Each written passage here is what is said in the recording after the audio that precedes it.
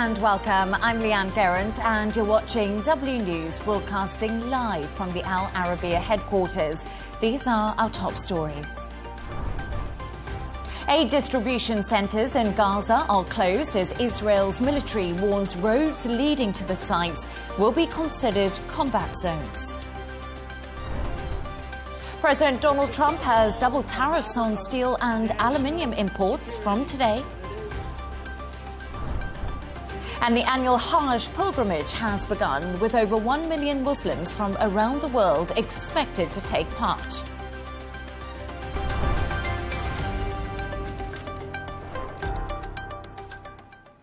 To our top story, aid distribution centres in Gaza have closed today after Palestinians were reportedly killed by Israeli gunfire near an aid site yesterday.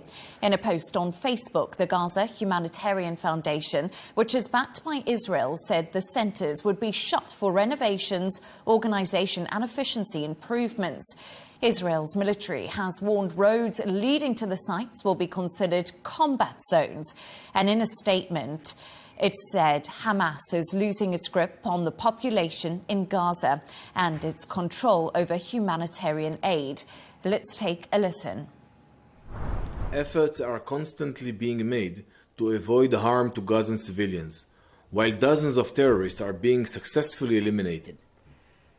Our operations are fully aligned with our objectives, the return of our hostages, and the decisive defeat of Hamas. We are delivering major setbacks to Hamas and pushing the terrorist organization closer to collapse.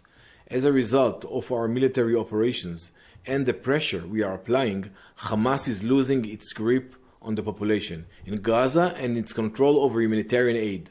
Over the past week, designated distribution centers were opened in southern Gaza to provide aid directly to the civilian population. Tens of thousands of food packages are being distributed daily by a US-based civilian company. This initiative is proving effective. Gazan residents are coming to the distribution centers to receive the aid. The civilian population of Gaza understands that Hamas is not taking care of them.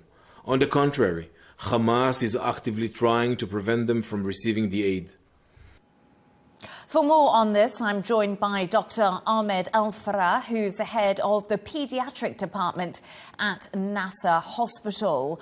Dr. Ahmed, a pleasure to have you on the show. Thank you for joining us. The aid distribution centres in Gaza are closed for today. This comes after reports that 27 Palestinians were killed while waiting for aid on Tuesday. The IDF says these accusations are false, but they've admitted warning shots were fired. Have you seen children and adults into Nasser Hospital with gunshot wounds?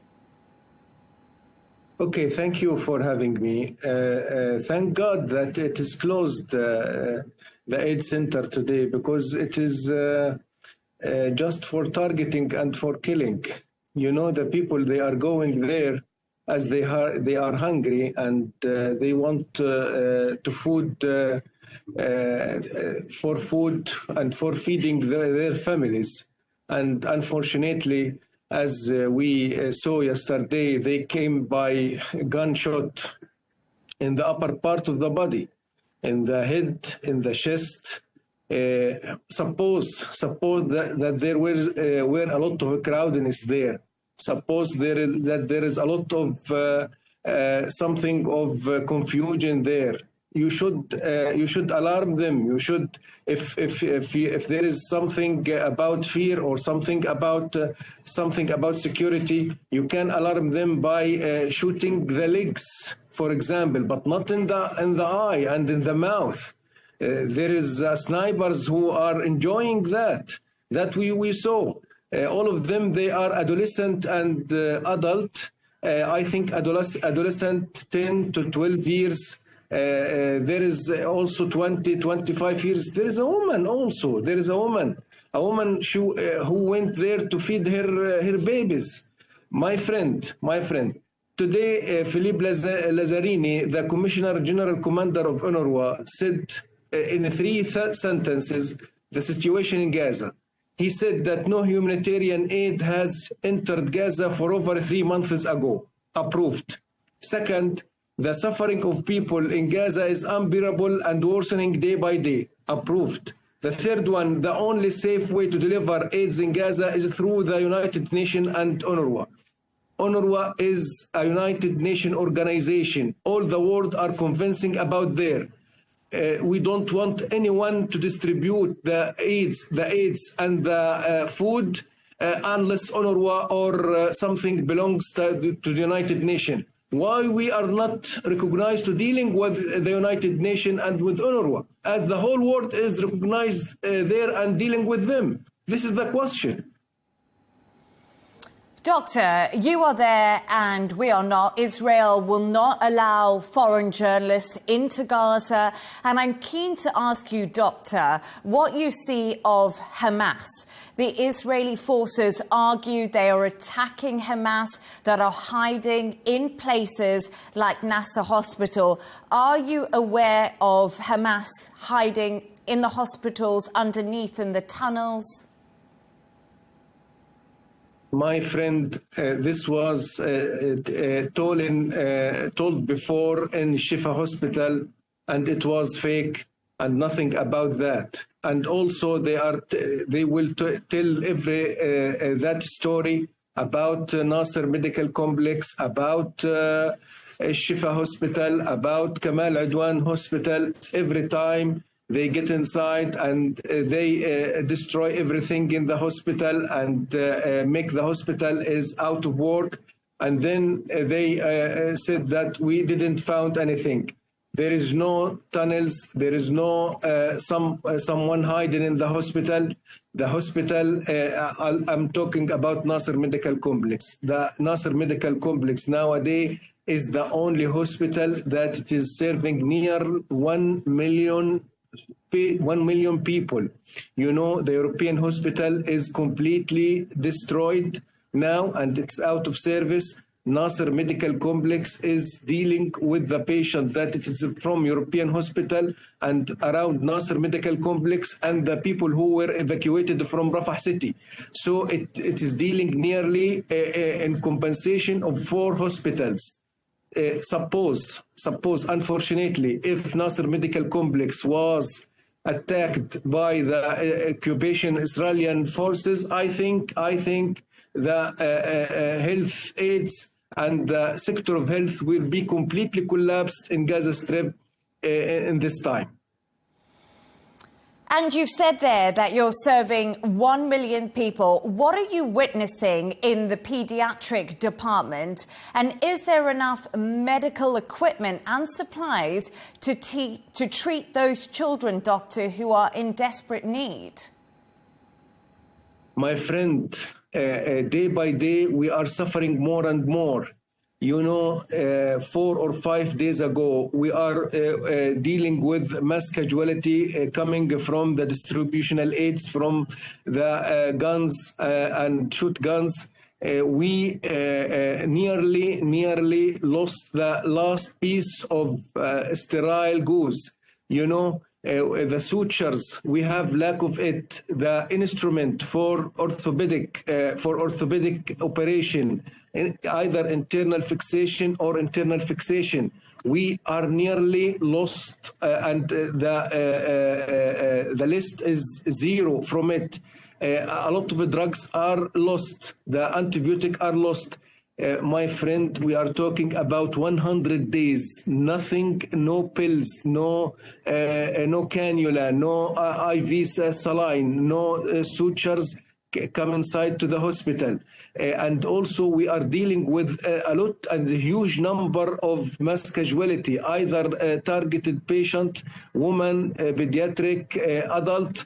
You know, sometimes we are talking about average of every 15 minutes, someone is targeted and coming in the hospital killed, either by Air Force strike or by bombing or by distribution aid targeting.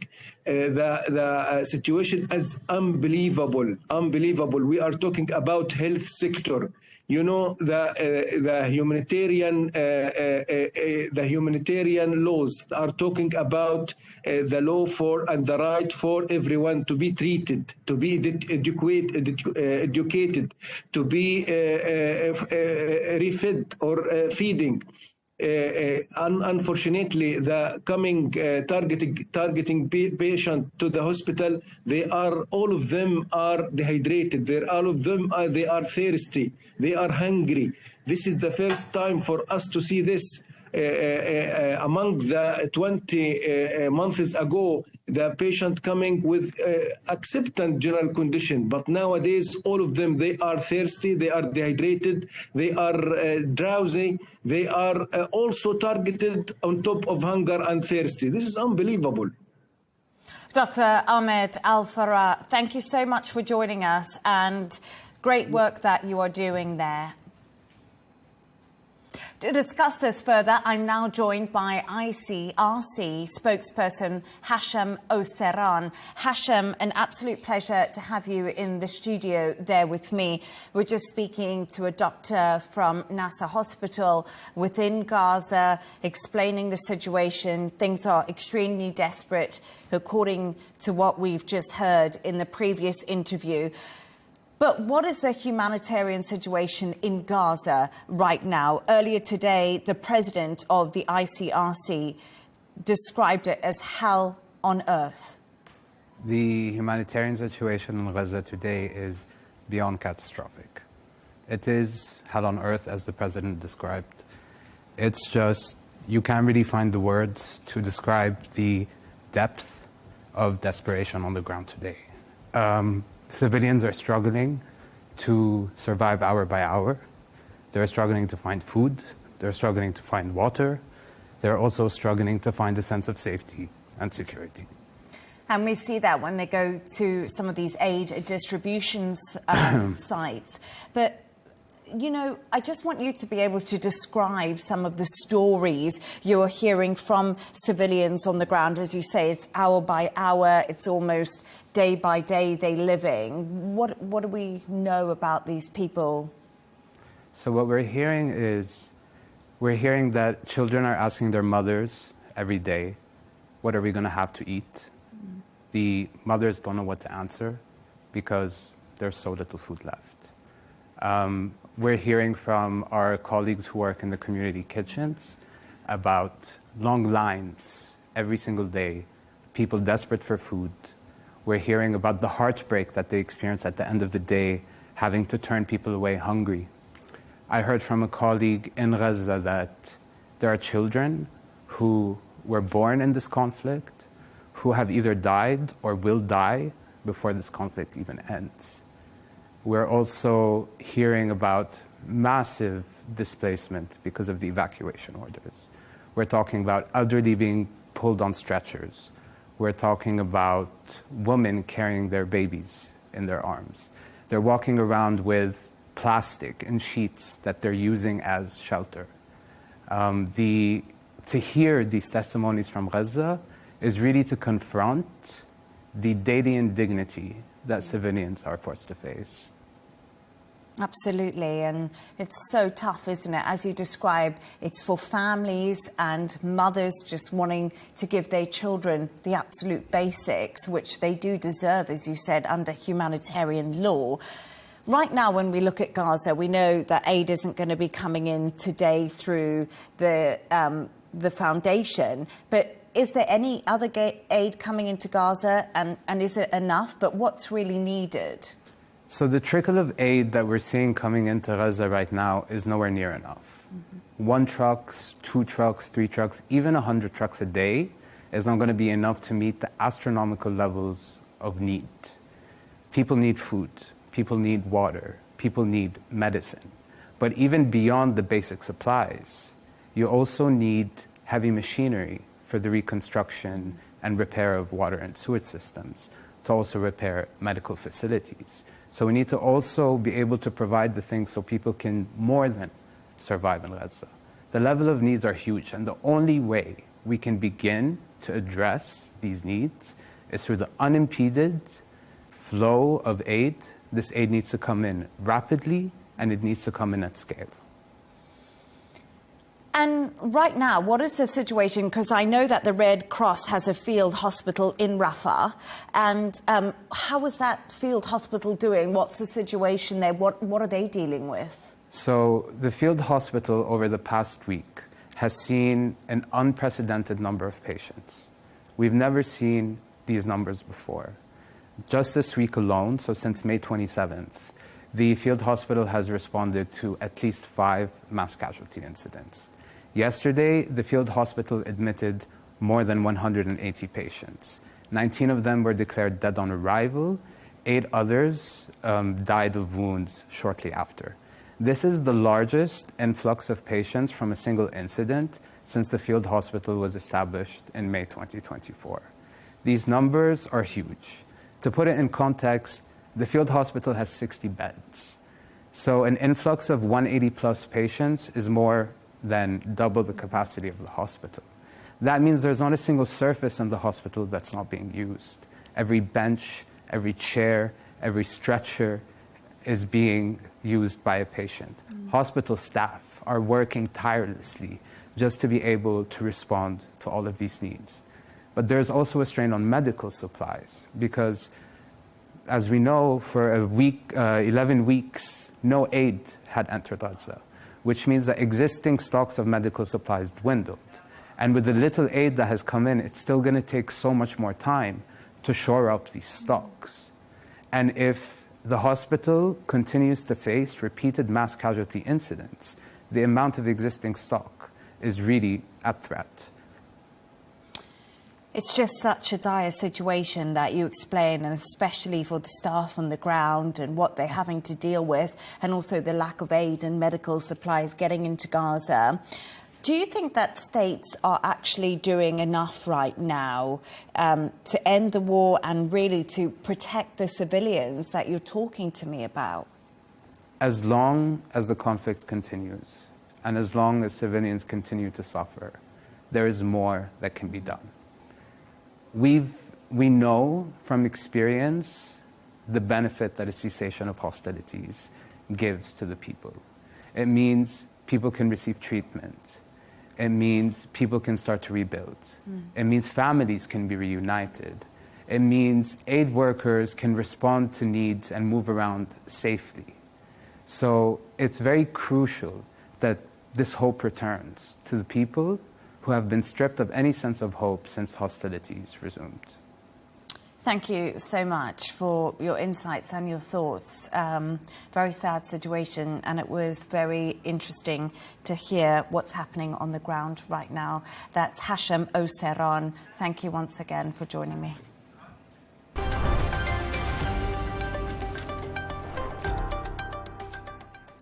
President Donald Trump has doubled tariffs on steel and aluminium imports from today. Trump says the new rates, which have gone from 25% to 50%, are designed to bolster the struggling US metal sector.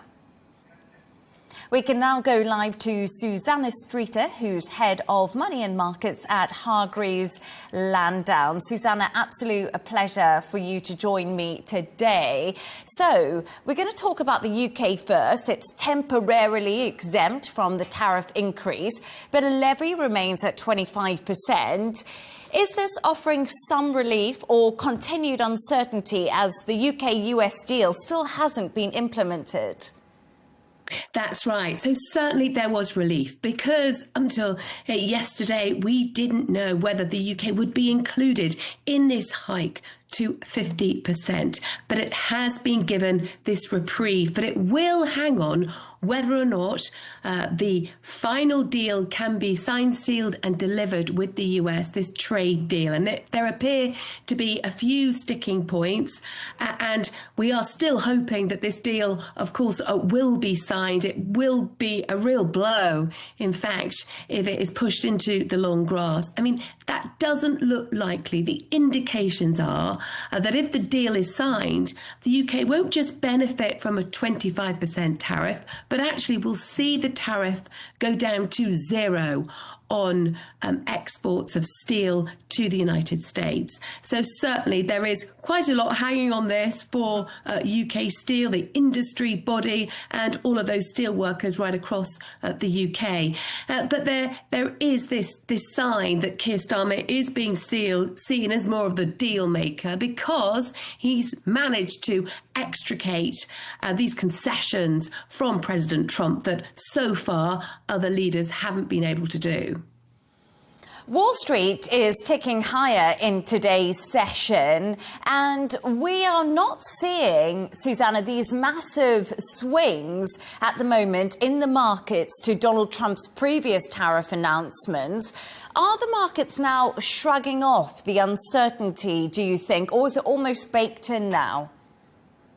Yes, I do think that there's a bit of apathy descending on markets. And there's been all of this talk about a taco economy, which stands for Trump always chickens out. That seems to be a bit of a mantra on Wall Street in recent days, and partly why you are seeing not that much reaction, really, on financial markets, even though these fresh tariffs have been imposed. On the face of it, potentially escalating the trade war, because the European Union has said that these tariffs, these extra tariffs on metals, certainly are not helpful, and the EU is trying to strike a deal with the United States at the moment. But as far as investors are concerned, there is an expectation that actually there will be further compromises ahead.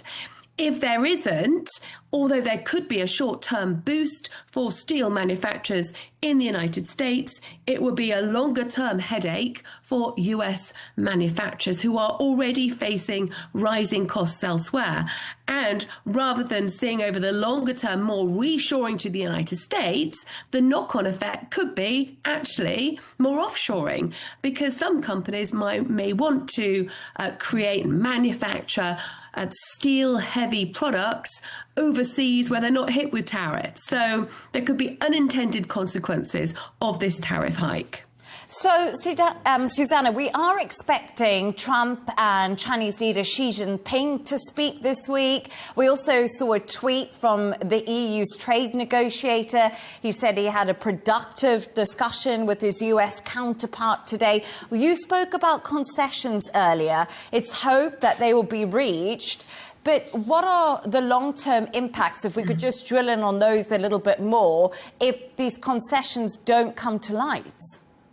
But yes, well, obviously, if the concessions don't come to light, there are big implications for the US economy in terms of rising prices. But even if the concessions do land on the table, remember the baseline is for a 10% tariff. And already with that, we've got the likes of Nike and Walmart saying they're already going to increase prices. And so the knock-on effect of that is the expectation that inflation will be higher in the United States and the Federal Reserve will be slower to cut interest rates.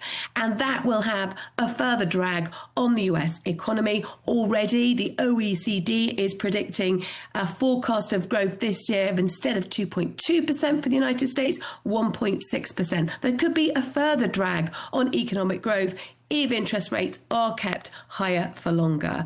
Trump has been talking about how he wants the Federal Reserve to cut rates immediately, saying the latest jobs figures show that private sector hiring has eased off, but policymakers are still concerned about hot inflation. So they have a real juggling act to do, a tricky tightrope, and that's despite the fact that Trump is really banging the drum for a drop in interest rates. Yes, indeed. And I think he sent out a Truth Social message to Jerome Powell just on that today. Correct me if I'm wrong. But yes, that's right. Oh, OK, great. Thank you.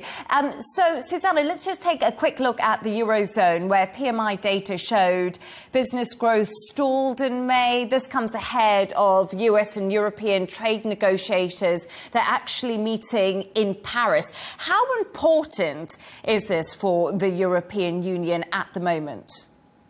I mean, it is very important. Obviously, the EU doesn't want to be stuck with 50% tariffs, whatever that high tariff figure ends up with. It wants to get a deal. It wants to see those tariffs reduced markedly. It's got huge luxury goods giants, for example, LVMH, really reliant on wealthy consumers around the world. And even though they may be wealthy, they may still balk at a real hike in prices of these luxury goods. And, you know, not least the drinks industry, wine producers. There is a lot riding on it. The European Central Bank is expected to cut interest rates faster than the Federal Reserve because of these pressures weighing on the economy. But when it comes to investor sentiment, we've still seen a surge in sentiment towards the European Union compared to the United States. The Hargreaves Lansdown Investor Confidence Index indicated that in May, confidence towards the European Union actually jumped by 53%. It only rose 8% for North America, including the United States, of course. So there does seem to be a lot more appetite for European assets right now, rather than necessarily for those so much in the United States. And this is a real change from when Trump won the election. Susanna Streeter, absolutely brilliant to have your insights. Thank you so much for joining us. Thank you.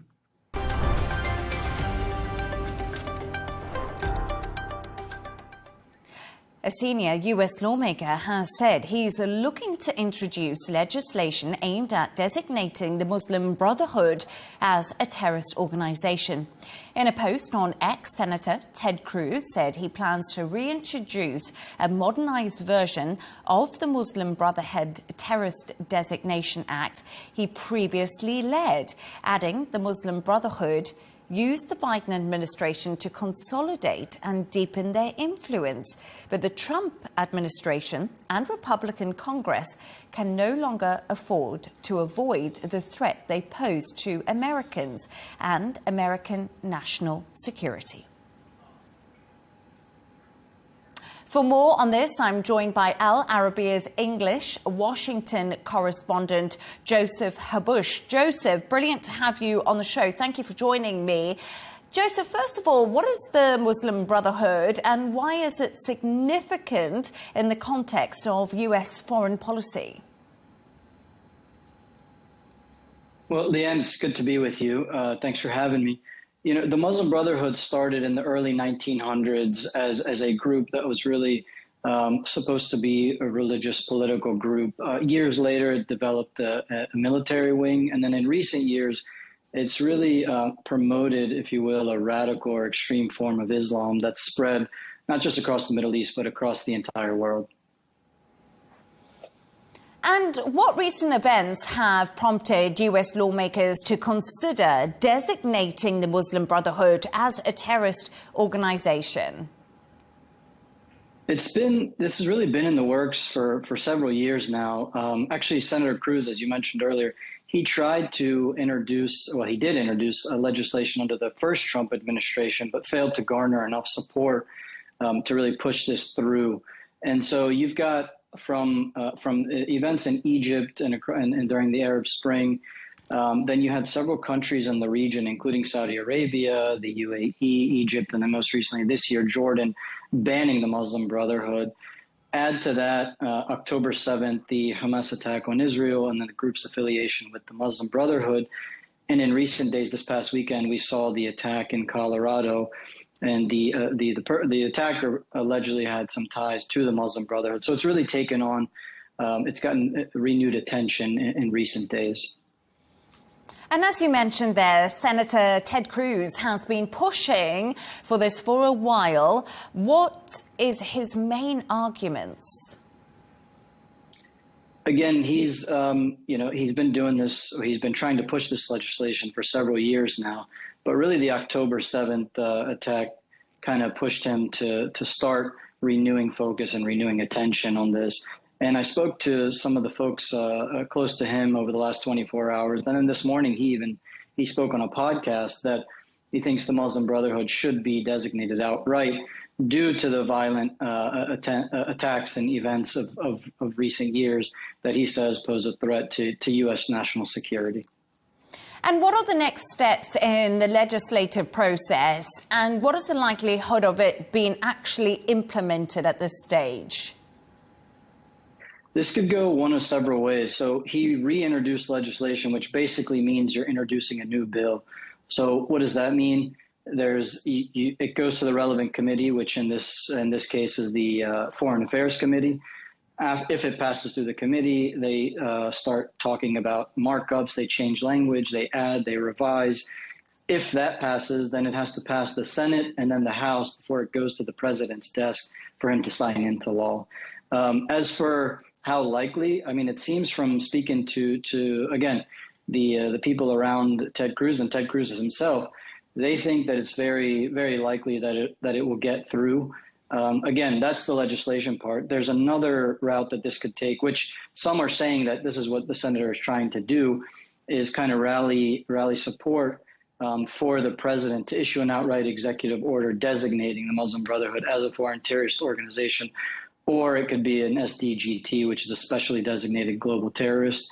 But we've seen FTO really carries more of a more symbolic weight, such as groups like ISIS, Al-Qaeda, Hezbollah.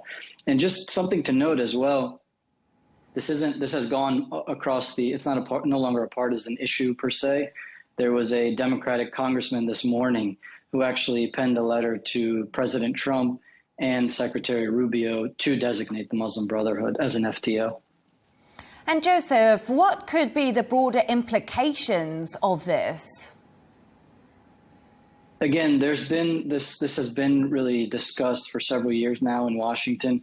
Critics that are opposed to such a move say that this could impact U.S. relations with countries where the Muslim Brotherhood has a significant political role in governance, be it Tunisia or Morocco. And even in Jordan, although the country just banned the Muslim Brotherhood, they do have a very big parliamentary representation. So that's the argument for those against it. Those four really think that this could cripple or impair the group's ability to get finances from abroad and then bring them back into their really central command centers. Joseph Habush, I hope to have you back on the show again. Thank you so much for your insights. Thank you.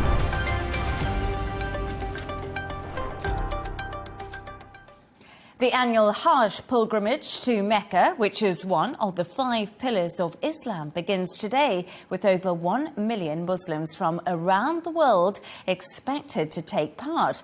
Saudi authorities have ramped up preparations to protect pilgrims' well-being as temperatures are expected to soar. For more on this, I'm joined by Senior Associate at Al Tamimi and Company and Saudi Arabia Specialist Ahmed Omaneti. Thank you so much for joining me. Just to say that you are in Riyadh, I just want to start off by explaining and you telling us the importance of today and its significance in the Islamic tradition. First, I want to say thank you, Leigh Ann, for having me on today. In terms of the significance of the Hajj and today's importance, so the Hajj is the largest annual religious gathering globally. It's one of the 5 pillars of Islam, and it's obligatory for all Muslims who have the means and ability to carry it out. It's a deeply spiritual opportunity and a once-in-a-lifetime journey for most of the pilgrims. In terms of its significance, the Hajj is really a time for Muslim pilgrims to seek forgiveness from God, reflect spiritually, and it's a time of spiritual renewal.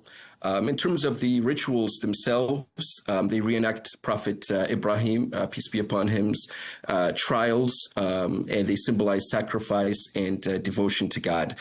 So in essence, really, the Hajj is a powerful expression of equality as well.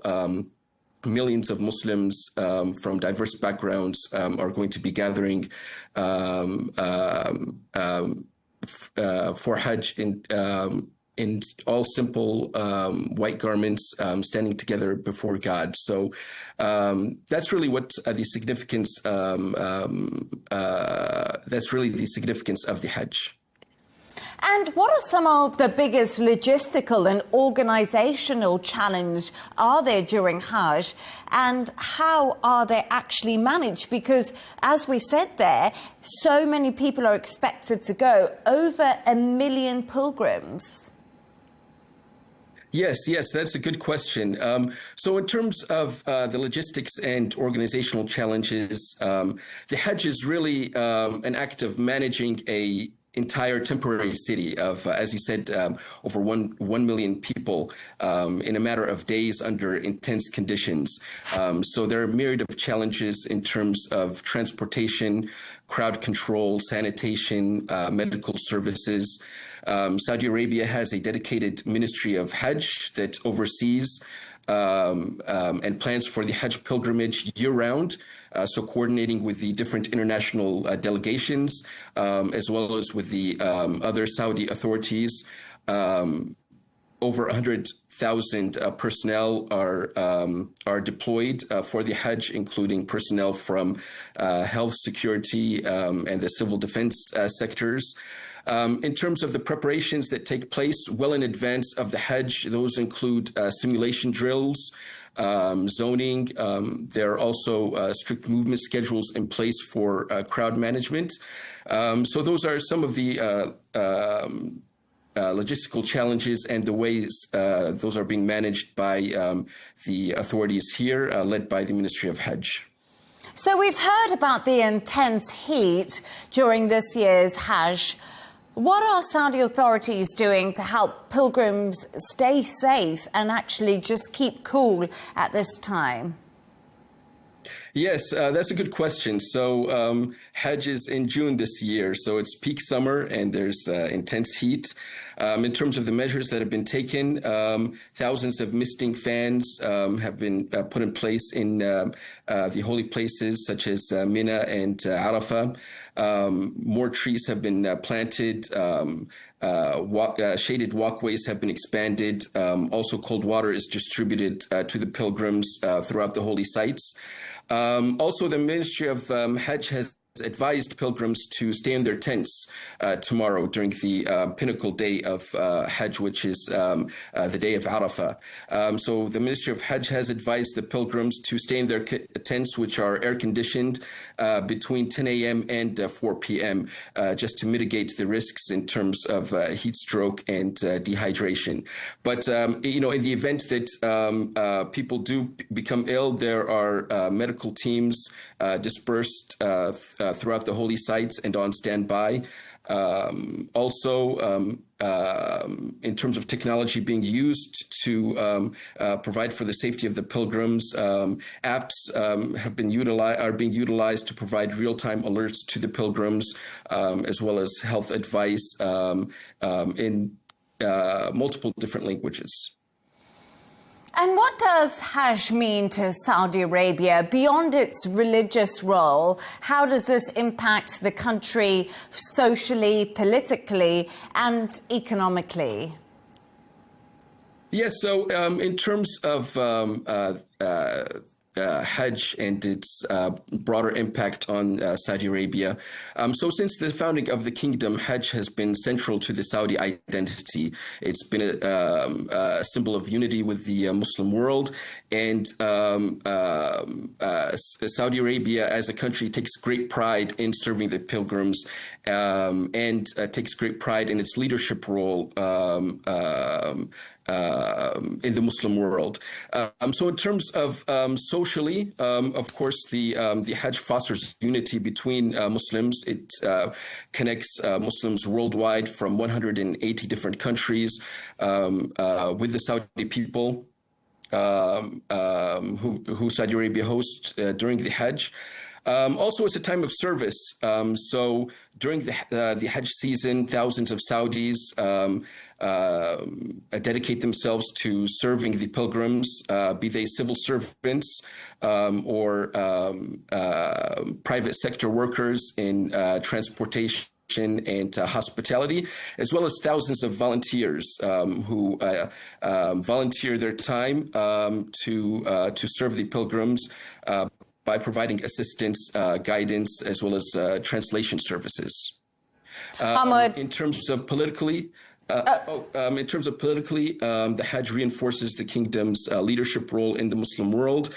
Economically speaking, of course, it's a huge driver of the economy in terms of jobs, particularly in the hospitality sector. But that's far outweighed by the large investments in infrastructure. So the kingdom has dedicated billions in terms of investing in the infrastructure dedicated to the holy sites and the Hajj, in terms of the Grand Mosque expansion, as well as the Haramain high-speed railway, by way of example.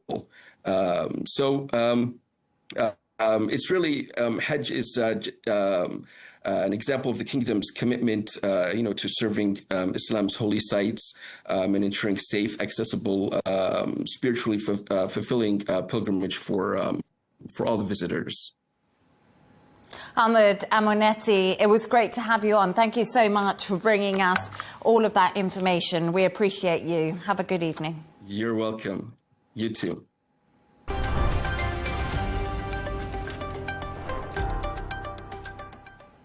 And we have some breaking news. President Donald Trump has spoken with President Putin. The phone call lasted 1 hour and 15 minutes. They discussed the recent drone attacks by Ukraine on Russia and developments concerning Iran. During the conversation, Putin told Trump that Russia will have to respond to the Ukrainian attacks. So that is just some breaking news. We're getting that President Donald Trump has held a phone call with his Russian counterpart, President Vladimir Putin. And that's all from us on W News. Don't forget to subscribe to our YouTube channel and also follow us on X. The Dressing Room is coming up next, and we'll be back in just a couple of hours with W News Extra. Goodbye and thank you.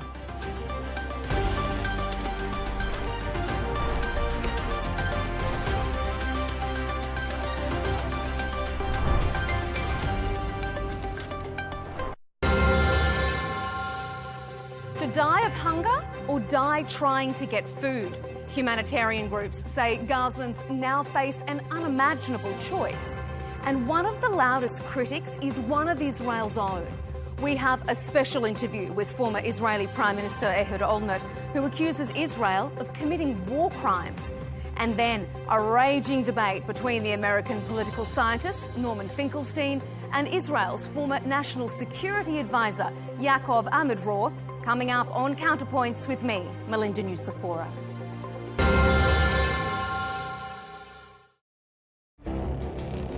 It feels like decades are passing by in a matter of weeks. Seismic shifts in the world order. Never, ever will be part of America. With so much happening and so much noise. Whether it's political upheaval, Canada has been ripping us off for years, economic shifts or social movements. No one wins from tariffs. I think America can be more friendly to the rest of the world. The in-depth analysis and all the latest developments across the globe. To have an inclusive policy together. The meetings with Hamas gave me some hope. We're in another nuclear arms race. The most important development straight to your screen. Welcome to the dressing room. I'm on my own. I need backup. And an insightful look at the issues shaping our world today. It was not going to happen, that war, and it happened. Join us on Arabiya News, where the world talks.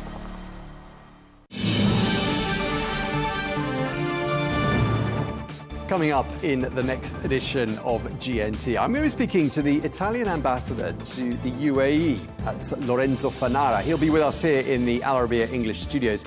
I'm going to be asking him a lot of questions, amongst them how Italy sees its relationship with GCC nations evolving. And I also want to ask him what he thinks is the secret of Italy's enduring charm and appeal for tourists from the Arab world and beyond. That's all to come on GNT with me, Tom Burges Watson.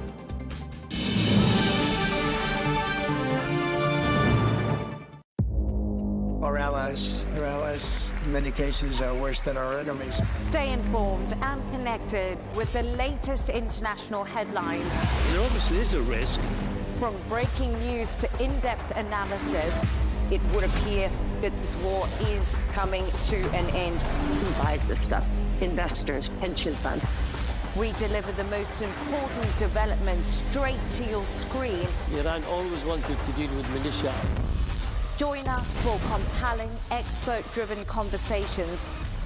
A curfew order has been established. And an insightful look at the issues shaping our world today. There are a lot of proposals about European architecture for security. I'm Leigh Ann Gerrans, and this is W News. We dealt with this when I was Chief of Staff in the first term. Where you don't just hear the headlines, you get the full story.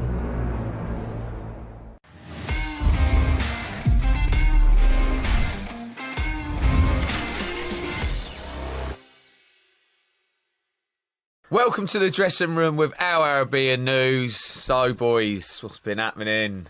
Yes, geezer. Well, I don't want to go first. We'll leave you for the finale. I've had a very busy week, mate. Anyway, listen, I've had a decent week. I went on Monday. I went to a little festival. Yes. Yeah, City Splash. Yeah, good. I couldn't make it. Yeah, it was good. It was decent, man. I went out there. Sean Wright Phillips invited us. Yeah, but you was yeah. obviously busy. Yeah. You couldn't be there. We had a good time. And yes, let's say it was very merry. Was it? How's right? Great music, good vibes. People were happy. That's all you wanted, didn't it? How was Righty? Right, it was merry. You know what merry is. He's always merry. Yeah, you know what Righty's like. Yeah. He's always on a level, and then it's like... Cavassier, was he on the Cavassier? Was it the Cavassier? Yeah, was double he shots. Yeah, Hennessy. Yeah. You know what I mean? So, yeah, it was a good time. His brother, Brett, come down as well. Yeah. Yeah, so I was there with my cousin. So, yeah, we just having good times, really. Didn't rain. I thought it was going to be rain. Well, it rained. It was a bit showery, right? But it wasn't enough to like kill the vibe. So yeah, it'll have to be a lot to kill that vibe. Oh yeah, I wore my pink jumper again. Remember my pink jumper? Yeah. I was in like that. Yeah. So I was in the vibe. Everyone's kept on coming up to me, goes, "Why a big man like you wearing pink?" Pink hoodie. Just comfortable, isn't you? Like, the thing is these days, like, if you wear anything colourful, any kind of colour, you stand out. Yeah. Like, you know, I like a bit of colour every now and again, like a little stripy number. Yeah. Man, I remember walking down Camden High Street with my mates, and he had these. I wanted some sunglasses. I couldn't find. He went, "Oh, borrow mine." I went, "Oh no, mate, they're a bit out there. They're a bit sparkly." He looks at me, "Mate, have you seen your jumper?" And I went, "Oh yeah." And I looked at my jumper and I looked up. Mate, everyone is always wearing plain. Yeah. Mostly black, blues. And I was thinking, I actually stand out like a sore thumb or here. brown. Yeah. So, no one wears like bright colours anymore. Do you know what it is? If they ever did. Well, I think it's good to stand out, innit? Why do you want to be like the rest? But at the same time, stand out. Just it's just a nice colour. If it's something that you like, or it doesn't, you don't feel too leery in it, and you're comfortable in it, then wear it, innit? You're a fashion guy, you know how it works. So look, I wore that, and then someone come up to me and goes, "Oh, why are you wearing pink?" I was like, "What's it got to do with you? Why I'm wearing pink? Why go out of your way to even say it to someone?" No, like you jealous? What? Because you can't pull it off? Because you don't feel comfortable in your skin? Like, what do you think? I want to see Carlton Cole and just, why are you wearing pink? Do you know what? That's one question you've been asking. A T-shirt, why are you wearing pink? Why Get pink? Printed. Do you know what? I looked at the comments the other day, on they was coming after your stripy jumper. Mate, I just don't really care. I was like, what? Just because you can't wear it, or it might not look good on you, don't mean it don't look on him. It's the fact that they take the time to go out and say it. Like, do you know what I mean? How busy are you, man? Just get on with it. I guaranteed if you went onto their account, they'd have like a plain navy polo on. Everything's like plain the else. whole time.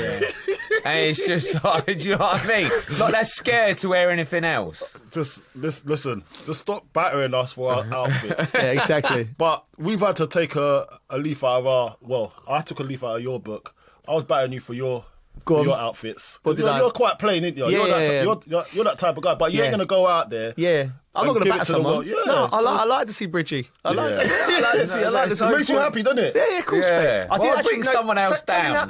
Telling that though, I saw a lovely pink Parker stroke, like Stone Island number. Yeah. Pink, right? And it's really not me, but I saw it. I was like, God, that'd be great. You should have got it. Just wear it. I know. I've got a bright yellow one. Have you? Like bright yellow Stone Island poncho. Yeah. That's what it was, like a poncho type thing. Go for it, Coley. Festivals, I'm coming. I'm going to be colourful at the festivals. Festival, yeah. Get the festivals. That's where it starts, isn't it? Then you start wearing it out every day. It's a gateway. It's a gateway to colourfulness. Yeah. It's not even a word. Well, that's what it's supposed to be. But yeah, I've done that. Went to the festival, then I had a midweek gig with TalkSport. Right, okay. Spent some time with the family as well. Yeah. Because obviously it was half term. Yeah. So kids got to run out. Yeah. and then actually I went cinema. Yeah? Yeah. Go on. Went cinema. What'd you see? I was gonna put 10-pin bowling in there, but arrived late because if we'd have done that, we wouldn't have been able to go shopping. Surprised you made the film. Just about. Lucky there's like there's the trailers before. Is it good? Are you one of those ones that get in there for the trailers? Of course he is. Oh my God! Do you know what? Who does trailers? It's not for the trailers to make sure you got all your food. Okay, but you still get to watch the trailer. You go where you get all the hot food and everything. Yeah, but so if you go to the one at Every Man by Us, if you're not in there like before the film starts, they come out and do their announcement, and then they're walking around dishing out food while the movies. And so I try and get in there before to order the food, and then. Okay. I ain't been to the cinema for ages. Go on, tell me, was it a good film? Yeah, Mission Impossible. Yeah, Mission Impossible. I've never seen Tom any of Cruise. them. Yeah. He's in his element again. Yeah. Jumping from plane to plane as usual, man. God, do you know he does all these stunts? All his I doubt he done this one. There's no way. Like everyone was telling me that. Oh, you know he does all these stunts. There's no way he done these stunts. Does it? He done it. Yeah, I know, but if he done these stunts, then I'd just say he ain't Asian, is he? Yeah. If he done this particular stunt, I'm not going to walk around with my knees. This particular stunt, though, Bridgie, there's no way he could have done this on his own without a harness. Really? At least a harness. Of course they're going to give him a harness, man. They're not taking a risk. Well, you just go on, Tom. You just spent 400 billion on this. If you miss, we get someone else in. We call someone else. Yeah, get a clone. Get Joe Cole in. He looks like him. Anyway, yeah. So that's what I've done anyway. Okay. And I'm here today. Yeah, good. Quite fresh actually. Yeah. Well, I ain't. I'm not so fresh either. How are you, Bridgie? It was half term, wasn't it? Like Carmen said. So. It was set up a water slide in the garden. I went for a few. Do you know what? I want to build my own water slide because I've ordered like 3 or 4 different ones. They're all crap. They're just all so bad. But yeah, we built one, but we only had one spot to put it where there's a little bit of a hill, but there's a window right at the bottom. Right. So it's a little bit. Crashing. You've had to put a couple of sofas at the ends that you smash into. Listen. There's no such thing as health and safety at Bridgie's house. But then yesterday we had a few. Gary Kay was over with another family, and one of the kids started to go down, but one of the dads started to move the sofa around, so he was basically going to go flying past this. What he did is he just chucked the sofa, and the kid went head first into this sofa. My. Who was that? Started crying. Gary Cahill. Oh, he come round? Yeah. Okay. And then another family. But it was a good laugh. How is he after the skiing? I still buzz off that footage. We need to go again. We need to get Colton there as well. You'd love a ski trip as well. That's you would, honestly. Yeah. I've done golfing, so I think I'm onto the next category now. We went skiing last year with Gaz, and we weren't great, but I got lost. Yeah. I got lost, right? So to come and find me, we had to go down a really steep slope and off-piste. Gaz, so he's all right, and the boys that were with us were all right. Off-piste a little bit, they're fine. But Gaz was struggling, right? What type of struggling are we talking about? Right, it was like a they're at the bottom of this hill. And Bridgie, and like, as a good friend does, Bridgie's like not helping him, he's laughing, filming. I couldn't help him, he was halfway up the mountain. He go on, geese, right? And I don't know this is going on, so I saw the footage later. And it's a fair play to Gaz because he took something loads he's not capable of. Loads of bumps. So it's hard to ride because you're constantly doing that. He's gone down, right, and he's lost the plot. And he started going down backwards. But then he's almost fallen over about 5 times, but he's held it. And then he got to the end and he was like, yes. And then he just fell like timber, didn't he? It was funny. That must be tiring. Yeah. I'm not going to... That's why I thought skiing is just going down a slope. I don't want to be working out. You'd love it. You'd love it. It's better when it's actually better when people are rubbish because you have more of a laugh. My cheeks were hurting like him. Yeah, I was videoing him and he kept moaning at me for videoing him. Oh, brilliant. I've got to do it. At one point, right, he does all the jumps, right? So he's like, got like all the kids going like little jump, right? And I'm thinking about day for everything. I'm getting into a jump, right? And he's going, go on, geez. He's like egging you on like that kid. Go on, geez. Go on, geez. I'm like, all right, I'm going to do it. And the bump was about that high, right? I'm thinking, I've done this jump, and I thought I was airborne. He's about that far off the Couldn't floor. even get a Rizzler under my skis. No, you watch the footage afterwards, I'm thinking, oh, that's horrendous. You thought you looked good. Yeah.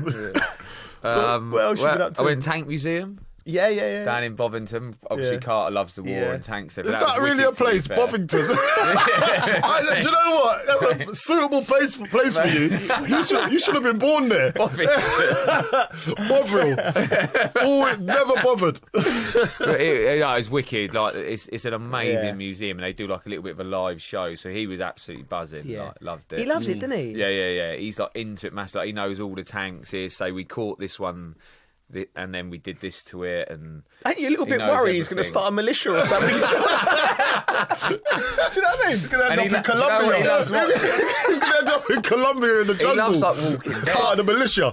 Bridge arms dealer. But he loves Walking Dead, and I think in his head he thinks if that ever happens, he's thinking, I'm ready. I know what to do. I'm coming round. Oh my God! Listen, I need him. We're going to need him on our side. We're going to need him. Do you reckon he's going to be in the army? He must love Foxy. No, he loves Foxy. Foxy come round, but his knowledge of everything for his age is good. So he was peppering like Foxy with like questions, and Fox said, "Oh, it's great," but he said it was like an interrogation. This is a man that's probably been interrogated would say as something, well. Carl would go, no, because they use this. And Carl, he's like, oh my God. Wow! So he's knowledgeable. Yeah. And then, yes, but he loves it. But I don't think he'd want to go into the army, mate. Come on, look where he lives. Yeah. He says he wants to go for a day and give it a try. Have a go. Go cadets, mate, and see how you get on. So do you reckon he's like, what is he going to be, like a historian? Do you think? I don't know, mate. You just don't know. I think anything your kids love, you just got to try. You just let them go and they enjoy it so much. So it's a slap to get down. It's a 2.5 hour drive. Is it? Mate, you're such a he good loves dad. it though. You're a great dad. You do your best, don't you? But and then Friday, end up going to a Percival event. Yeah. Which was basically like along the lines of a wedding. Really? So we got there. There's a band playing. So went with a few of our friends, Yeah. Gary, who's a stylist, and we got Emma and Bo were there, and Ollie, and there was just us, our dad dancing in the corner. Then you look up and think, no one else is dancing. It's one of them nights. After a few hours, everyone got into it a bit. Did you need your wingman with you? Yeah, I did. I miss you both. Yeah, good. And then I hadn't seen Gary for ages, and I missed his 40th. So I was just like, well, Gary's I'm out. 40 now. Yeah, and I was like, I'm out. So I was like, oh right, well, what are we doing? We go karaoke. Yeah, I sent you a little video tonight. They put a Saturday song in, so I don't have to do a Saturday song. Oh, gosh. But I've made sure I've sent you the video, but it's one you can only view once, because that ain't going nowhere else. You were going for it. You had the moves as well with moves. I'd had a few, do you know what I mean? Listen, he got moves to go with the singing. I love karaoke. Like me, I've got to focus on one thing. Like, you got moves and singing. You've been hanging around Frankie too long, that's why. It's because I did that song with my initiation at Brighton, that's why. Did you? And I learned all the dance moves for you. Oh, you got to learn dance moves? What, the initiation at Brighton? I just did it. What was yours? What was your initiation? All Fired Up Saturday song. Yeah. Is it? So you done that? Yeah. Oh, what about you? What did you do for your initiation? Anywhere? Maybe it's because I'm a Londoner. Yeah, I remember you doing that. Yeah, I did it in France as well, which didn't go down too well because there's no they're looking at me like this is a terrible song. Serious? They ain't gonna join in, are they? Nah, what bad decision by me. Yeah. I only done one initiation. Go on. What was it? When I first broke into Chelsea's squad. What did you sing? Because you're a bit of an MC. I don't know if I'm allowed to do this, say his name on air anymore. But it was R. Kelly. Oh, mate. I Believe I Can Fly. That went down well. Everyone started singing along. But the initial part it's a good choice. It's a great choice, man. Like, because I wanted to spread my wings and fly in it. So I had to stand on the chair and go, I believe I can fly. Oh, mate, it was brilliant. And everyone started clapping and that, and then you just get going, innit? Yeah. I do. Yeah, it's good, man. Good. Initiations are good, innit? Yeah, to get in, because like a lot of people. Do they still do them now, or is it? I don't know. Because it's like it's hard, isn't it? You know, nobody likes to get up. I love karaoke, but nobody likes to get up stone cold sober and sing. Do they, like, after a coffee? After getting back to the karaoke gigs, I do love a karaoke. And I bumped into as soon as I walked in there. Big Zoo. Oh, yeah? Yeah, bumped into him. So we was with him out in Champions League final. Yeah, so we popped into his room and it was going off in his room, to be fair. We were in there for about 5 minutes. Where did you go with it? Down in Farringdon? Oh, I can't remember. Is it one when you go downstairs? Lucky something. Lucky Star. Lucky Seven. Lucky Seven. Yeah. There's a bowling alley down there as well. Oh, is there? Yeah. It's good because you get your own room and you ain't. There's like, because we thought there was going to be karaoke at the Percival thing, but there wasn't. So then everyone had it in their head they wanted to go karaoke. Yeah, it's good there. And I've just been paying the price for the last few days. It's a late one. Yeah. What about you, geese? Well, I've had a busy week, mate. I was doing? away Tuesday. So we done the pod last week on Monday, didn't we? Tuesday, I went to watch. I covered the Conference League final. Yeah. So that was, mate. It was great. So you know, loads Chelsea in the final. So I know loads of people there. Covered it with Siddy and Mikel Antonio. Yeah. Brilliant. We'll get into that more about the game and that afterwards. But what was really good was it was mental because we went. I should have known. We've gone out. Right, so you've done this before. Joe's had a bit of a boozy week, so basically, he's paying the price today. Yeah, for like 3 nights out of 4. It was but it was like Siddy was there, so it was great. Yeah. And my brother came. And my brother came with my youngest Max and his son Cooper. Right, so I'll quickly tell you. I forgot this. Night before the game, we start having a right drink. Me and Siddy forget that we're playing in this UEFA game the next day in the square. So you know, like you see footage of the squares in finals, and all the fans go in. There's like a fan park, and they did like an inflatable football pitch, and they get ex-players to come and play, and all Chelsea fans come and watch. What, on the Bouncy Castle football pitch? So we've turned up. We've turned up. I'm thinking it's going to be like ex-players playing nice and gentle, a few passes, a few goals. We turned up, there was an under-18s team that we're playing against, right? These guys had the bands out doing a proper warm-up. I'm sweating from the night before because we've had a right good night. And Siddy's like, always looks great, but he's... So anyway, we turned up. Jersey Dudek, remember Jersey? Yeah. Thomas Kuszak. So it's ex-Polish players and two lads, and they're big lads. Like, so I'm thinking, we're going to struggle here. Right, so Siddy's like, let's just not embarrass ourselves, right? We're 3-0 down after 2 minutes, right? These kids are rapid step-overs right now. And then Sid's has got the ball, and he's just like, for some reason, he just fell over and hit the floor. And I'm just like, and you can see all the fans thinking, I wonder if they've still got it. And we're looking around going, no, they've not got it, right? And we ended up pulling it back respectively. I heard you played well. Nah, I did all right. But one of the lads we played was a good lad. He got the ump with one of the young kids and just bounced him into the soft play. It was like an inflatable football pitch. He hit this kid. If it was, mate, he just flew into the net. It was a fence. It was like he got in there, and we finished 5. I think it was 5-6. We lost, but the Chelsea. No, it's like you can hear the Chelsea fans going, "Is he all right?" Come on, Joe. I'm like, so we're expecting more. I'm looking around going, I'm trying. Beat him. I'm trying to beat him, right? They're asking you questions whilst you was on the pitch. Oh, my God. And then... Lucky you're not an egotistical person. Mate, there's a bunch of lads who were boozed up, and they was on the plane with us. It was Ryanair.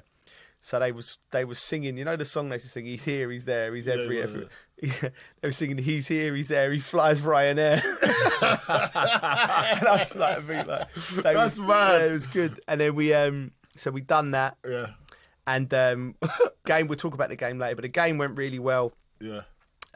After the game, so my youngest and my nephew, my brother, they walked round behind the broadcast where we was, right? So we've got 15-20 minutes. Chelsea is celebrating on the pitch with the trophy. So I've clocked the steward's not looking. So I've got my boy and my nephew, jump up quickly, get him on the pitch, right? They're 9, right? Then I've gone, right, I needed someone to look after him here. I've got to go to work. So my brother can't get on because I can't get him on. So I'm gone, just get on the pitch. So they've run on the pitch with all the families. And I'm thinking, oh no. So I'm just like, we're back live on air. So if you look at the last 15 minutes of the show, I'm like, yeah, the last question. I'm like, and I'm going to like the director. Can you see him? Where's my kids? It's the worst parenting ever. Like just these kids running around the pitch, like no one knew they were, and they had the best time ever. Like they touched the trophy. They said Enzo Fernandez was really nice to them. Mate, for them kids, it's like it's one of the joys. Yeah. That's brilliant. So they had a good time. Yeah, so that's what I've done there. Woke up. Yeah, they just had a great time, mate. Do you know what I mean? Just had a great time. So that was my first part of the week. Yeah. Should we get on to the football before the second part? You might want to skip that part. Let's talk about this. Let's talk about the football. Let's talk about the Conference League. Okay. Let's talk about the game, because I watched the game. Yeah. What did you think? Obviously, you were there, so you might have a different feel. Yeah. I feel that he look, for one thing, I don't know why managers do this. Why didn't he play his strongest team from the start? Right, it's good question. Well, one bit he spoke about afterwards with Reece James, as he played a lot of games, and yeah, but he's actually the best player in both squads. Yeah. Never Coley. Well, one of them. Yeah. After Cole Palmer, probably. Yeah, but Coley, I asked him a question. Did you see it afterwards? And he had a little. He sort of didn't, because I think he's been brilliant, Enzo, especially after the game. We give him his flowers, and rightly so. But we asked him the question, why didn't you? And he was like, what he's explaining was, Reece needs to manage his football, because for the last 3 years, he said he's missed loads of football injuries. And one of the precursors for getting re-injured is when you do too much, right? He said he played 90 minutes at the weekend in a real tough game. He said, I just didn't want to risk him.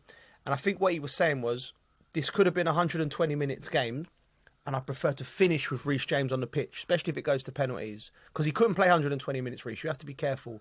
So his frustration was, everyone said it, why did you not start Reece James? But he's like, I'm trying to manage the whole. He's like, we're just thinking one game. He's managing the whole. You don't want to lose Reece James for the start of next season. Say he does a bad hamstring injury, then he's. Okay, that's what he said. Yeah. Did you get that? Yeah, I get what he said. Well, I'll get that, mate. This is a final. You know what I mean? Yeah. It's a final. It's a final. I mean, I know what you mean about minutes, but I'd want to finish the game early. Yeah. And then see it out with someone coming on, and do you know what I mean? Or he's looking at it saying, do you know what? He's logging it out himself, because you could be finished before you get to 120 minutes. Yeah. So, like, were you planning for it to be 120 minutes? Like, I don't know how managers think. Do they look at it and say, do we finish this off early and then hang on, or do we hang on till the last parts and have Reece James come on? I don't know what he was thinking. Like that, Gusto, mate, he had a mare. Yeah. That's what killed it, because Gusto was at fault for the goal, wasn't he? Yeah. You know, I basically see the goals and I watched most of the first half, but I was cooking at the time, and then kids were just causing havoc. So I watched the first half, which. Chelsea were poor in the first half. It was frustrating, wasn't it? Yeah. So it was the same. There's one bit where they got a free kick, and I'm just like, sometimes I think foreign refs are good, but sometimes I think, mate, they give away things that I'm like, how does he give a free kick? And you could see them play acting, rolling around the floor, and because obviously I wanted Chelsea to win, so little things that were frustrating me all the first. It was just a frustrating game. I think as a fan, a Chelsea fan, to watch was frustrating. Yeah, but that's what it was. Chelsea were poor in the first half. He got, but Betis. What you have to do is credit. What I found from being there, Coley, was right for Betis. They outnumbered the Chelsea fans. This was their Champions League final, World Cup final. I was talking to some Spanish fans, and the whole club was just like, you knew the first 15 minutes they were going to play the best football of their season. It was like, let's just pass it around, but not try and penetrate or do something. Yeah. It was like someone was too scared to try something. Yeah. Didn't want to make a mistake. Yeah, make set up, pass it there, pass it. There was no there wasn't loads of movement off the ball, wasn't loads of runs forward. No one was trying to make a pass. No one was trying to really beat anyone. It was just. Yeah, but was that credit to Betis? Because I watched the Betis of the first 20 minutes and the Betis of the last 20 minutes was like watching two different teams. Yeah. The midfield boys, Cardoso, Fornals, and Isco were running the show in the first, but Chelsea played into their hands. Yeah. And Gusto.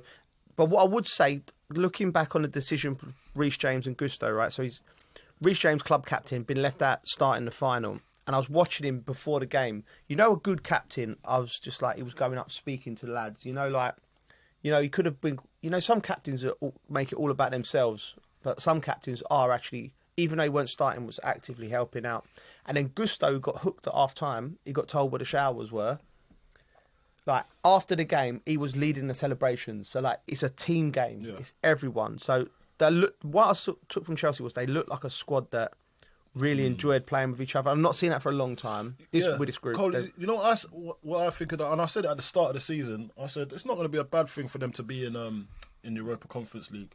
Because if they get that team bond going, because it's a very young squad. So you got the youngest average age in the Premier League, right? And even in the conference, in that European competition, they were one of the youngest as well. I think in the final they said that even Real Betis' team, so both, it's like the youngest average age squad. Yeah. For a final. Really? Yeah. In Europe. So that's what I'm saying. So once they got that bond together now, they've gone and won something, and it's probably you could call it the easiest thing to go and win for them, but they're going to have something that they can cling on to and say, like, we've done this together, so they can actually build for next season and say, okay, what's next? Do you know what I mean? And hopefully they can just, because there's such a young squad, they can just build that on that momentum there. And I think it's been quality for them if they use it like that. Yeah, just to get to know each other. Can I depend on you when it's really going badly? You know what I mean? Then they can really get that bond and that strength together to start getting back on the ladder. What do you think? I don't know. That's how I looked at it. And other people can say anything they want to say. Oh, it's a third tier European trophy, but I see it as something that they can use to galvanise the team to go on to bigger and better things. Yeah, I agree. What about yourself? It's very difficult for me to agree when I batter Tottenham for winning something in it. Spurs fans were coming for us on the pod this week. Do you know what? People have to take things with a pinch of salt. It's like, do you know what I mean? It's like when we talk about teams, it's like, I don't really hate teams. There's certain fans from there that you think, do you know what? Like, you got mates who are Tottenham fans, but like, there's certain fans and when you've played against them and you've been given loads and everything, you're just like, I hate you. You know what I mean? Bridget, do you know what? Yeah, they were saying, because we was alluding to the game, the final, the Europa League, as boring. It was a boring final, and we're kind of back. And then you say something. You saying about Spurs fans are deluded, But wait. Then they go, and there's such a boring game. And then someone goes, was it pot calling the kettle black? Yeah? Really? Okay. Coming from you, Bridgie. And I was like, they were calling you boring, right? Hold on a minute. But calling you boring, then you've got that type of stripy top on. Colourful top. Building water slides in his garden. This guy builds water slides in his garden. This guy is far from boring. Trust me. You know, the thing is anyone in a final, if you win it and it's been boring, you don't care. That's fact. You just don't care. They didn't care, the Spurs. You wouldn't care at all. Don't get me wrong, you'd rather play like PSG, but you don't care. You won a trophy. But it is like, do you know what? You don't want to get to a final and lose. So for Chelsea, like, to go there and lose, it's bad, isn't it? So, as much as it's like not the top tier trophy, it's a trophy at the end of the day. And they've won every trophy now, right? Yeah, they've won it. Grand Slam. Grand Slam, yeah. It is something to build on. There shouldn't be in that Grand Slam, isn't it? Do you know what, right? You're absolutely right, both of you. All right, Chef. Hello, Chef. Unprofessional. Mate. Very unprofessional, mate. This is going to be boring, but you know, I mentioned last week on the pod about the roads in Poland. The infrastructure. They're good, mate. The infrastructure's good, mate. I'm telling you. How have we got onto roads? I don't know. Like, I've got it written down on here and things I wanted to mention because Wait. because there's a few people come up to me. Yeah. They're listening to the pods and they went come up to me. The infrastructure's good, Colin, you're right. I'm in a boring conversation with Geezy. He's going, listen to it. He's bang on. He's going, look at that, look. Everything's... There's arrows. You have been saying how nice it is over there. I remember you saying nice. We had a lovely meal. What was the weather? Weather was good. Yeah, it rained on... No, sorry, it wasn't. It rained in the day, but as the final came, it sort of brightened up and it was decent. What temperature we're talking? Oh, geez, I'm Celsius. not the weather forecast. Would you wear shorts? No. I had a little linen suit on, which went down. Ooh, linen. Where is that from? Percival. Oh, yeah, lads, they loved it. Yeah. Giving that new linen suits are nice, to be fair. Yeah, and they're very good, very good. What was I going to say? Yeah, so, but after the game, so we're interviewing, and I went on an interview at Dewsbury Hall. Because that for Chelsea, like the Chelsea TV wanted me to go on and interview him, and because he's a great lad, and we've been backing him a lot because we watched him all the way through. Don't let him lads who he's played most of the games and he didn't come on, Bridgie, but he come on, and he could have been. You could have been feeling really sorry for himself because he's been brilliant in this competition. Yeah, he got dropped for the final. Come on and assisted the goal for Sancho, and he'd done really well. So I went on and I didn't want to, because I knew it was in front of the Chelsea fans and. I don't want to be that ex-player on there, and then the fans were singing to me. I was like, nah, it's their day. Do you know what I mean? But it was great to see him. Do you know what I mean? A player that's come through the leagues, and now he's at a big European final, winning it at Chelsea. That was a really nice moment. Like you said, they've got something to build on, haven't they? Yeah, especially with where they were. Yeah. He's one of the experienced ones, though, isn't he? Yeah. Dewsbury Hall. Yeah. He's one of the experienced ones. They're so young. It's youngest. The team that, before we move on, for the team that won at Nottingham Forest, I think was the youngest Premier League team, or that we've seen. That's incredible. Yeah. You think about that. Look at that. So now, when you look at the future, it's something to build off. And it looks bright, man. Come on. Yeah, I'll tell you what. They've got a long way to go before they get to what I saw on. So we'll go quickly to the Champions League final and just quickly tell you about. So just to go slightly back to what I was doing. I flew from Poland to Munich. I went straight out. And then, everyone sees, it's been there for a night. We go out for dinner. Joe, how you doing? I'm like, mate, I've just had a heavy one in Poland. I've got to go again. I'm going again. So I went in and we had a really good night. That was like me and you the last time. You know what? Yeah. Your name was mentioned, by the way. No way. The last time we done Conference League, Champions League final, everyone's going, remember when you turned up with Carlton and you didn't sleep? You went straight. Oh, yeah, that's true. I went, it's pretty much the same now. Just ain't got my wingman with me. Yeah, but, mate, let me tell you, it's great to see, Steve McManaman, Ali McCoy, Rio, Owen Hargreaves, what a man. And, he's the only time I've seen Owen a little bit flustered because it's his city. Yeah. And he's organising the socials, and he just sort of does his thing. Yeah. And we ended up. Is his dad there? No, his pops weren't there this one, but it was He's a boy. His dad. He's a boy. Yeah. I love his dad. I was hanging out with his dad more than him. Mr. Hargreaves, I was calling him. Mr. Hargreaves. You can see where he gets it from. He's a top man. We had a good meal. Yeah. Ali McCoist, I know the football world loves Ali McCoist, but I think I sat him. I think at about 4 a.m. when we'd had a few, I just looked at him and went, Ali, I want to be you when I grow up. Yeah. I'm like, he's just and he just loves everything. People are talking to him about football, and because he's engaged. Do you know what I mean? He's top man, isn't it? I've worked with Ali a few times, obviously on Talk Sport. Always seems happy. He's just always happy, man. That's what you want to be. You need around you, isn't it? Yeah, and the thing about it, listen, and he knows his stuff. Do you know what I mean? And look, he's harmless. He's not a threat to anyone. No, he just gets on with what he's getting on with. Yeah, that's what you got to be like. And he ain't gatekeeping anything. He's just a nice fella. And people that I'd rather be around rather than being around some people that act nice on TV but ain't really nice in real life. He's consistent. Do you know what I mean? That's why I like him a lot. And he helps, gives you his knowledge as well. Gives a firm opinion on what he thinks, and whether you like it or not, that's who he is, and he'll stand by it. Do you know what as well? One thing I think, I always he loves music. Loves music. I always trust people that love music because they got like it might not be the genre. Yeah, it's not the genre. It's all genres, but all genres. Yeah. So anyway, done that. Got to the Champions League final, and what a game! Like what performance from Paris. That's what else did you do, bro? Don't try to skip over it. I got blanked by one of my ex-teammates. Oh, there he is! There he is! Come on, talk us through this. I can't believe you thrown him under the bus. No, we need to talk about this because I'm staying out of this. You two carry on. So I'll tell you why. Because I don't like when people, as I just said, I try to allude to it, but you didn't want to do it.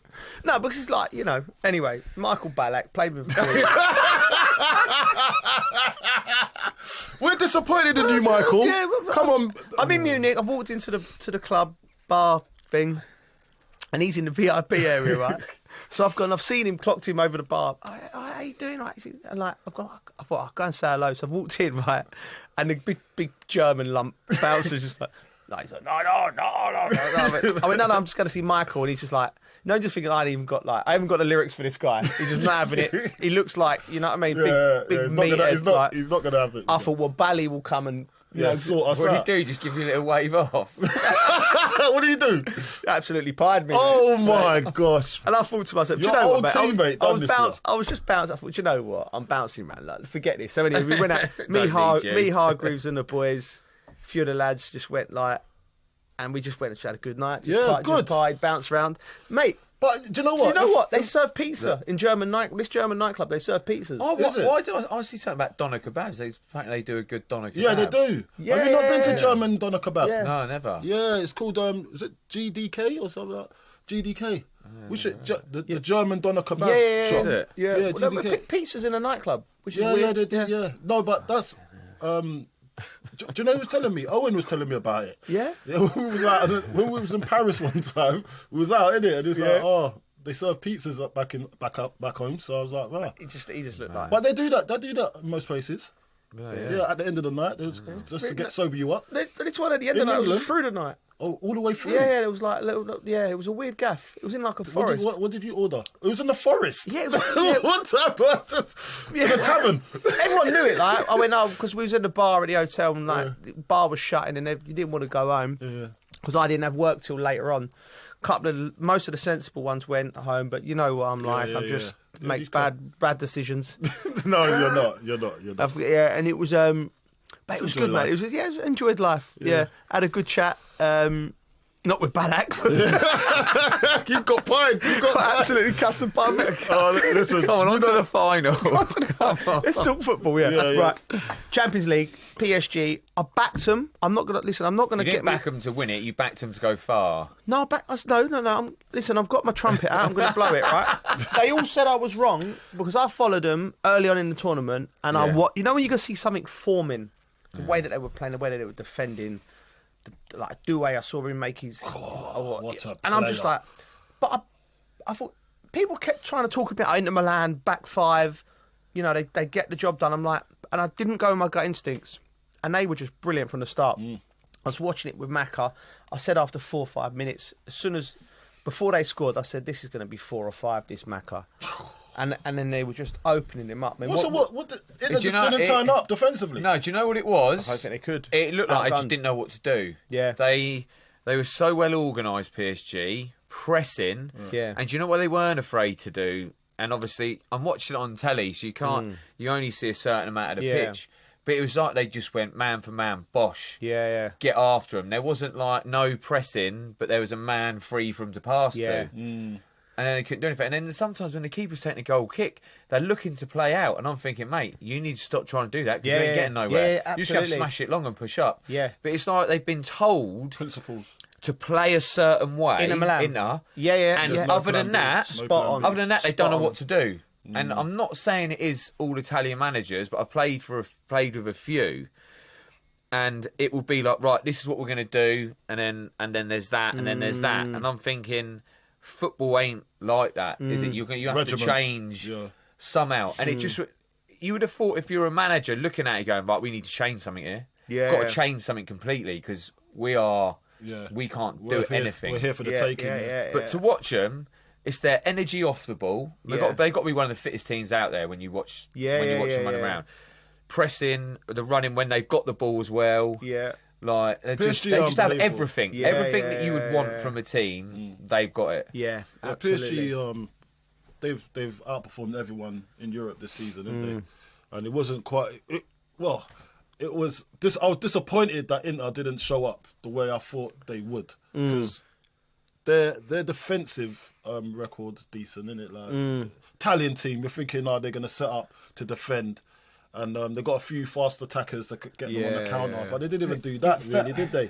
So I went at the game, so I couldn't really feel it, but I saw it what looked I saw. like they broke in numbers to me. When PSG went forward, they went forward. It wasn't like only a few of us are going to go; they all went. The pressing, I think the thing that stood out, exactly what you said, spot on. Inter Milan, I'm watching it and I'm going, what are you doing? After 5, 10 minutes, 15 minutes. Insisting on going out. Jan Sommer kept kicking the ball out of play. PSG's press was just so good, and you got to have an understanding as a professional footballer. We've all been there. Like when it's just it's too hot, you can just go, and it's nothing wrong with just going right. And by the way, they could do with Martinez and Thuram. Just did it into him, mate. There's times where it went into him. It doesn't have to go long. It looked like something might happen. Yeah, a long pass, bang, and just get on the second balls, get Barella up. Like it was because it wasn't working, And DeMarco, the left back, Bridget. Oh my God, what a night he's had! He's had Yamal and then Doué. I know, right? Oh. But do you know what? I don't know if it is because I've played like kind of that position, but for the first goal, there was moments where you're looking at him, and someone's made a run there.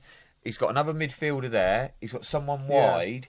And it looks like he's looking around going, I don't know where to go here. I don't know what to do. And it's literally because he's got a triangle around him. Yeah. And it was like, there was moments you're just like, it was just weird. To me, it was like, it ain't as simple as, he's obviously had one, but it ain't that simple. It ain't all him. It's like everything going on around him. It was like... So he wasn't being protected by somebody. He wasn't being covered. It's weird. Sometimes you just got the ball's over, you got to tuck right in, but then he's worrying about him getting the ball there, him getting the ball there. So the formation... He did have one, but it's not as simple as just saying, it's his fault, mate. Their whole setup was just terrible. From the start. So Yeah. they'd lost the game before they'd walk on the pitch because of the formation and the system wasn't working. And they wouldn't change it. Yeah, they wouldn't. Because that's what's worked. It's worked for them to get this far. That's why. So he's thinking, why am I going to change it now? I get to a final, but sometimes you do. Tell you one. That's one thing. Oh, let me just go back to Maresca. Yeah, that's one thing I have to give him credit for. Yeah. Right. So we're just talking about people being stubborn. He knew he made a mistake, and he changed it half time, done whatever he had to do. Yeah, and then go on to win the game. That's what you call someone that's not in their ego and is actually adaptable and wants to, that can react to the situation at hand. That's where I had to rate him and say, do you know what? He done all right in the end because he made the decision, he made the call, hands up, made the mistake. Let's go forward now. I'll tell you what I'd love to have mentioned to the young lad that come on. Maulu. Oh my God, mate. Yeah. The happiness on his face. Oh, and he scored mate, you could just I could feel the happiness by just watching it. Unbelievable. I was just buzzing for him. That was a wicked moment. Good. It was a wicked moment. I saw how fun when he wheeled off. I was like, imagine coming on in a Champions League final, and then reeling off with a goal at the end, the 5th goal. Oh, mate. What's he doing? What's his conversation with his mates after? If you think, mate, even the subs that come on, what they were doing when they were coming on as well, mate. Barracola. Mate, that move he did and he stuck it wide. I thought he was going to score. Do you know what? Hakimi, mate, he was a joke. He is a joke, though, isn't he? So good. Yeah, I tell you. He's a legend on and off the pitch. He is a legend on and off the pitch, Hakimi. What a boy he is. All over midfield, everywhere. How to divorce in the right manner. Take notes. What a man he is. I love him. He should do a course. He should teach us. Right, okay. Right, just quickly before we go. So, PSG, brilliant. Yeah. Young team. It looks like we're going to come into this era. I just want to, before we wrap up the first part, I just want to say what I thought was a beautiful moment in the after the game when Luis Enrique, who lost his daughter, I think his 9-year-old daughter, a few years ago to cancer, and tragically. And she famously, when she was a baby, when he won the Champions League with Barcelona, planted the Barcelona flag in the middle of the pitch. And I was watching. I was actually talking to this lovely Welsh lady in the box. She had her back to the party celebrations, and I could see the PSG fans, and I thought they're being remarkably well behaved, because I know that they got on the pitch afterwards. I know they're cannons, right? Right. So I thought, why are they not getting on the pitch, right? So they'd waited and waited, and then they brought this tifo down with a picture of it was Luis Enrique's daughter in the PSG badge, and him holding, and she was planting the PSG. Oh man! Yeah. And I was like, and this woman's looking at me, and I was like, beautiful. I've started crying, because it was a beautiful. Like, I cry all the time. 3 times a week I'm crying on Netflix. That's good. Anyway, that's good to cry. But she's like looking at me, like, she doesn't know what's going on behind her. She just chatting to this man, and I'm just starting crying, and I'm like, she's going, "Are you all right?" I'm going, "Yeah, I'm all right." And I'm trying to explain to her what it was. But I just wanted to say, listen, they're going to have a lot of stick PSG fans because of the trouble afterwards, the stadium and all that. But that was a beautiful moment, and for Luis Enrique, the fans, and his daughter, wasn't it? Beautiful. Yeah, it was. Yeah, we need to give him a shout out. Yeah, Beautiful. Luis Enrique, big up, man. Big up. Yeah, I love you, man. Because for me, it shows the character of a man when he can still go about and do his work and his job and make everybody happy, and doing it for his daughter as well. Yeah, because he come out and did say that this is for you. Yeah, that's a beautiful moment. And anybody that's dealing with loss, anybody that's dealing with heartache, he is a pioneer. To get them on the right track, because he's an example. It's doable. You can carry on. So what a man. Big up Luis Enrique. Big him up. Yeah. I think that's the end of part 1. You're listening to The Dressing Room with our Arabiya News.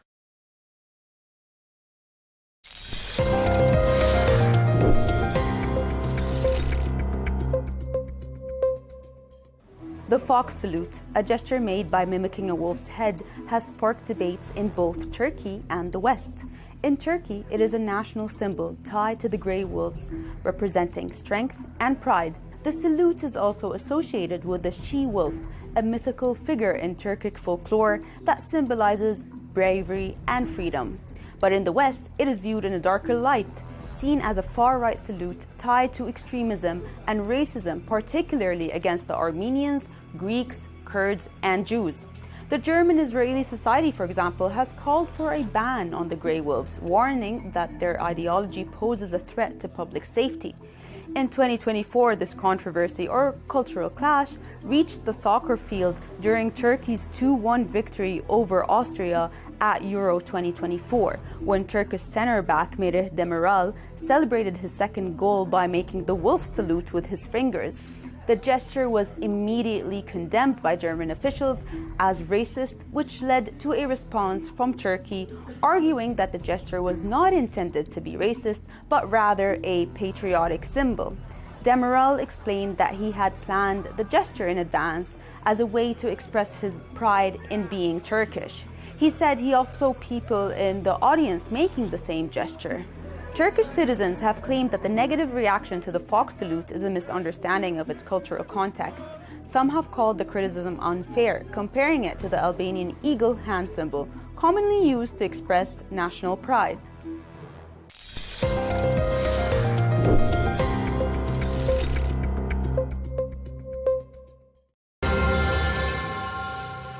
To die of hunger or die trying to get food? Humanitarian groups say Gazans now face an unimaginable choice. And one of the loudest critics is one of Israel's own. We have a special interview with former Israeli Prime Minister Ehud Olmert, who accuses Israel of committing war crimes.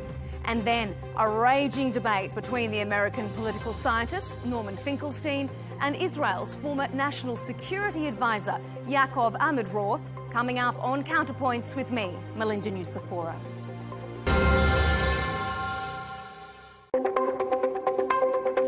To die of hunger or die trying to get food? Humanitarian groups say Gazans now face an unimaginable choice. Over consecutive days, civilians have been killed waiting for food aid. The senseless deaths are adding to already mounting pressure on Israel. There's a distinct change in some of the language we're hearing, even from Tel Aviv's staunchest allies. Is this a turning of the tide? Stay with us here on Counterpoints with me, Melinda Nucifora.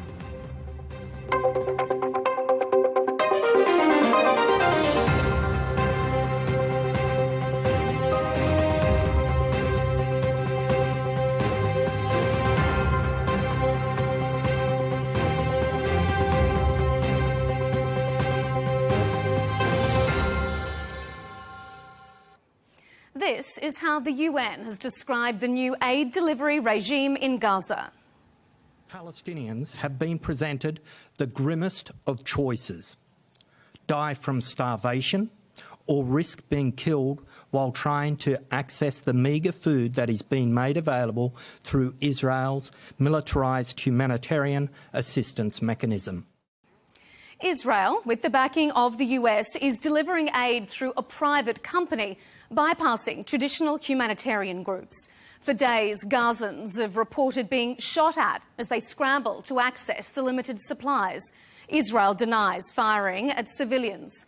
It's the latest escalation in a seemingly endless humanitarian crisis, and it could be just the last straw for some of Israel's supporters. Former Prime Minister Ehud Olmert, who we'll hear from shortly, now believes Israel is committing war crimes. And listen to this from Matthew Miller, the former State Department spokesperson during the Biden administration. I think it is without a doubt true that Israel has committed war crimes. You wouldn't have said that at the podium. Yeah, look, because when you're at the podium, you're not expressing your personal opinion. You're expressing the conclusions of the United States government. The United States government had not concluded they've committed war crimes, still have not concluded that. But your personal view is they have. And they were while you were there. But yes. The rhetoric is certainly starting to change. Coming up on Counterpoints, we'll ask if Israel is weaponising food and if that was always the part of its war plan. Is Israel guilty of committing war crimes? And if we can expect more pressure from Israel's allies. We'll kick off this episode of Counterpoints with a special interview. Ehud Olmert served as the Israeli Prime Minister between 2006 and 2009. For a time, he was part of the Likud party, the same political party as current Prime Minister Benjamin Netanyahu. But in a bold departure from his successor, he slammed the ongoing war in Gaza, even describing the current Israeli government as the enemy within. It's not normal for former Israeli prime ministers to speak out in this kind of manner, but perhaps these aren't exactly normal times. Joining me now, and I thank him for his time, Mr. Olmert, thanks for joining us here on Counterpoints. I want to start by getting your assessment on the current situation we've been seeing at food distribution points across Gaza. News that over the past 3 days, almost 70 people have been killed. As the former leader of your country, what's your assessment of that? Well, I think it's been said time and again, and I said it also, that at this stage, the war should end immediately. I don't think that there is any major objective which deserves the expansion of the military operation and the cost of the military operation, the cost for Israeli soldiers, the possible loss of hostages, and the loss of lives of Palestinians, non-involved Palestinians. The war from the very beginning, on the 8th of October, was absolutely justified. And I, amongst all of the Israelis, was completely in favor of trying to reach out and destroy the military capacity of Hamas because of what they have perpetrated against thousands of Israeli innocent people in their homes, in the living rooms, in the bedrooms, in the safe rooms, in the most brutal manner, butchering, beheading, raping children, mothers, elderly people. Terrible. And now it's after 20 months of fighting. And I think that we have achieved as much as can be achieved in a military operation against a terrorist organization. At the present time, the majority of Israelis, not just me, but a majority of Israelis, I'm just a voice for many of them, because you wouldn't pick up someone in the street and interview him, what you do with me, for obvious reasons. But the majority of Israelis think that this war is unnecessary, is not going to achieve the release of the hostages, and it just causes terrible problems for us, losing soldiers, possibly losing the hostages, and also killing non-involved people amongst the Palestinians. And this is to end now. When you, in the opinion piece you wrote for the Israeli press, Haaretz, when you wrote that you now believe that Israel is committing war crimes, what is it that, what event, what was it that you witnessed that was the turning point for you? What changed your opinion? Well, first of all, it must be clear, and I didn't write any other way, that there is not a policy, not by the government, certainly not by the army, of indiscriminately killing people just because of the fun of killing people. But what disturbs me a great deal, and to many Israelis, is that there is a universal agreement in Israel that the war is not needed. Some go as far as saying, which I don't disagree, that the reason that the Prime Minister doesn't stop the war is because of personal political interest of the Prime Minister and not the real national security interest of the State of Israel. Under such circumstances, the loss of lives from all sides, from our side, possibly the hostages and non-involved Palestinians, is a crime, is something that can't be prolonged and has to stop right away. Also, which is a major source of my concern, I have to say, is the acts of violence perpetrated by the Hilltop Youth in the West Bank against innocent Palestinians, burning their houses, their properties, the olive groves in such a brutal manner without an appropriate reaction by the Israeli police and the Israeli army is not something that can be tolerated and is not something that can be forgiven. So can I extrapolate from that? Your concerns aren't just what's happening in Gaza. Is your concern, has it been what has allowed to become accepted as normal behaviour? Again, I have to emphasize, I really don't know, and I don't think, and I therefore never say, that there has been any direct policy by the government or any order by the high command of the Israeli army to shoot indiscriminately, to bomb indiscriminately and kill regardless of what may be the possible, who may be the possible victims of this. No. But when it is widely accepted that the war is not necessary, when so many Israelis, commentators, observers, former generals, commanders of the IDF and the Mossad and the Secret Service say that the war should end now, and expanding the war and continuing the military operations cost the lives of so many people unnecessarily, this is something that can't be tolerated. It has to be criticized, and I am prepared to speak up for all those that feel that way and believe that it needs to be criticized and stopped. When there are accusations of war crimes, it's a serious accusation and it implies that there is a guilty party. So where do you think the guilt should lie? Is this the government as a whole? Is it Mr. Netanyahu for leading this government? Is it the IDF? Where do you think the guilt is here? Look, first of all, I have to say I'm not an investigator, and I'm not in the process of inquiring on a daily basis, every hour, what happens in any particular section of Gaza and the military operations. What I say is, on a broad basis, the very fact that the war continues and there are so many unnecessary victims is something that can't be tolerated and has to stop.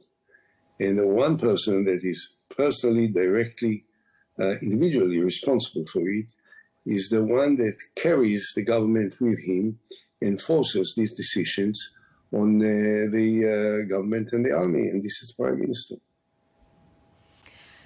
Do you believe this goes as far as genocide? No, I don't think, I never said so, I don't think so. But look, you don't have to push things, into the very extreme and draw comparisons between what happened in history to the Jewish people, which was entirely different ideologically and practically in terms of the outcome, in terms of the massive operations and whatnot, in order to criticize what happens today. What happens today is something that needs to stop right away, and that the number of victims is far beyond what can be tolerated and accepted. And that's what I'm saying. Another former Israeli Prime Minister, Ehud Barak, has called for a civil insurrection to topple the Israeli government. And the Prime Minister himself, Netanyahu, he's called for non-violent protests to shut down the government. Do you share those sentiments? Yes. You think the government needs to go? Absolutely. There's no question about it. I know. How? I mean, there's been so many elections and it doesn't seem to... In what I subscribe to what Prime Minister Barak said. There should be a civil insurrection within the framework of democracy, civil disobedience, rioting in the streets, demonstrating in the streets, not cooperating with the government, because the government lost the trust of the people. It's true that the majority in parliament today is still held by the government. For obvious reasons, the elections took place 2.5 years ago, long before any of the events which took place since the 7th of October actually presented an entirely different reality. But for the last year and more, every single poll drawn in Israel shows that over 60% of the people don't trust the government. Not only that they don't trust, but they think that Prime Minister Netanyahu prefers his personal political and interest and legal interest over the national interest of the State of Israel. So, and considering the cost of what happened to the State of Israel, to the economy of Israel, to the lives of thousands of Israelis, soldiers and citizens and civilians, and also to the reputation of the State of Israel across the world. Israel has been widely popular for good reasons. Israel is a fantastic country with great achievements, which won the admiration for good reasons of the international community. And now there is a feeling that Israel is becoming slowly but gradually into a pariah by the international community. And this is all the outcome of calculations which have nothing to do with the real interest of the State of Israel. This is precisely where extraordinary measures must be taken. And this is what I believe Prime Minister Barak didn't ask my permission or my approval. But what he says reflects the attitude of many, many Israelis because of what I've described now. Do you think that Israel's ongoing operation is putting the hostages' lives at greater risk because of this prolonged bombing campaign? Yes, that's precisely what I say. There is a serious, serious danger. There is a chaos and anarchy which is spreading rapidly. In Gaza, we will lose the hostages. Do you think that the Prime Minister is showing a careless disregard for their lives? This is an inevitable understanding of what is actually taking place. Just finally, so do you think other Western leaders, Israel's allies, should be doing more to hold the Netanyahu government to account? Well, I think they hold the government of Netanyahu to account in a very explicit and forceful manner. And I have to say, I had those, there are many leaders that speak against the government, against Israel, criticizing us, who are traditionally and consistently were against us, no matter what we do. I don't take this as an example.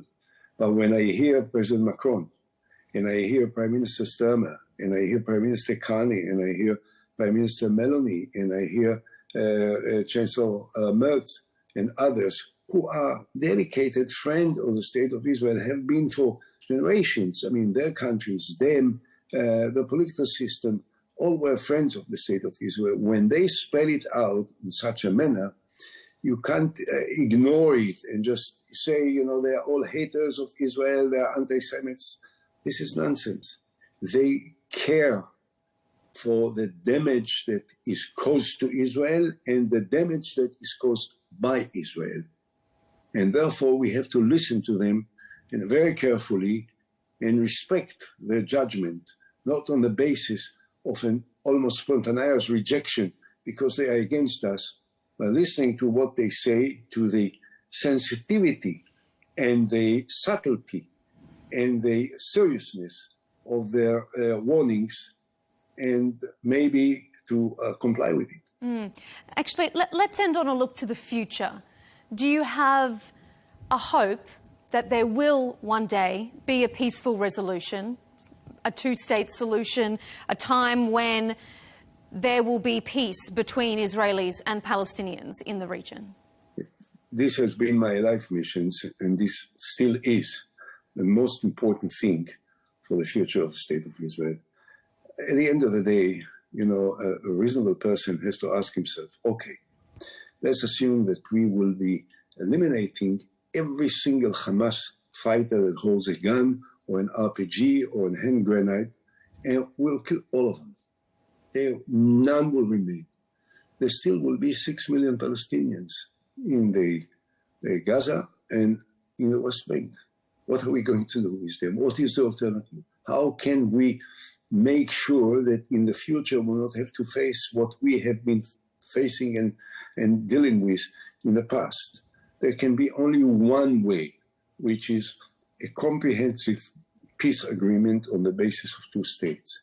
This is what I proposed to the Palestinian president in 2008, and this is what I have again promoted together with my Palestinian partner, the former foreign minister and the UN ambassador of the Palestinian Authority, Nasser al-Qudba, who together with me published a joint statement that tried to advance the beginning of negotiations for a two-state solution on the basis of what I proposed to the Palestinians, unfortunately, when they declined to accept it in 2008. But in no time is too late to adopt it now and to move forward in order to, once and for all, conclude the violence and the hatred and the wars in the Middle East for a future of hope. We thank you so much for your insightful comments and your candour here on Counterpoints. Mr. Olmert, we thank you for making the time. Ehud Olmert, former Israeli Prime Minister. Thank you very much. Thank you. Thank you.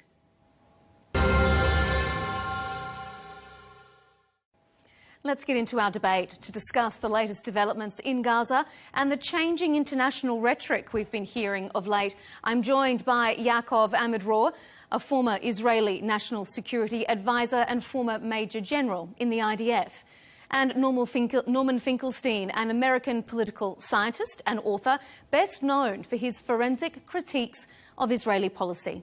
Gentlemen, welcome to Counterpoints, and thank you both for your time. Well, we're almost 21 months now into this war in Gaza, and despite intense diplomatic efforts, there still remains no end in sight.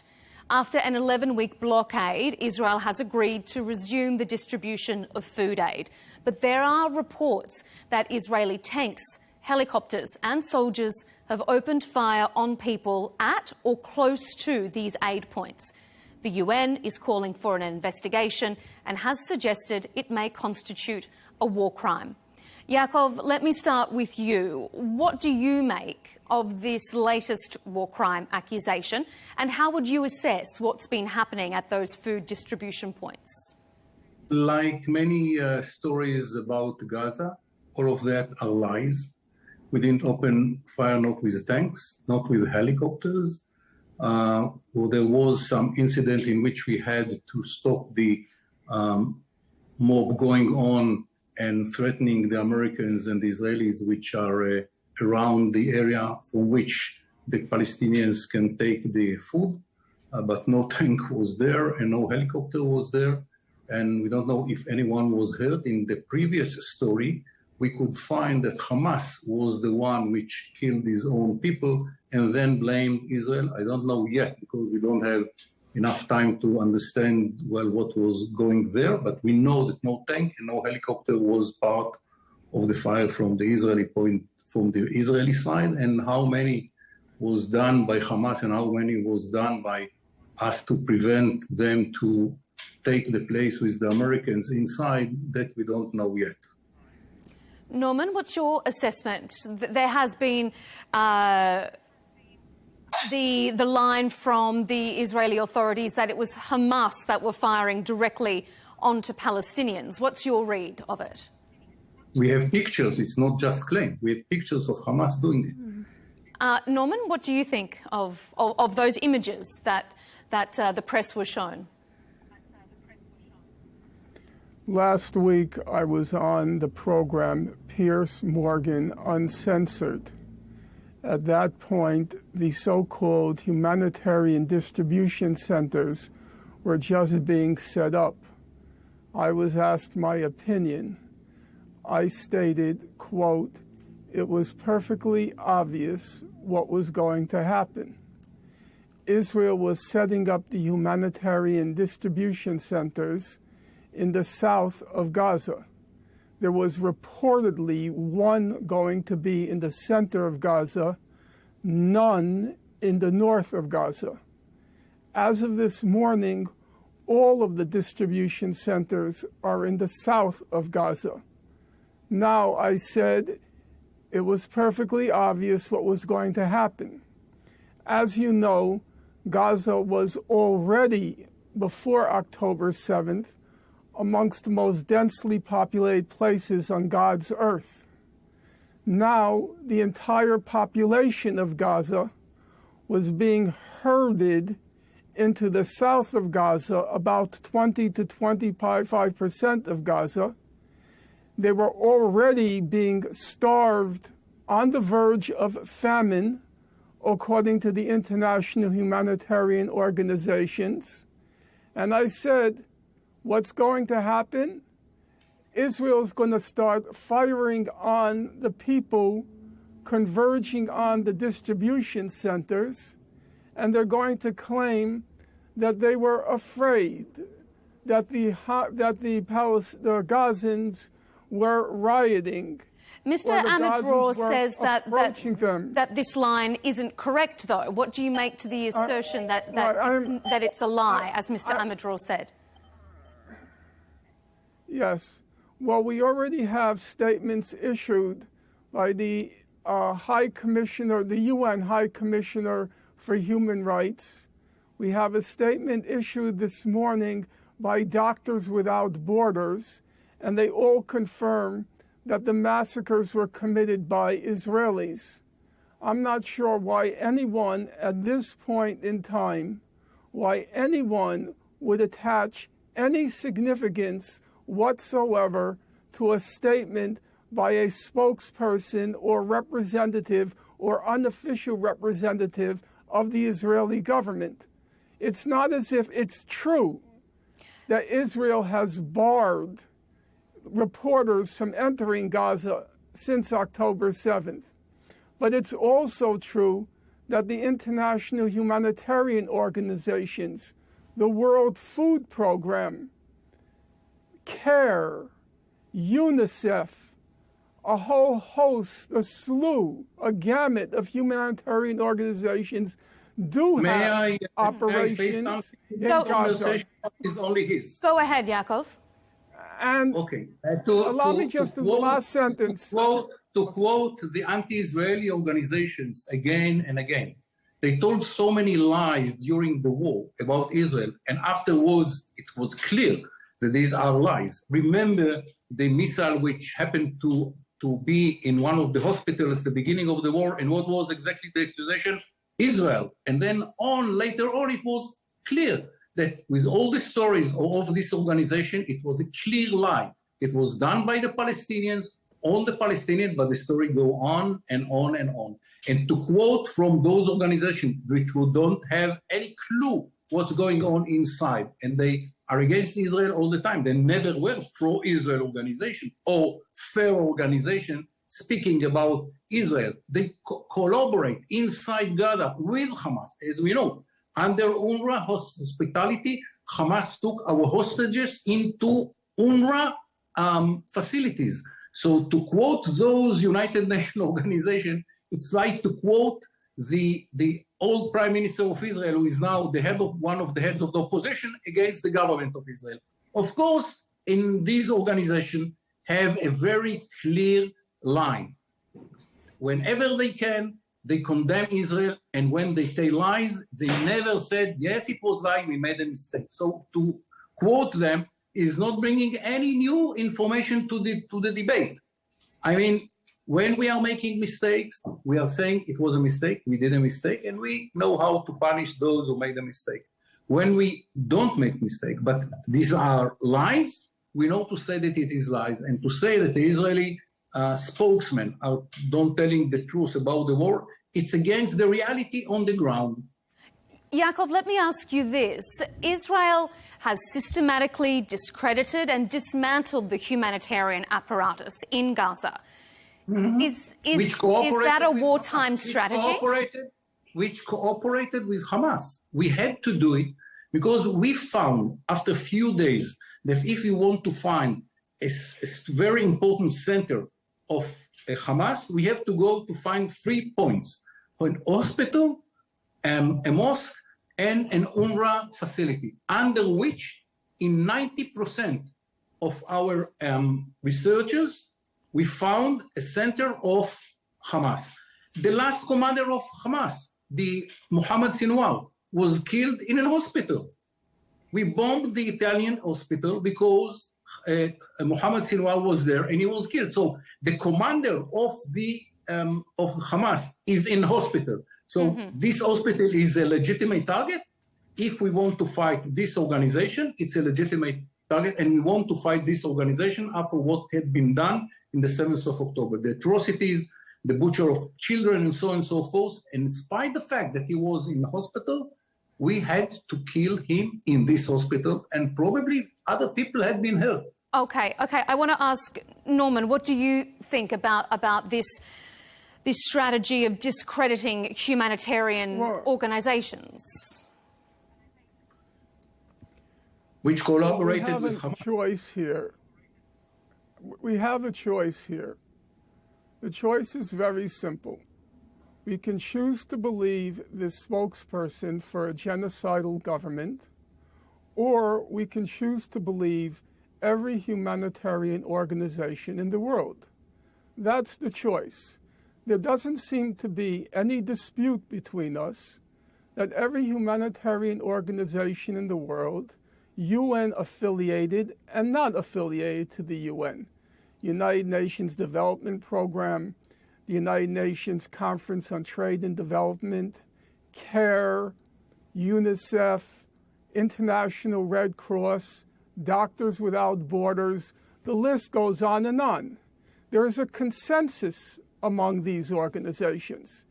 That consensus extends to non-UN organizations, Amnesty International, Human Rights Watch, the Israeli Information Center for Human Rights in the Occupied Territories, B'Tselem.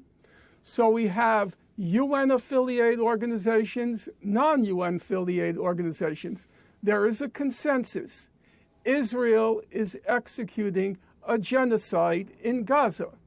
It is not correct Israel is waging a war in Gaza. It is not correct that Israel is using disproportionate force. What's correct is Israel is using proportionate force. The force is proportionate to achieving a genocide. It's not using disproportionate force because it's not fighting a war. It's waging a genocide. Now, I have to underline that is not my opinion. It is not my opinion. It's the opinion of every humanitarian organization in the world. Missiles and rockets from Gaza. It's not a war. Israelis have been butchered by this organization, which he defended now, Hamas. It's not a war. Israeli has been kidnapped by this organization to facilities of UNRWA and other United Nations organizations. And this is not a war. Not to call it a war, you can say that we are fighting not in the way that you want us to fight. But at the end of the day, it was done, it was imposed on Israel by Hamas, which would butcher, rape, kidnap women, men, old people, babies, which had been killed inside Gaza. So to say it's not a war, you can say that you don't like the way that Israel is fighting the war. You never liked any war that Israel did in the past and in the present. We know it's okay. But to say that this is not a war, it's not a mistake. It's a joke. We lost today three soldiers. So it's not a war. It's nice Israel is doing genocide. And with all due respect, it's not genocide. We are fighting against a terror organization which butchered Israeli in the 7th of October. And we will not let this organization to survive in Gaza, inside United Nations facilities and outside United Nations facilities. This organization will not exist in the future. And yes, it's very bad. It's a war. We are losing people. The Palestinians are losing people. But at the end of the day, remember what, where, and how it was began. Okay, Norman, respond to what Yaakov has been saying. Atrocity against civilians in Israel. Okay, let's listen. Let's examine what he's told us. Let's look at the numbers. Let's just start with the raw numbers. Israel has averaged, I'm leaving aside the events today, which I haven't seen the new calculations for. I'm aware that Israel claims 3 of its IDF soldiers were killed in northern Gaza. Let's leave that aside for the moment. In Herzl Mountain in Jerusalem. Allow me to, the moderator is going to have to allow me to finish. Indeed. Yeah. Continue, Norman. Okay, so let's look at the numbers. Since October 7th, Israel has averaged less, based on its Israel Foreign Affairs website. It's averaged less than 1 soldier killed a day. Less than 1 Israeli soldier killed a day. In fact, thank God. You're going to have to let me finish. Just continue, Norman. You're free to continue. Major General, Yaakov, allow Norman to finish his point. They've averaged less than 1 soldier killed a day. There has not been not one, major battle fought in Gaza since October 8th. Now you have to ask yourself, does that sound like a war? Let's look at some of the raw numbers. More journalists have been killed in Gaza than in any other war zone in the world combined for 2 years. More UN workers have been killed in Gaza than throughout the world in war zones in the last several years. More children Do you want to know the figure on children? Let me just give you one example. There's a very reputable British research firm called Air Wars. It found that 7 times as many children were killed in Gaza just in the first 3 weeks, from October 7th to October 31st. More children, 7 times as many children were killed in Gaza than during the worst month of the Syrian civil war. 7 times as many. There were more children killed in Gaza in the first 3 weeks of October than the worst year of the civil war in Syria. Okay, I'm going to throw that over to Yaakov so we can keep the conversation going. Yaakov, what do you make of those statistics? It's nonsense. Technically, it's impossible. It's nonsense. Do you know the number of people had been killed in Syria? Technically, it's impossible. The number of children. Yes, I'm speaking about number of children. Technically, it's impossible. But maybe speak to the point that Norman is making, that there is a disproportionate number of children being targeted. What do you say to that point that he's making? What I'm saying is that if Hamas... Now, we have to decide, should we fight against this terror organization or not?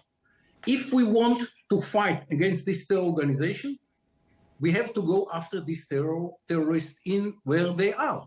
And if they decide to fight behind their own families, we don't have any other choice. We have to decide, should we fight this terror organization or not?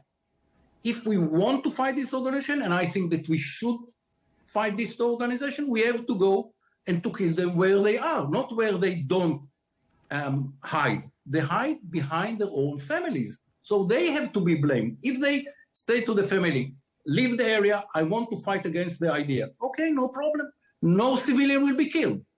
But if they decide to fight against the IDF within their own society, within their own people, within their own family, they are endangering their own people. And now they claim that we made a crime. But the decision was theirs. They decided to make the war on the 7th of October. They took our hostages into their families. Many of them lived with their families. And now people are coming and saying, how you fight against the terror organization? You're killing civilians, the families of those terrorists. There is no other way to fight them. The decision at the beginning, should we fight this terror organization or not? If you say no, it's okay, Norman is right. But if you say no, this terror organization should be eliminated as terror organization, there is no any other way but to fight where they are. Okay, allow Norman to respond to that. This gentleman speaks as if your audience is completely ignorant. Now, maybe it is, but I would suspect it's not. We have by now literally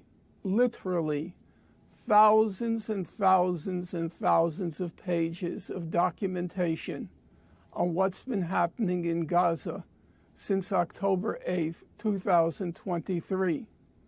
To take one example that speaks to this gentleman, his claims, Amnesty International put out a 250-page report on the situation in Gaza.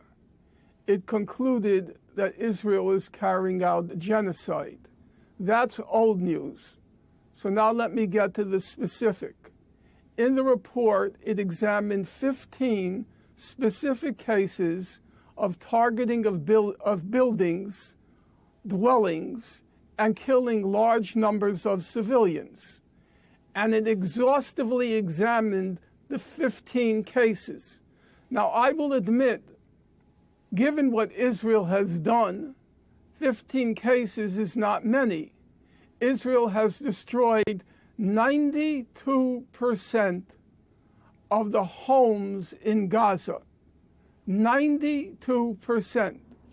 But they did examine close up 15 cases. What did they find? In each and every one of the 15 cases, they could not find evidence of any military target. There is no evidence that Hamas is being targeted. Now, we can argue or disagree on whether Hamas deserves to be targeted. Yeah, so I want to ask you that. Discussion about that. Well, let me ask you that question. Let me ask. There is no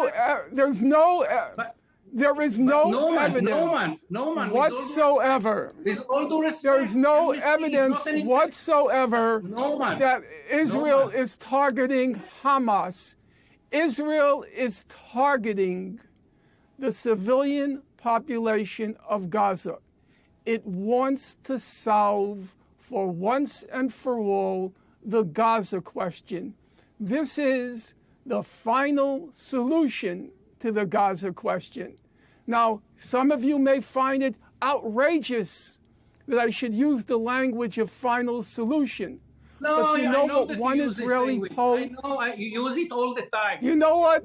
You know what one Israel. Do you know what one Israeli poll found last week? Use it against Israel. An Israeli poll. No, man, it's not you. A poll conducted. I don't have any. Okay, I'm going to ask a question. Gentlemen, just hold it there for a moment. Norman, before we move on to our next segment where I'm going to ask both of you.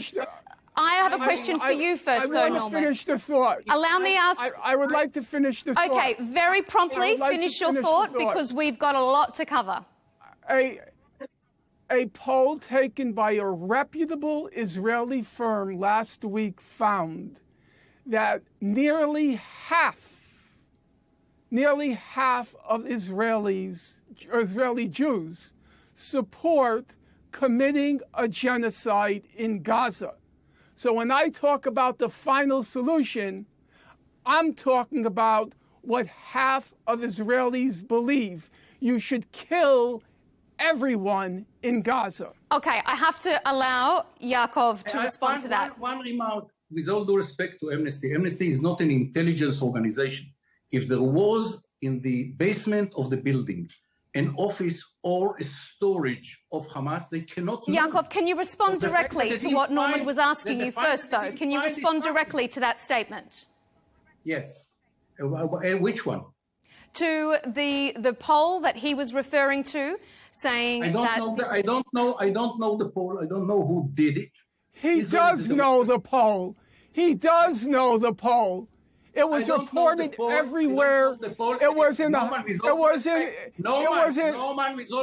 No, he knows the poll. Okay, well, let me rephrase the question, Norman. Allow me to rephrase the question to Yaakov. With all due respect, you don't tell me what I know, and I don't. So I'm going to rephrase the question. You know what? Regardless of what particular poll was. Just a moment, Yaakov. Let me rephrase the question.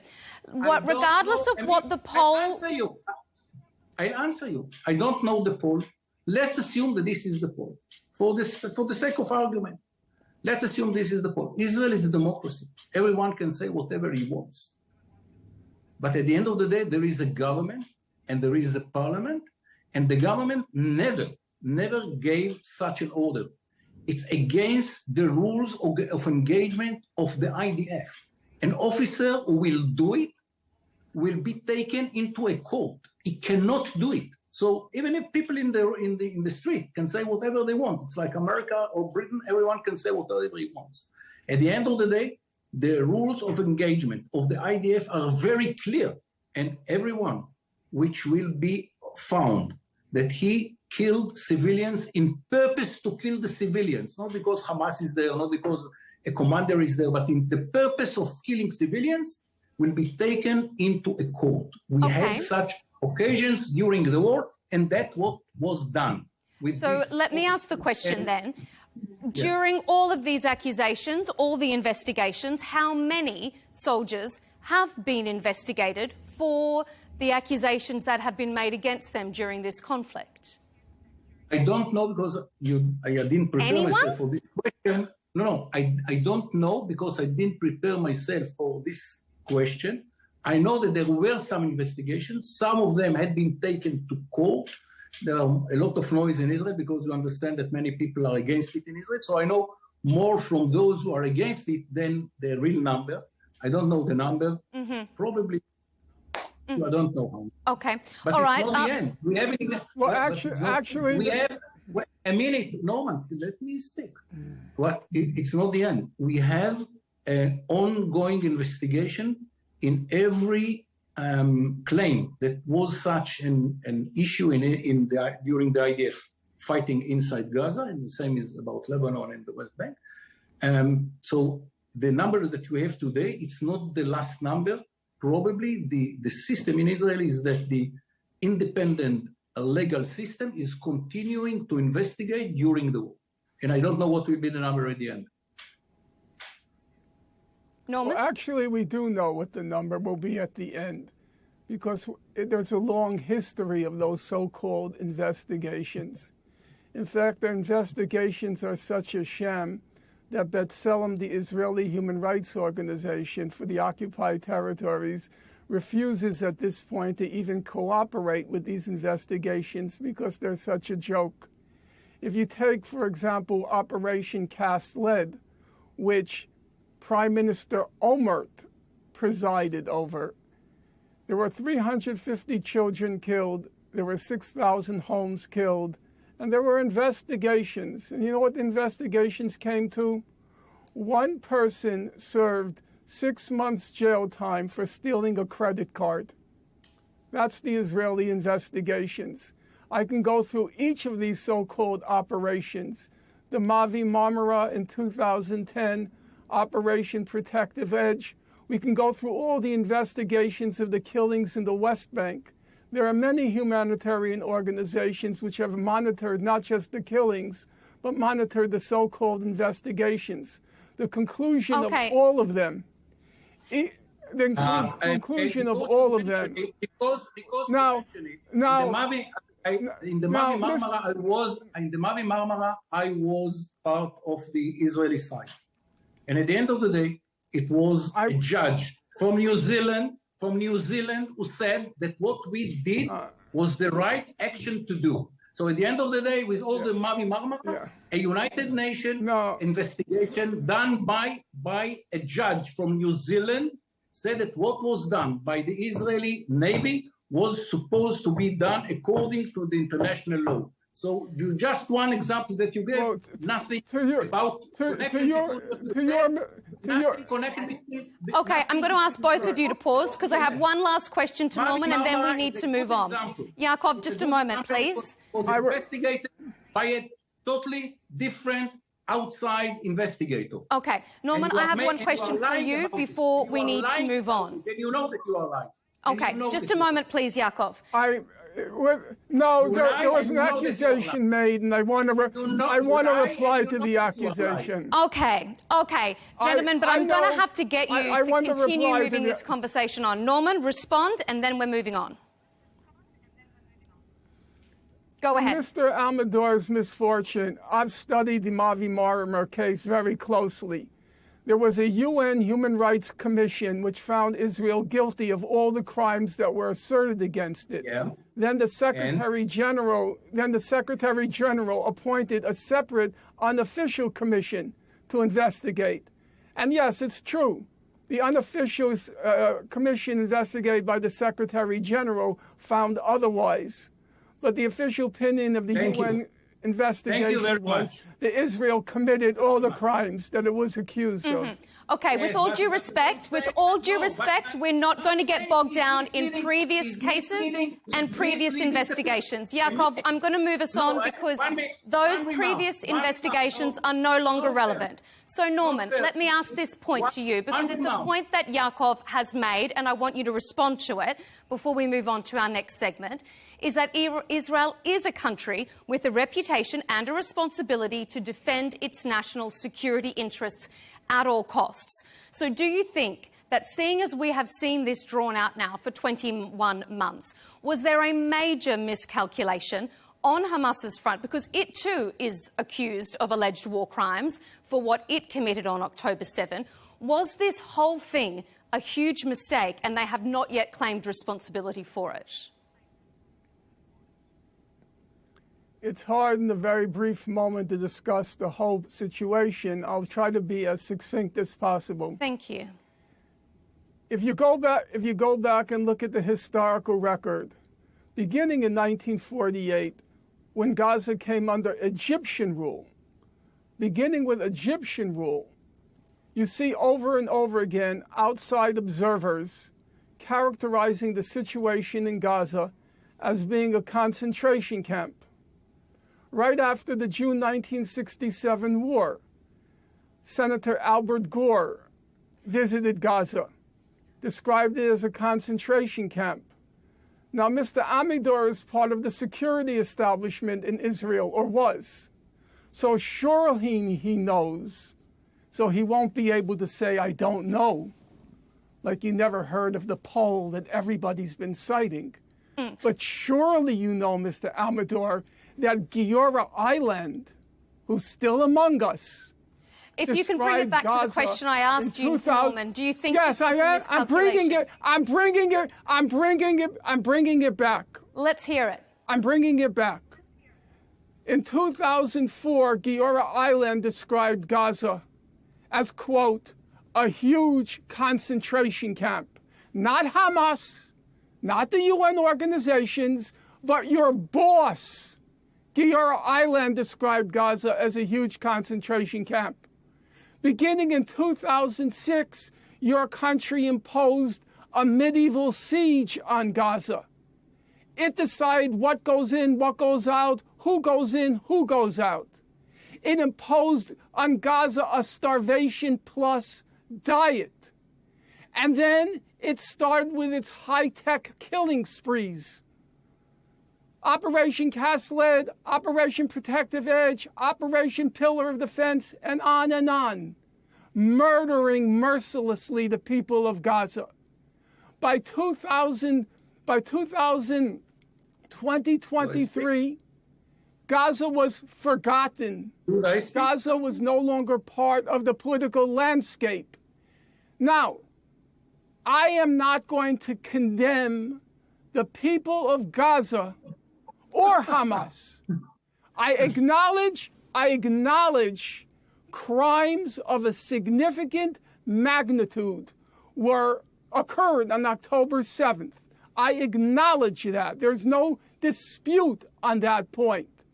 But I will no more condemn Hamas than I will condemn the slaves who rose up in rebellion and killed promiscuously white people. If you go back and look at the slave rebellions in North America, in the Caribbean, they were very bloody. But okay. I wouldn't condemn Norman, I'm going to have to give Yaakov the right to reply.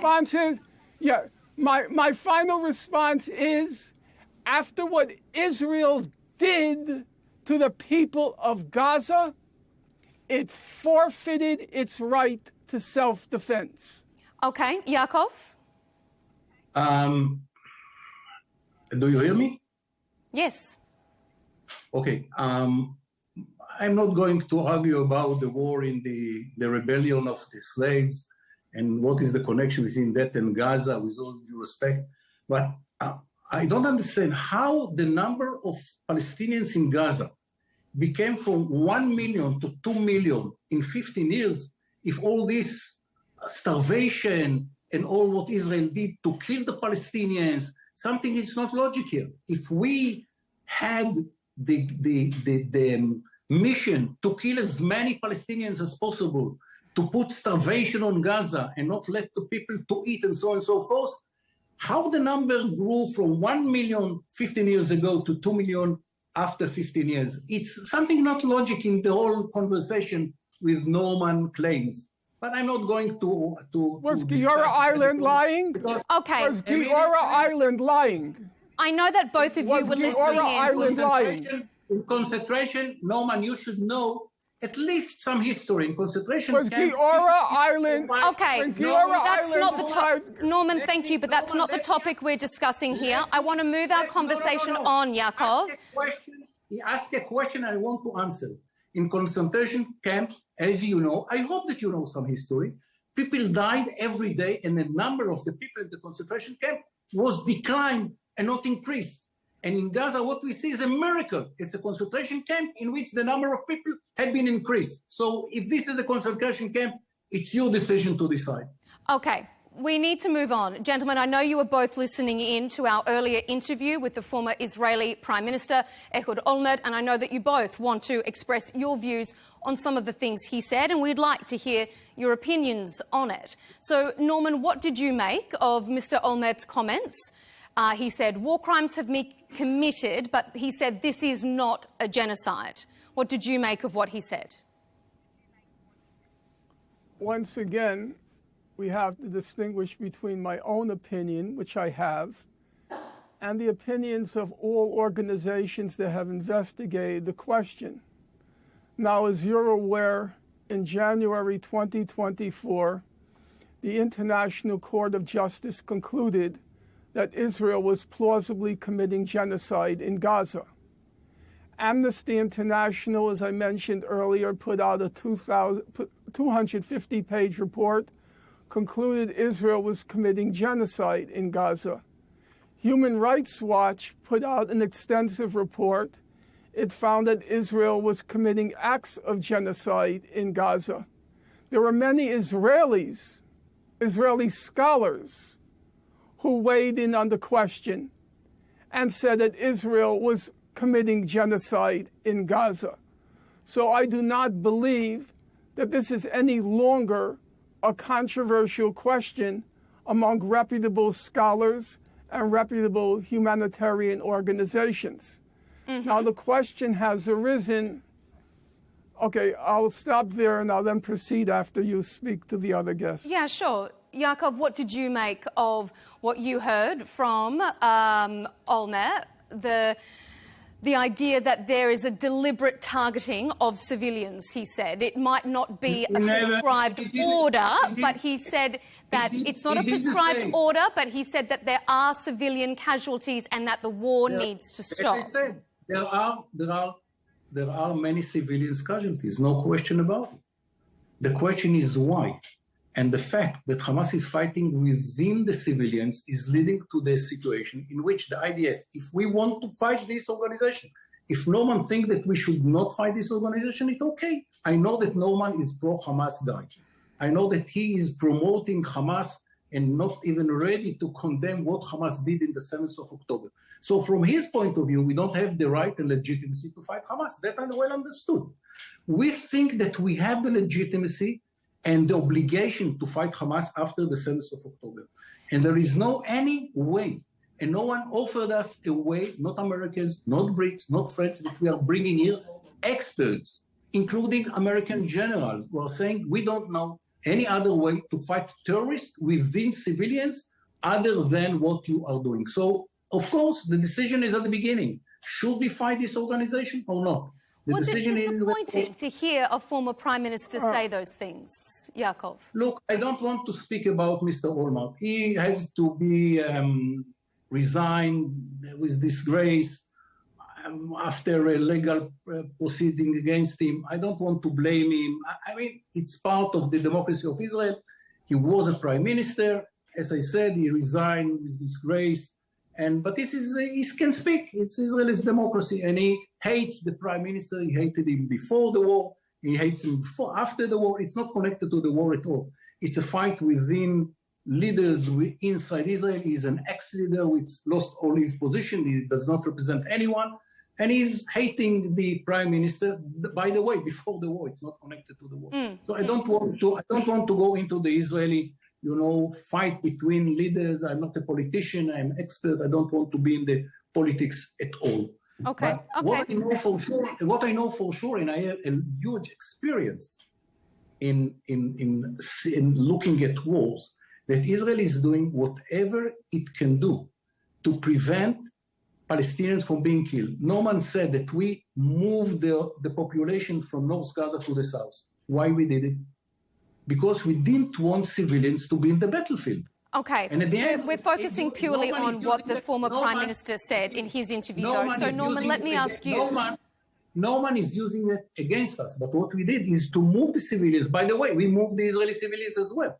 Okay. We evacuated all the Israeli civilians and we moved the Palestinian civilians. Why? We didn't want them to be in the battlefield. Yeah. And Norman, were you surprised by the strength of Mr. Olmert's comments?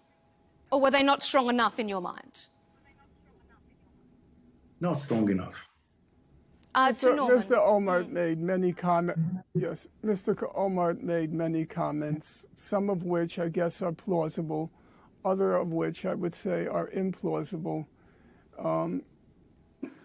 I don't think it's plausible to make the argument at this point in time that Israel is targeting Hamas, or there's no conscious, intentional targeting of civilian infrastructure and civilian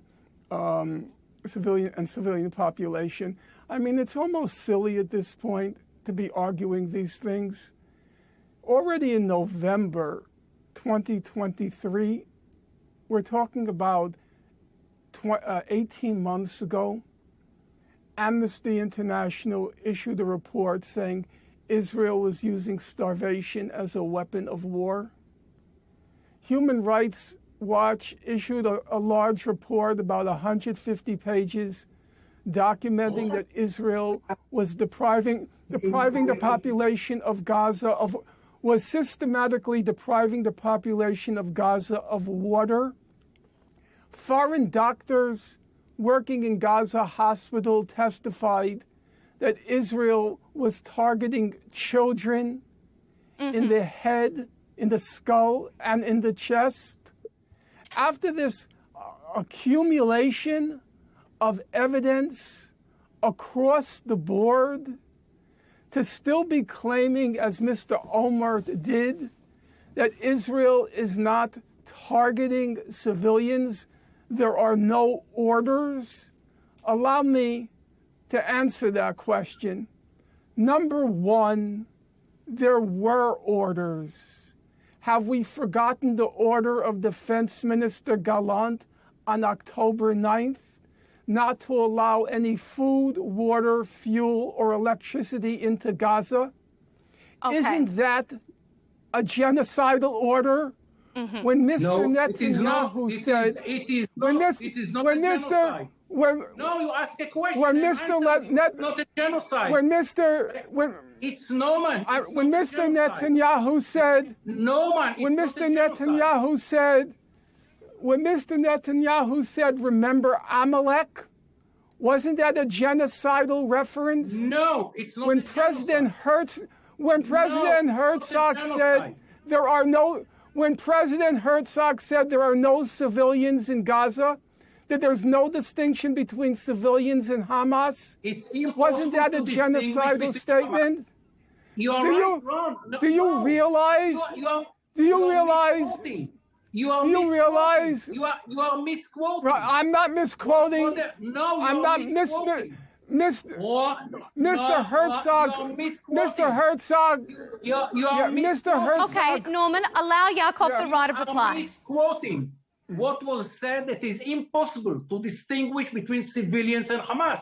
It is the same family. There are people which are going with civilian clothes, and to distinguish between Hamas and civilians, it's almost impossible. He's going out of his house, he's killing some Israelis, and then he's going back home. So the home is a civilian place or a military place. That was said by the president. He said there are no civilians, there are no innocents in Gaza. Okay. That's what he said. Mm-hmm. Please don't rewrite the history. It's not yet dry on the paper. You're already trying to rewrite it. Okay, all right. I want to move us on to our final section because we're really fastly running out of time. So let me just quickly ask. Okay, for months and months now, this conflict has been dragging on. We've seen Israel's traditional allies stand by them through thick and thin, but that's starting to change. France has threatened to toughen its stance due to Israel's treatment of civilians, and France, the UK and Canada are also talking about the possibility of sanctions. So are we seeing, Yaakov, a turning point for Israel's allies? I don't know, probably, but at the end of the day, the responsibility for the security of the State of Israel is not in the hands of the President of France or the Prime Minister of Britain or the President of Canada. It's the hands of the government of Israel. And in democracy like Israel, if they have the majority in the parliament after a few elections, unlike all our neighbors, the decision will be taken by the Israeli government. They will take into account all the what they heard from the international community, of course. By the way, some of what we did in the past was because of the international community. For example, we waited 3 months and didn't enter to Rafah because of the international community. The recommendation of the international community was not to do anything in Lebanon, and we could be in a situation in which today Hezbollah was close to the border of Israel, unlike the situation of today when Hezbollah is far to the north. So we take into account what they say, but at the end of the day, the decision will be done by the Israeli government. Mm-hmm. Norman, what do you think? Are you sensing a change in the response from the international community? Are you seeing a change in the rhetoric? I see rats jumping off a sinking ship. What's happened in Gaza,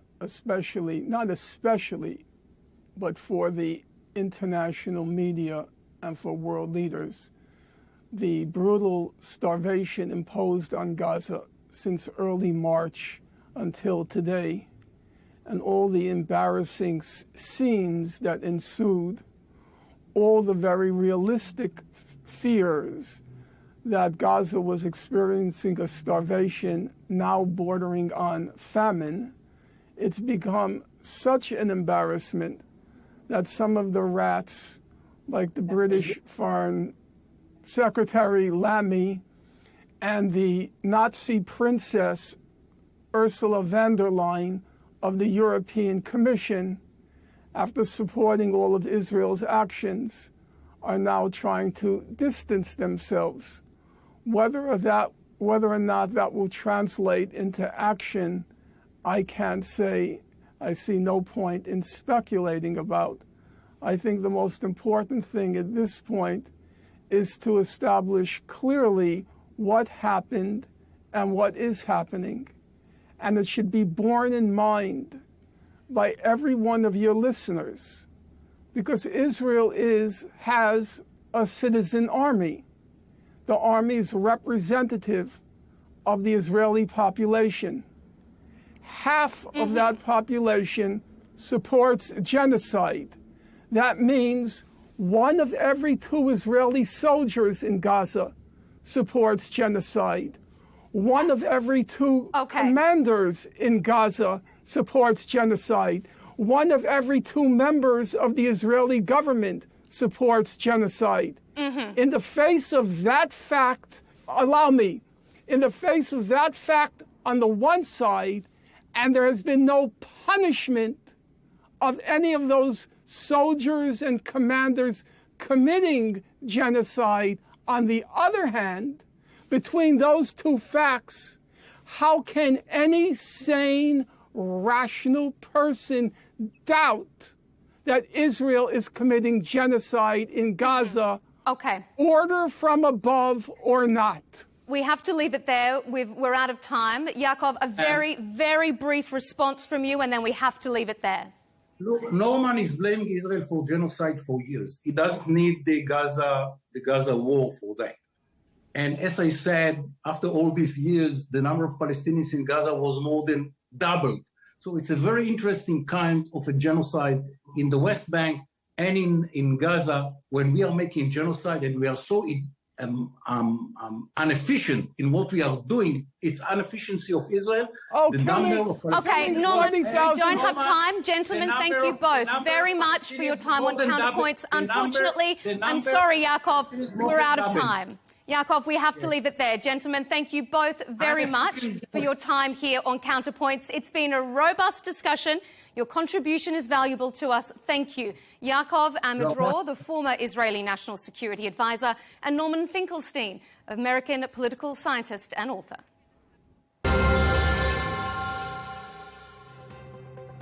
And thanks to you for joining us watching Counterpoints at home. Remember to subscribe to Al Arabiya English on YouTube so you don't miss any of our debates. And follow us on X and TikTok. Thanks for your time.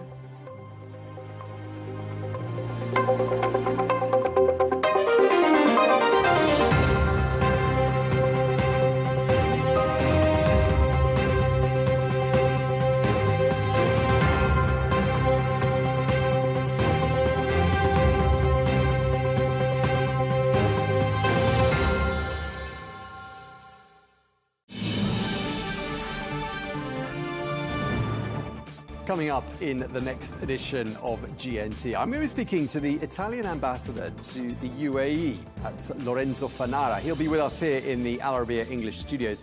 I'm going to be asking him a lot of questions, amongst them how Italy sees its relationship with GCC nations evolving. And I also want to ask him what he thinks is the secret of Italy's enduring charm and appeal for tourists from the Arab world and beyond. That's all to come on GNT with me, Tom Burges Watson.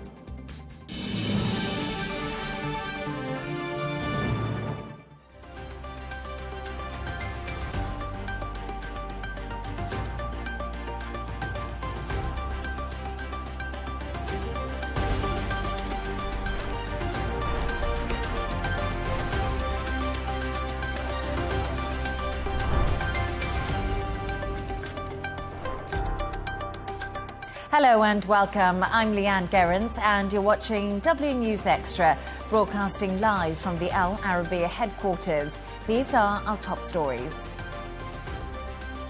Vladimir Putin tells President Trump Russia will respond to Ukraine's weekend drone attack as the two leaders speak on the phone. Aid distribution centres in Gaza are closed as Israel's military warns roads leading to the sites will be considered combat zones. And President Donald Trump's doubled tariffs on steel and aluminium imports come into play from today.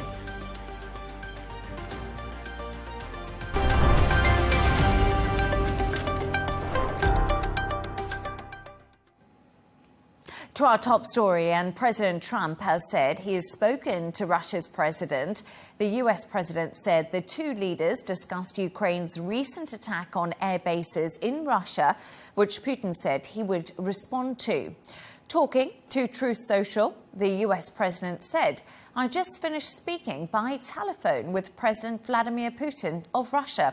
The call lasted approximately 1 hour and 15 minutes. We discussed the attack on Russia's docked airplanes by Ukraine and also various other attacks that have been taking place by both sides.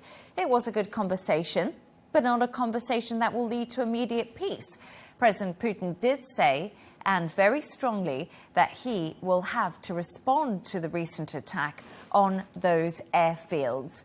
To discuss this and all of today's stories, I'm joined by Al Arabiya English journalist Wandi Intengento and Al Arabiya editor Wissam Kiruz. Thank you so much for both joining me this evening. So I just want to start, Wissam, with you. So another telephone conversation between Trump and Putin. Once again, Trump referred to it as a good conversation. He's done this in the past.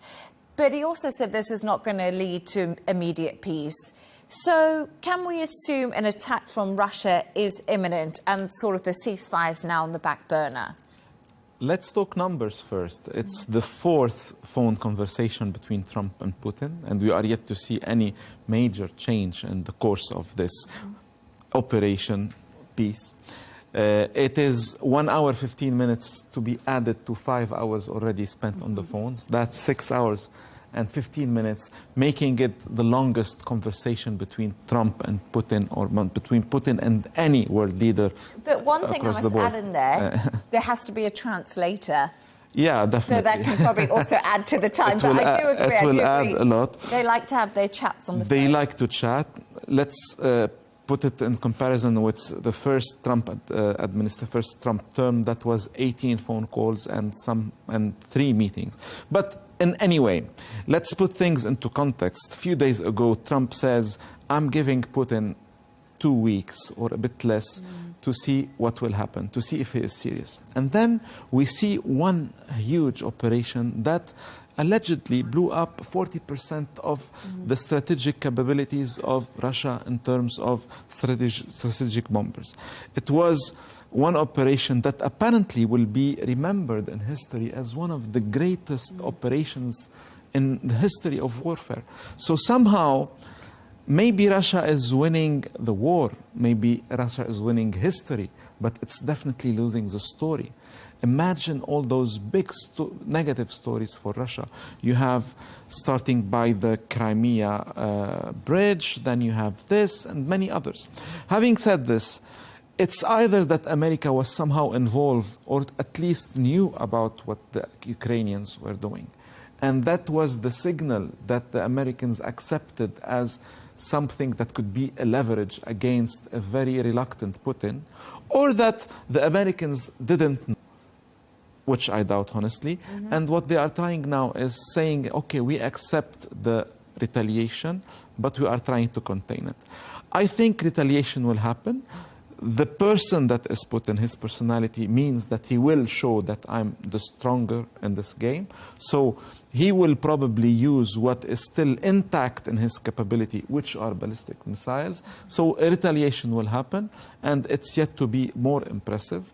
But it has to be contained, because otherwise we are drifting towards something very dangerous. He will be losing the positive momentum with Trump, the possibility to sit on a table with Trump and do a Yalta #2. I mean, I remember I think it was a couple of weeks ago when Trump came out basically saying that he was disappointed in Putin. I don't know if you remember that lash out that Trump had done, that he's disappointed, and it just shows that Putin is not serious about ending the war. Yeah, he said it, and he was always trying to say something negative and immediately follow with something positive, because Trump also is betting a lot on giving the world peace in Ukraine. Let's not forget, Ukraine and Russia is not the #1 priority for Trump. #1 priority for Trump is tariffs, is China, is somewhere else. But it's his ego. He said, I'm going to bring peace in 24 hours. And Putin is not helping him, because Putin got a lot of very premature gifts from Trump himself, and he has a crisis of leverage, Trump. So now this is why I believe there is a lot of signals that lead us to believe that the Americans are, at least they knew about it, and this is something that will be used to bring Russia into a point where they accept to concede. And it is also interesting because I think through Donald Trump's Truth Social today, we really see that he's resigned to the fact that Russia will strike Ukraine in retaliation for this big air base attack, a year and a half in the making, with drones. As you say, audacious attack might go down in history as one of the best operations. But I also think, Wandi, he didn't actually, Donald Trump, reference the attack on the Kerch Bridge linking Russia and Crimea. And a lot of people are starting to think, observers, maybe this is something Putin is embarrassed about. But he has actually referred to that Ukraine strike as a terror attack, hasn't he? Yeah, he has. Look, it's really rich coming from a leader who basically started this war.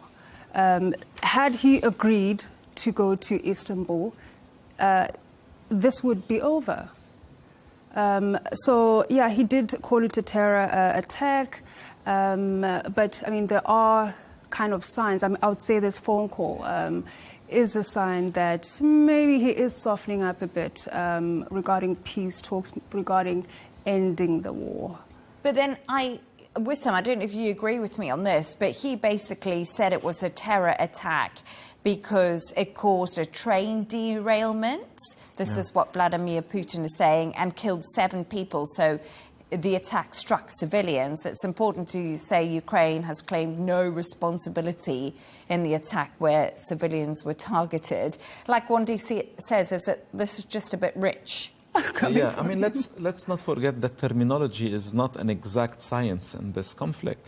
Let's not forget that using a lot of terminology like terrorism, like Nazism, like, you know, a lot of these words that are very into the Russian narrative. But what does it mean at the end? It doesn't mean a big thing, because every day we have civilian killed, whether it's in Ukraine or in Russia. So civilians are being killed in this war, but also a lot of soldiers as well. I mean, let's not forget that the bleeding of Russia and Ukraine in this war is becoming absurd. I mean, the amount of young people who are dead in this war is absurd. And where will that lead? So now Trump, ironically, did not seem very optimistic. He said this was a good phone call, but not a phone call that will lead to any near peace. So apparently there's a game of realism. We are still far. What is the element that will eventually bring Russia to the point to accept that that has to stop? What is the point that will make Russia feel, okay, we have gained enough, we have changed the map enough, and now it's time to, you know, to stop this? I think it's becoming really embarrassing for Trump. I mean, his credibility, his reputation, and I mean, before he even was inaugurated, he promised to end the war within 24 hours. And the longer the war continues, the more it dents his reputation. I do kind of understand his irritation at Putin and obviously Zelensky. His reputation is at stake. But don't worry about Trump. He does not take any blame for anything. Yeah. Eventually, one scenario will say, it's not my war, I'm getting out of it. Yeah. But I don't think he will do it. You know, he is still seeing an opportunity. He genuinely believes that Putin is a strong guy and a potential good ally. Yeah. And he will try to make it. He will keep trying. Till what point, we don't know. And I think Putin is testing the limit of what Trump can take. And this is very dangerous for him. But, you know, also within that phone call was Iran. And it looks like Putin could help with talks when it comes to Iran. This could be where they can match diplomatically, maybe? It's one of the study cases of how Trump operates, okay? The businessman operates this way. We have a problem in one area. Let's try to find somewhere better in a different area. So what he's basically doing is saying, let's bring Russia into the Iran paper so that Russia will feel, you know, more engaged with us. It's the same what he has done with the, you know, with the rare earth deal with the Ukrainians. He always brings this element of business, of outside the box. Maybe it will work, but who is not happy about that? It's the Israelis, of course. He is bringing Russia into the negotiations with Iran. Not a good news for Israel. But once again, you know, it seems to be that they have agreed that the US and Russia say Iran shouldn't have a nuclear weapon. But of course, we've heard from Iran's supreme leader about the fact that abandoning uranium enrichment was 100% against the country's interests. But we know Vladimir Putin and Iran have a relationship. So that's probably another piece of the puzzle where Donald Trump can use the leverage from Russia to try and agree to a deal with Iran. He's bringing Iran in the leverage with the Russians, and he's bringing the Russians in the leverage with Iran. And he is eventually giving the Iranians the possibility to keep enriching at a low level, according to many, many sources. So apparently the Iranian deal has more chances to concretize earlier than Ukraine. I'm not surprised that Putin, volunteered to have discussions with Iran. Russia and Iran earlier in the year had signed a treaty, like a military treaty, a 20-year partnership. So I'm not surprised that he's volunteered, and he has no hesitation regarding it. Yeah. I mean, like you say, there's so many pieces to this puzzle. We could talk about it all day long, but we're actually going to move on now, and we're going to talk a little bit about another story that has been dominating the headlines, and that's aid distribution centres in Gaza closed today after Palestinians were reportedly killed by Israeli gunfire near an aid site yesterday. In a post on Facebook, the Gaza Humanitarian Foundation, which is backed by Israel, said the centres would be shut for renovations, organisation and efficiency improvements. Israel's military has warned roads leading to the sites will be considered combat zones. And in a statement on X, says Hamas is losing its grip on the population in Gaza and its control over humanitarian aid. Earlier, I spoke with Dr. Ahmed Al-Farah, who's the head of the Pediatric department at Nasser Hospital, and he told me what he's been witnessing. Take a listen. We saw yesterday they came by gunshot in the upper part of the body, in the head, in the chest.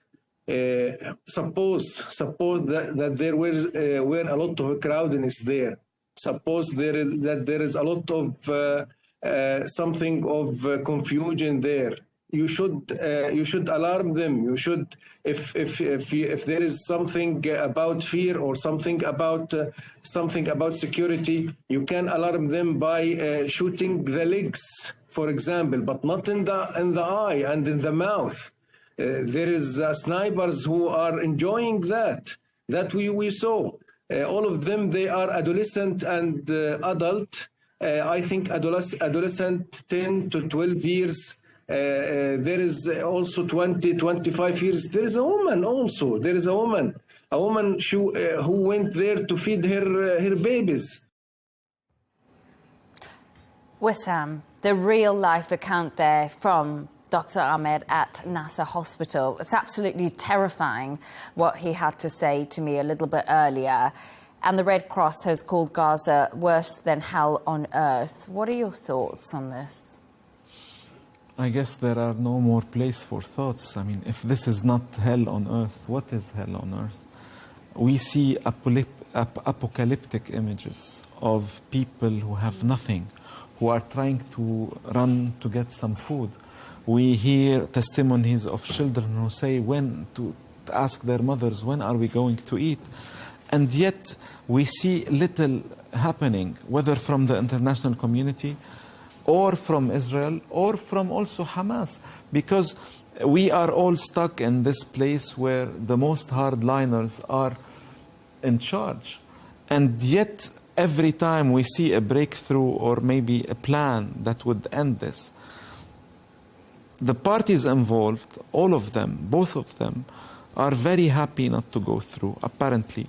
And in the same time, we have no one to see what's really happening, no journalists on the ground, no independent watchers.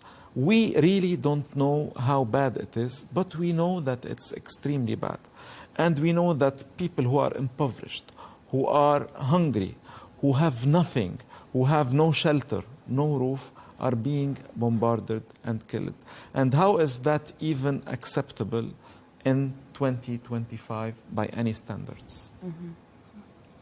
Wanda, I don't know what your feeling is on the aid distribution happening within Gaza right now. It is quite disappointing to see what really confuses me actually is GHF knew that there were safety and security issues. It really surprises me that they are undergoing renovations and they don't have a plan, a backup plan for this. So I feel that they failed. They failed in their core duties as a body that should be obviously distributing aid to people. Yeah, absolutely. And I think that is where the difficulty is coming in. The GHF have 4 sites. The UN had about 400. And right now, the aid's just not getting to where it needs to be going. And that's something that I think is very difficult for people because they have to walk kilometres to get to these distribution sites, and it is a live, active war zone.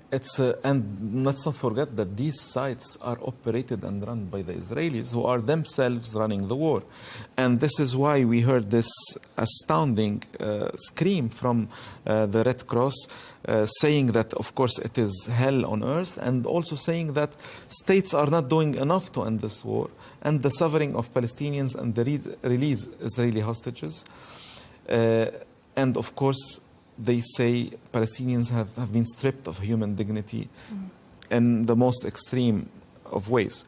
And let's not forget, but apparently the sides in this war, Israel and Hamas, the political gains, what's on their agenda is not a human life, honestly. Because for some in Israel, of course, the narrative is that we want to release the hostages. But for some in Israel, it is a moment where there is a possibility of giving Israel a possibility to empty Gaza of people. Okay, some in Israel do think that this is feasible, this is possible, and that eventually people could leave. And on the other hand, Hamas, they think that whatever happens, as many blood that is shed, it's not a problem because we will not stop being resistance. So we are stuck in a very, very, very inhumane struggle where ideology is taking, the upper hand.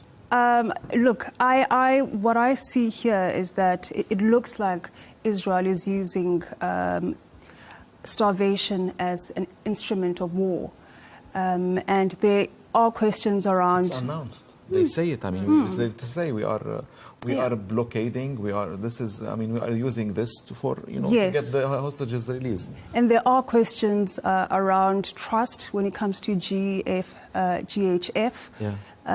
because they invited civilians to come to these sites, and then the next thing, people are being greeted with bullets on their heads, and so it's people have raised those questions around whether to trust GHF. Yeah, and it just becomes a very complicated situation, I think, on the ground, because, as you said, the trust is lost in many respects. People are desperate for food, so the desperation's there. And let's not forget, Hamas is not releasing these hostages, and that is something that is very difficult. And a lot of people say if Hamas released the hostages and the bodies of the hostages, would this come to an end? Would we see a finalization to this absolute starvation that's happening? Well, obviously, the hostages has to be released, and the hostages, and Hamas is giving, unfortunately, Israelis a reason, in their thinking, to continue doing. And of course, if Hamas has the hostages, it's not a legitimate reason for Israel to do what it is doing. But it's not legitimate as well for Hamas to keep the hostages, for whatever reason. But in any way, the real hostages now, of course, there are the Israeli hostages, but isn't the Gaza people also hostages in this unfair war? They didn't want this war. They didn't apply for it. This is not what they wanted. They were living somehow a much better life. I wouldn't say it's the best life in Gaza, but they were living an okay life. And then they have this. It's hell on earth. They are hostages as well. And they deserve the attention of the world, the people, the weak people, the humanity is failing in Gaza, that's for sure. And Wandi and Wissam, a question for both of you. We're all journalists sitting here right now. We've spoken about this previously, but Israel just doesn't let international journalists in to cover these stories. So it's really difficult for all of us when we're reporting to get a full picture of actually what's happening. We're asking a doctor in Gaza. We're trying to find evidence where we can. The BBC has been criticised for their coverage. Do you think sending international press inward help or hinder the current situation? Wandi, I don't know. You go first. Look, it's a yes and no answer for me. There was a recent report that basically showed, that said that more journalists were killed in Gaza than in any war. In any war. So that's an indication of how dangerous it is for journalists to be, I guess, on the ground. And then, of course, not having international press on the ground is compromising on the, I guess, access to information. And obviously, we're not able to get a full picture of what's actually happening on the ground. Safety and security, huge issue for journalists. I mean, in my younger days, I did a training called Hostile Environment and First Aid Training. And this is a type of program where you are trained to work in hostile environments like Gaza.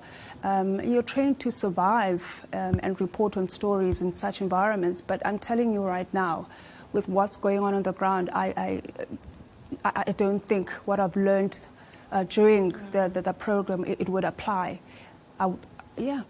And Wissam, a lot of us journalists have done this hostile training, but in your opinion, you know, like Wandi said, it's extremely dangerous. We've seen a huge volume of journalists being killed trying to cover this story. I mean, the journalists who have been killed are Palestinians, are people from Gaza. They are not journalists who came from outside. Second, the risk of going to that war and covering it is a risk that should be assessed and taken by journalists and by media. And third, whether there are journalists or not, the safety and security of journalists is to be assured by the people on the ground, Israel and Hamas. But most of all, this is a war, and a war has to be covered. And in any conflict where you have people dying, the basic human thought is that we need coverage. We need independent people who are telling us what's happening there. Because any information that we are getting now from Gaza is coming either from people somehow close to Hamas somehow, or from Israel. And also, it's legitimate to listen. People need to know that the Palestinian Health Ministry is the last or one of the very few Palestinian Authority bodies that was not split between Ramallah and Gaza. So anything related to Palestinian Health Ministry is somehow has a certain Palestinian legitimacy, and we cannot say that it's Hamas. But a lot of people around the world are calling very seriously, we need to let journalists, independent journalists on the ground. It is a necessity for the world. Yes, and that's why many people do end up becoming journalists, obviously war correspondents for things like this. But thank you so much for your thoughts on that story and the extreme circumstances that people are facing in Gaza at the moment. Let's move on to another story making headlines today, and President Donald Trump has doubled tariffs on steel and aluminium imports from today. Trump says the new rates, which have gone from 25% to 50%, are designed to bolster the struggling US metals sector. Earlier, I asked the head of money and markets at Hargreaves Lansdown, Susanna Streeter, why the UK was temporarily exempt from this major increase.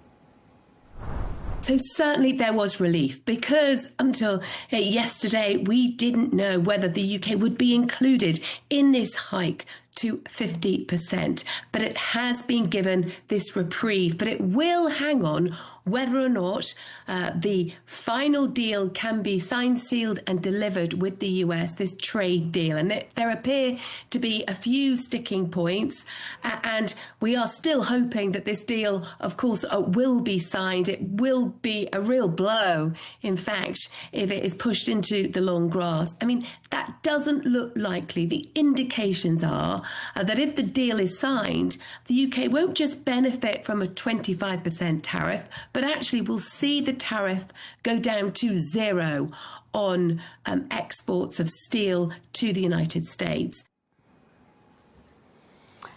Wandi, let's start with you. Tariffs. I feel like we've heard a lot about tariffs, haven't we, of late? Let's be honest. And we saw these massive swings in the market on Liberation Day when Donald Trump first announced the tariffs. But today, when I was having a look at the markets, actually ticking higher in Europe. The US appeared to be ticking higher. The dollar sort of steady. So I wonder, Wandi, if the markets are just like, we know how to deal with this. We think concessions are going to come into place. We're taking it in our stride. Markets are, I think markets are a very emotional entity.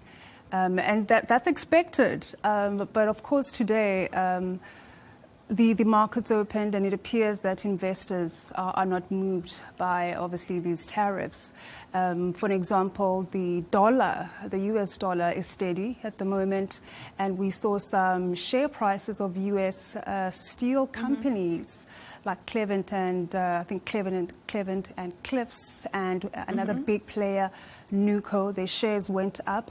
So that's, I guess, a great indication that, the market is accepting it, and, the market is getting used to the craze, the theater that Trump, I guess, gives us on a daily basis. Yeah. We are not, the market is not moved anymore by market movers. Yeah. Markets, they know by now that whatever threshold or numbers we are hearing in this conversation are elements in a negotiation game, okay? So when you say 145 tariffs with China, it won't be there. We are sure in a couple of months we are not going to hear those numbers.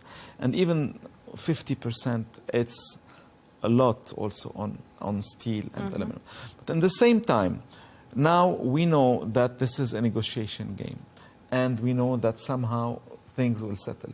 And let's not forget that Trump said we're going to have some bumps, but the world will not, it's not going to get destroyed. But at the same time, Trump started the problem, started this tariff war for a very clear idea in his mind, to rebalance the deficit in trade. So he will eventually make a lot of advance, hopefully for him. He will make advancement on this. It's going to be bumpy. It's going to take time. And we're going to see. It's a long negotiation game. But then again, I think, something that a chief investment strategist said, Sam, he said that we have to wait until July to really see the impact of tariffs in the market. So now we just sit and watch and then wait for July. But I also think a lot of other factors come into the markets. They can be reactive, but reactive on data that we're seeing. Reactive, there's big markers that come out when it comes to the markets. It's not just the tariffs, essentially. But I do find it absolutely fascinating at the moment. And I think one of the reasons, I don't know if you both agree with me on that, is Wissam, there's concessions. There's always concessions to be made. Donald Trump is the deal maker. He wants countries to be phoning him up and saying, look, this 50% levy is coming into place, but we'll give you a deal. And I wonder if the markets are thinking, Donald Trump is the king deal maker here. Other countries are going to have a phone call with Xi Jinping. He's been speaking to Europe. So we don't need to worry that much. Trump will get what he needs, and then the tariffs will be lowered. Trump is a deal maker, and he is bringing this element of business thinking into the world of politics. But for his opponents, he is making deals in problems that he created himself. So he starts the problem and then he makes a deal out of it. But at the same time, apparently the world is starting to understand the language of Donald Trump. Eventually things will settle. And the world will have to find a way to deal with America that is more assertive and more... the rules have changed. Because America, Trump, feels that the game of globalization was so much into the benefits of China, and it has to be rebalanced somehow. And for many, it is legitimate. Now, what will happen, how it will happen? Now we know that the markets are less worried, less emotional. We know it's not gonna crumble. But let's not forget that the dollar has lost somewhere around 10% in the last 4 months. And if we have a snapshot on what is the US economy today, and he was bragging about it the other day, Trump, employment is very good, sentiment is very good, but what is not good is the very area where he is trying to make things better, which is manufacturing and trade balance. So let's see. Just a couple of, I think, an hour or two ago, I mean, Mexico announced new measures in response to the hike in U.S. steel tariffs. And of course, those measures are set to be announced next week. So global leaders are now kind of like softening up to talks with Trump regarding these steel tariffs. I don't know if they've got a massive choice, to be honest, in some respects.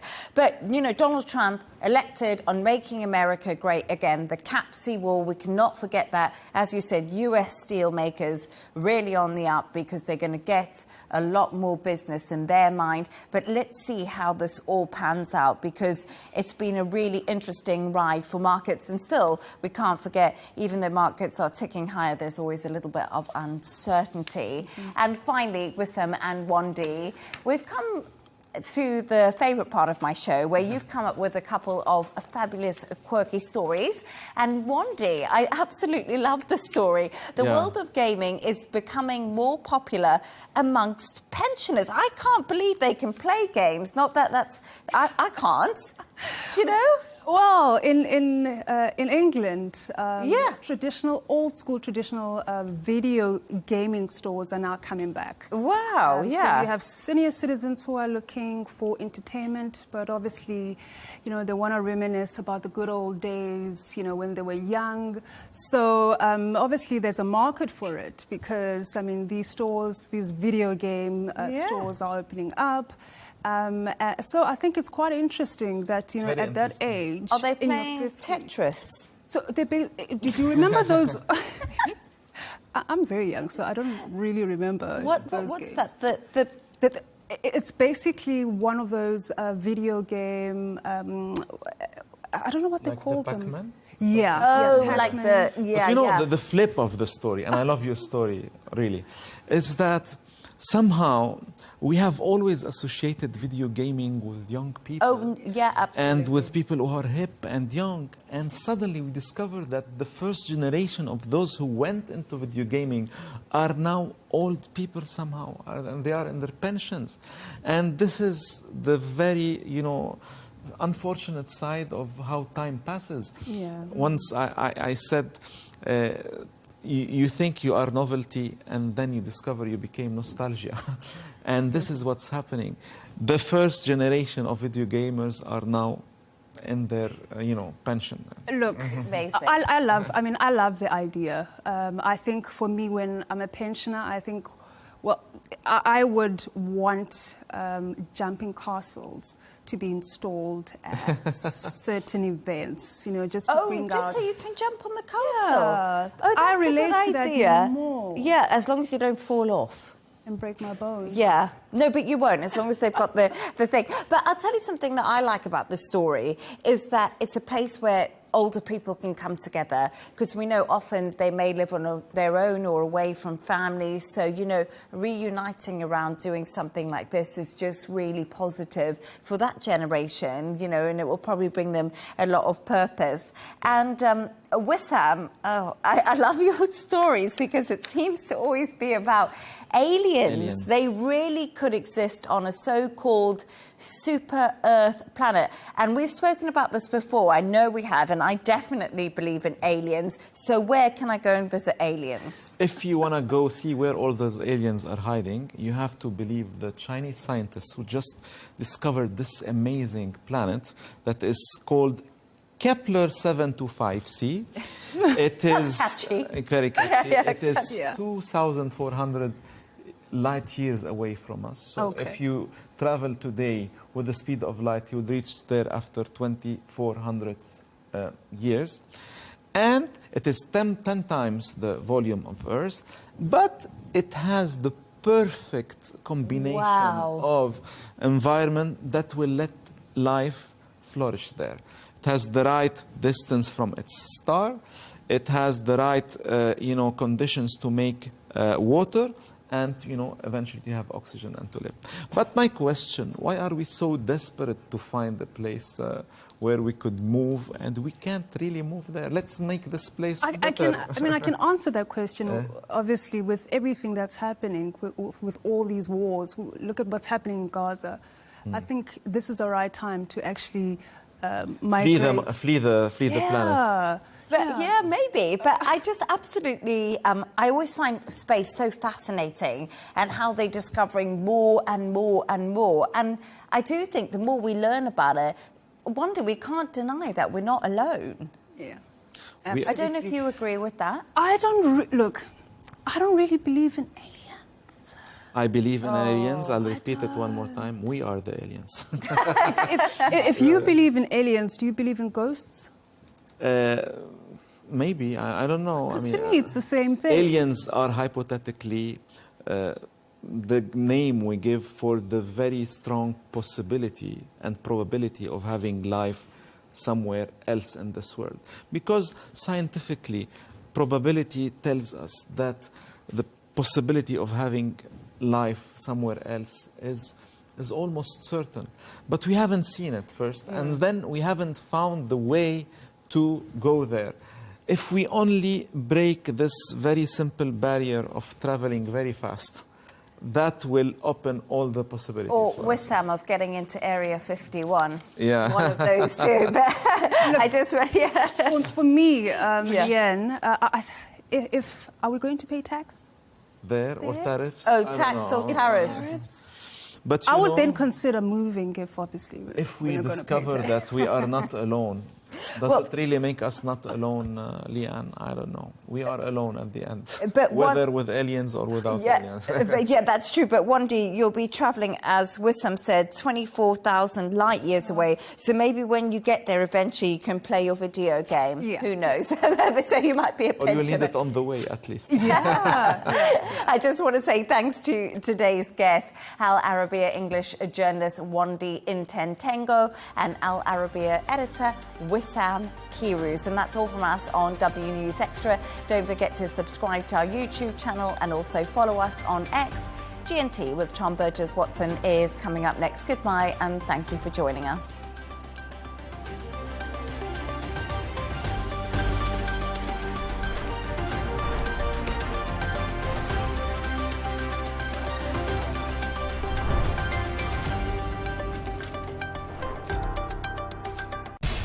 We have to take care of our people, and we're going to take care of our people first. For in-depth analysis and all the latest developments across the globe, make sure you join us every weekday. President Trump is trying to negotiate a ceasefire.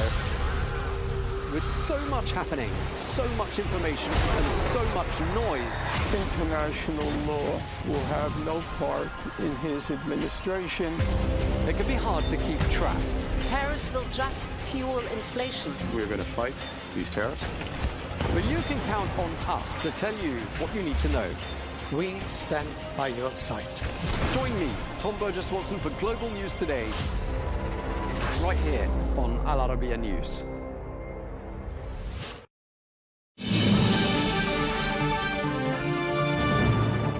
Coming up in the next edition of GNT, I'm going to be speaking to the Italian ambassador to the UAE, that's Lorenzo Fanara. He'll be with us here in the Al Arabiya English studios. I'm going to be asking him a lot of questions, amongst them how Italy sees its relationship with GCC nations evolving. And I also want to ask him what he thinks is the secret of Italy's enduring charm and appeal for tourists from the Arab world and beyond. That's all to come on GNT with me, Tom Burges Watson.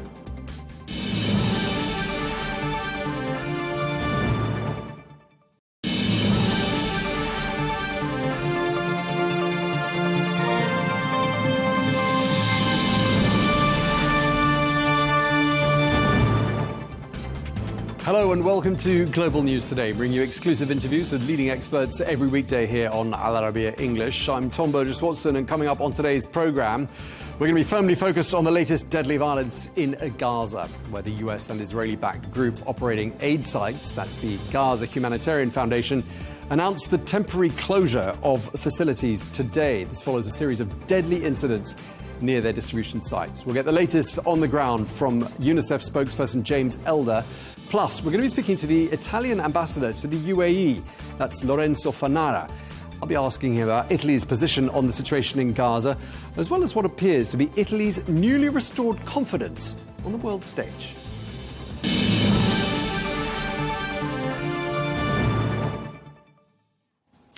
Hello and welcome.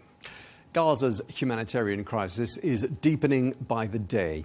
Today, aid distribution centres across the Strip are closed, and the Gaza Humanitarian Foundation, that's the GHF, which is a US and Israel-backed aid network, has announced it is suspending temporarily its operations, while the Israeli military has declared roads leading to the aid sites as, quote, combat zones.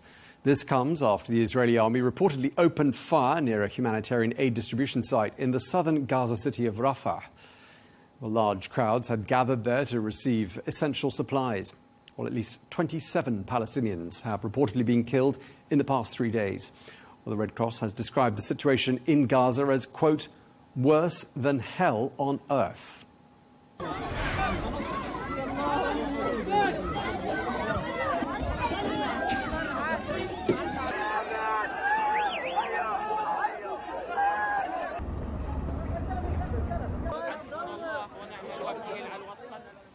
Well, the UN, for its part, has condemned the losses of lives and injuries suffered by Palestinians in Gaza who've been seeking food.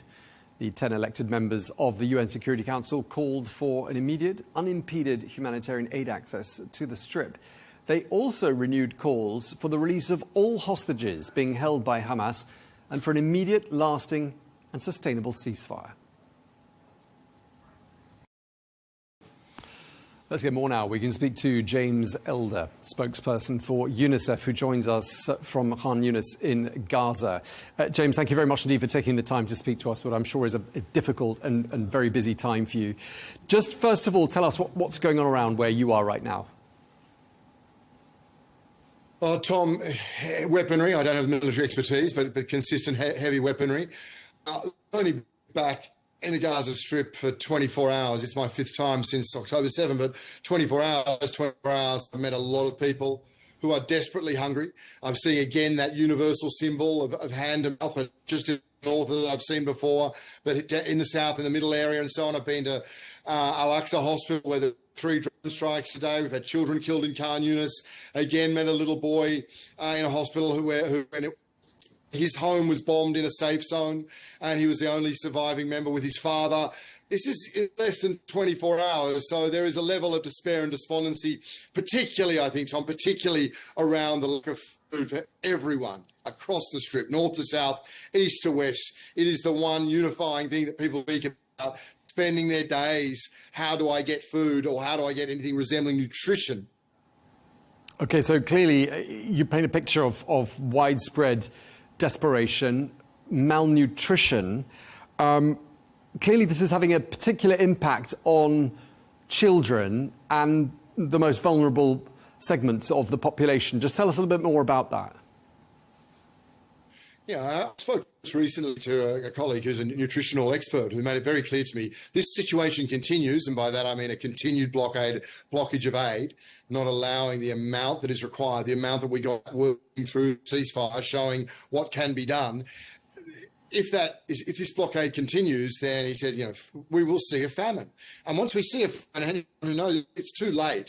That means that those deaths, those numbers have already started to occur. So we've got a critical nutritional situation. It's a vicious cycle, Tom, because, of course, there is now a great spike in diseases. Disease and malnutrition are terrible partners. That's what kills a child. A child who's malnourished is 10 times more likely to die from disease.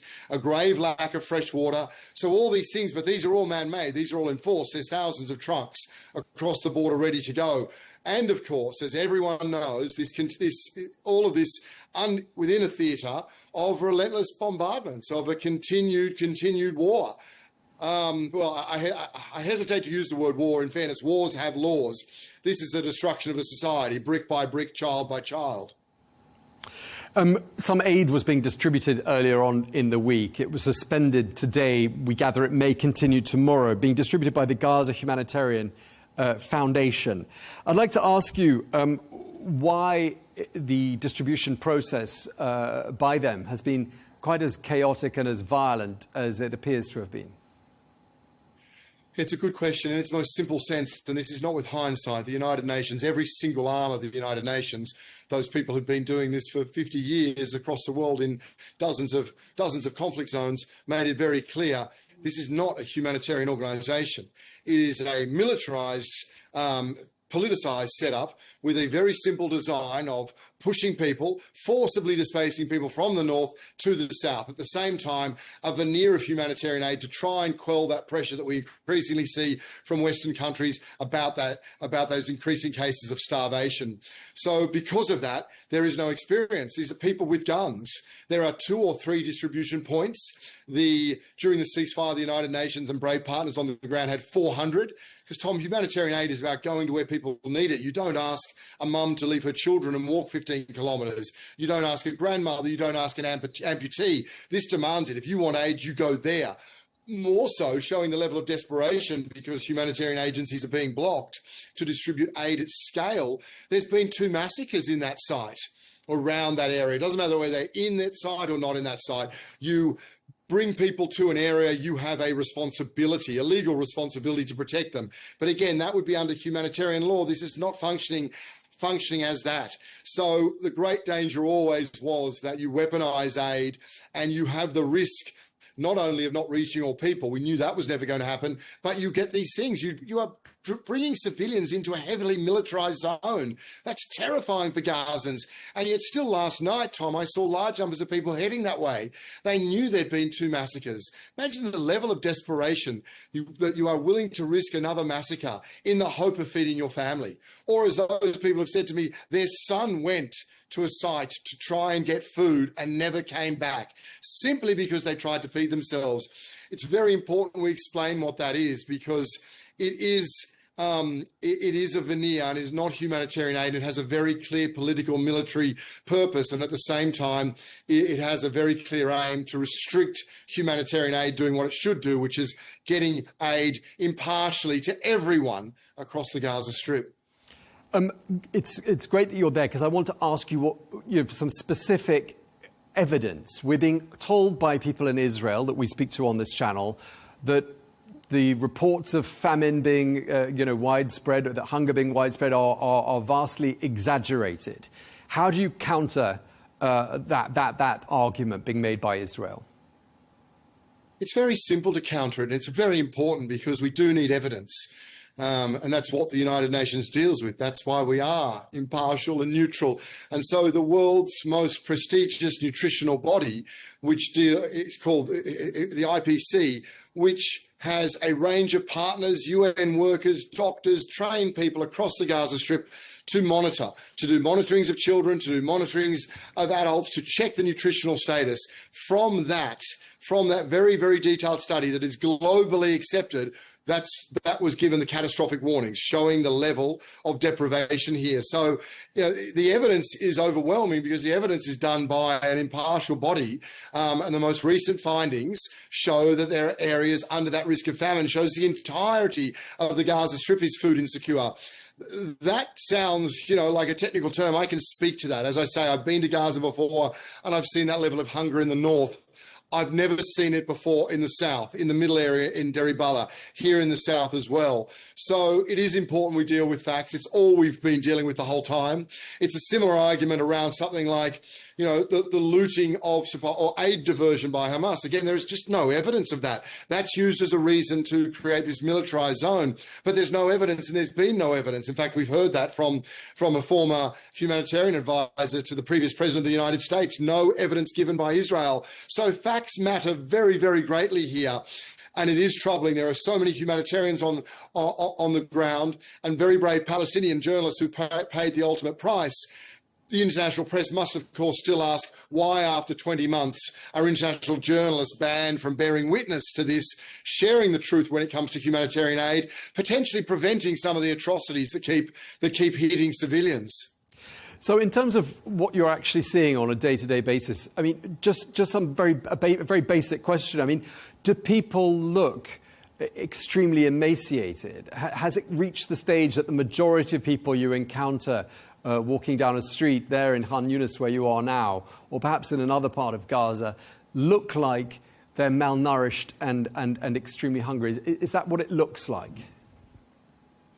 Some, yes, probably not to the level you say. And I think without having that nutritional expertise, if you had that, you're probably in a famine to see that entire population like that. But there is no doubt, those people I will speak to, people I know, you can see how much weight they've lost. Or if they were thin now, they are gaunt. That's very clear. I've spoken to so many mothers who haven't eaten for a day or two because they share their food with their children. They give their food to their children. So it's both a lack of food and it's clearly a lack of nutrition. A lot of people say they eat bread, but you just never feel full for it. People are lacking energy because of a lack of nutrients. Does every single person look emaciated? No, that would again be catastrophic. And if that was the case, we'd be seeing many children dying because, of course, children are the most vulnerable. They have the most vulnerable immune systems just because of their size. And as I say, disease is 10 times more likely to take a child's life when they are malnourished. Remembering that state of people, if it gets to the state, of famine, it's too late. And I guess also this is not... we're not hundreds of kilometres away from somewhere. We're not needing to do food drops. This is entirely man-made. Everything the people of Gaza need are in trucks on the border. There are people eating very well 50, 100 kilometres away. That's what is so dire here, that it is a population being deliberately forced into this level of despair, which, war crimes are very clear. Starvation as a weapon of war breaches many international humanitarian laws, if that was to be found to be the precise verdict about what's happening here. Okay, just going back briefly to the GHF, the Gaza Humanitarian Foundation, is it unworkable as an organisation, or could the UN come in and perhaps help them and show them what they're doing wrong? If you were asked to do so, would you? No and no. It's not workable because it will always be militarized. You will always be taking civilians into a military site. You will always be screening civilians. You'll always be choosing who gets aid. But more than anything, Tom, it's not workable because it doesn't need to be, because for the UN to go and help it, the UN just for, over the course of 2 months during the ceasefire was bringing 500 trucks in a day. We saw malnutrition collapse. We saw disease collapse. We saw clean water increase. So there's no need for a separate mechanism. And that's the point we must ask ourselves, why is that being created? It's being created with a simple purpose of dragging a population to the south. We cannot be part of a system that is part of forcibly displacing people. So to offer our support, would be to offer support to a system that breaches so many levels of dignity in terms of how humanitarian support would be provided. But equally, we don't need to offer our support. We just need to be allowed to give our support, allow those agencies who were from Sudan to Yemen to Afghanistan, who have done this for half a century, who did it 2 months ago. If we are allowed to save lives, we will save lives. Okay. All right. Well, we're going to have to let you go. Really appreciate you taking the time to speak to us under what sound like extremely difficult circumstances. Thank you very much indeed. James Elder, spokesperson for UNICEF in Khan Yunis in southern Gaza. Thank you very much indeed. Thank you.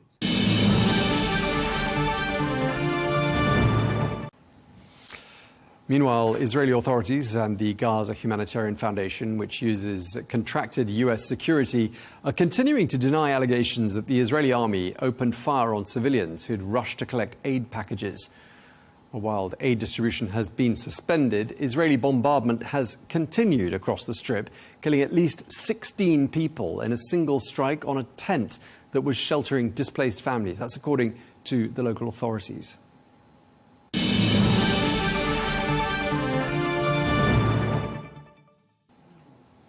Well, let's get more now. We can speak to Manuel Hassassian, who is the Palestinian ambassador to Denmark and former ambassador for the Palestinian mission in the United Kingdom. Thank you very much indeed for joining us once again here on Al Arabiya English, Ambassador. The UN Security Council is going to be voting later on today on a demand for a ceasefire and humanitarian access across Gaza. Are you hopeful this is going to change anything? Well, actually, we have been all the time promised that a ceasefire is going to take place, but unfortunately, there is not enough pressure by the international community, neither by the United Nations resolutions that are, becoming hollow as far as Israel and the United States is concerned. So we try to be hopeful that, there should be an end to this carnage and to this, mass genocide of people. But we have to be cautious. With cautious optimism, we receive any kind of a resolution. As long as the Americans are vetoing any kind of resolution that is pro-favoring, the Palestinians, we see Israel is getting away with impunity. So I'm not that optimistic, but I can say maybe I will be optimistic in the sense that maybe with the pressure of the international community, the Americans could shy from using the veto power and try to put some pressure on Israel to get the humanitarian aid reaching, the Palestinians. Israel is using now deliberately the weaponization of humanitarian aid which stands among basically the most insidious facets, I would say, of its ongoing genocide in Gaza. When is the international community has to realize that this cannot continue? Day by day, people are being killed, not only from bullets, not only from bomb shelling, but from starvation. Kids are dying every day, and this is considered to be a badge of dishonor on the international community to see a slow-motion genocide being implemented on an unarmed civilians. Now, we cannot keep on talking about Hamas and what have you. It is a stage where it has been very clear that the displacement, that the forced diasporization, that the emptying Gaza is now considered to be a very obvious strategy for Israel to continue with its war against the Palestinians with impunity. Since the truce collapsed in March, Ambassador, is there anything left of any kind of a process that, apart from things like UN votes at the UN Security Council, might bring about a stop to the bloodshed in Gaza? I totally believe, and I have a deep conviction, that the only country that will stop this genocide is the United States of America. Not the United Nations, not the international community, and not the international organizations, because Israel always believes that it is above international law and it cares less about humanitarian law. And you have seen it since the inception of this conflict for the last 70 years. So the only country that could put pressure on Israel and stop this carnage is the United States of America. When is President Trump is going to walk the walk and not talk the talk? He has been promising of a deal with Hamas to end, to have a ceasefire, to release the hostages. And in the final analysis, we have seen a slow motion process by President Trump, which gives me the impression that continue Israel in killing and displacing the Palestinians as many as you can. So it will be easier for you in the future to control the Gaza Strip. We've been told from the start of this conflict that Hamas stores weapons in civilian infrastructure, like schools, like hospitals. It's something we hear time and time again from the Israeli side. When you hear things like that, what's the counter-argument? Well, the counter-argument is very simple. Hamas has been scattered all over Gaza, and they know the terrain very well, and they know exactly when to hit, when to retreat. I don't think Hamas, will take the Palestinians in Gaza as a human shield, as the Israelis say, because Israel cannot justify the collateral damage in bombing hospitals, killing, and whatever. But where is Hamas in the starvation process by the Israelis? Where is Hamas? Well, it's Hamas. Israel would argue that Hamas is not allowing always access to the food aid that's being given, and is using it as some sort of a tool to boost its own power and credibility. I mean, that's their argument, not mine. Yes, I understand their argument, and their argument is refuted, because also Hamas should shoulder the responsibility of their people in Gaza and try not to block the food for them, because, this is something against Islam if they are really Muslims, as we think they are, and they should not act the way they are acting if this is the allegation of the Israelis. But Israel is trying to come up with all kinds of excuses to justify that Hamas is a terrorist group. Hamas is prohibiting, the agreement for a ceasefire. The onus is always put on Hamas. And Hamas, time and again, are saying we are ready, and they have accepted Witkoff deal in stopping, this confrontation with Israel, and accepting the fact that the people are worn out, the destruction is total in Gaza, there is no way that the people can steadfast anymore, and that will boomerang on Hamas if it continues, as the Israelis alleging, that they are using them as a human shield. And all the while, close to 2 million people in Gaza are on the brink of famine. And there's this organization, the Gaza Humanitarian Foundation, the GHF, which is supposed to be distributing food to people. And the distribution process has been chaotic, to say the very least, and indeed tragic, because lives have been lost. What's your stance on the GHF? Why is it not able to deliver food? It's like giving in one hand and taking in the other hand. They're trying to do this, but Israel is disrupting the whole process, as if there is a certain kind of a policy that bring all these people to take their food, and then we attack them. This is how, people interpret, or else why the Palestinians or Hamas or what have you have to disrupt the distribution of aid and food for the starving people in Gaza. Everybody is looking forward to have a piece of bread and what have you. Do they have the intention of being chaotic? Who is being chaotic here? The Israelis are trying to mess it up. And this is a very deliberate policy in order to attract all the Gazans to come to pick up, the food aid, and then start using snipers, bombing, and what have you. This is genocide. This is genocide with no rules whatsoever. There is no rules in controlling, genocide by one side against the other. A lot of solidarity with the Palestinians. I'm sure you've seen that for yourself. Today, a large protest happening in London, a large protest in Paris last weekend.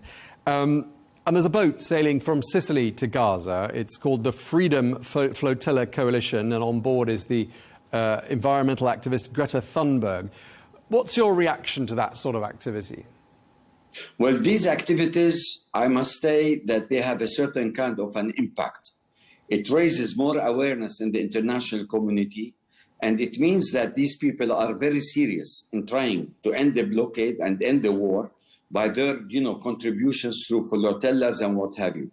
And you have seen certain statements coming out from leaders, for example, from Lars, the Danish foreign minister, saying that, if we continue, looking at what's happening in Gaza and not taking a stand against Israel in what they are doing in starving a people, we are not going to get away with history punishing us. So these are strong statements coming from conservative countries that since day one have been supporting the state of Israel. So I can see a switch now not only from Ireland, Spain, Norway, and what have you. We are seeing strategic changes in opinion now because these countries cannot continue to play the good guys for Israel.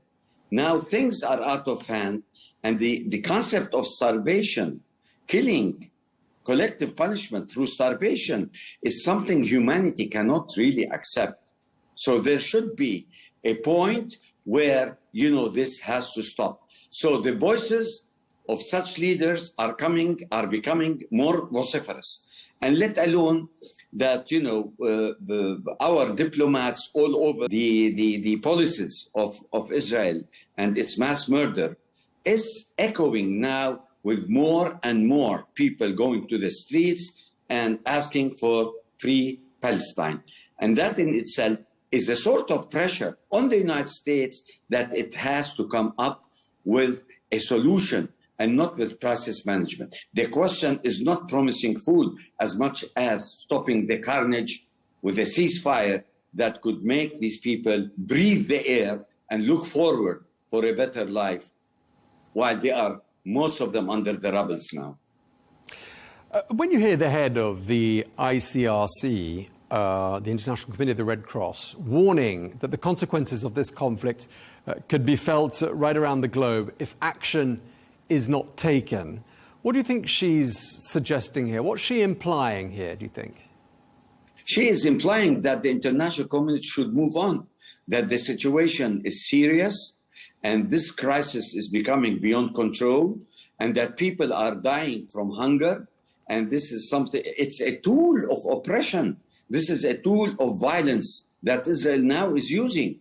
I mean, where is the international consciousness? Where is the international humanitarian position on such actions? It's no more bullets and bombs. It's more starvation. It's displacement, ethnic cleansing, killing people, left and right, with no consideration whatsoever. So this is a wake-up call by the International Red Cross that if things like this continue more and more, then we are talking about a chaotic world where international legal frameworks are going to be insignificant in controlling the behavior of state countries.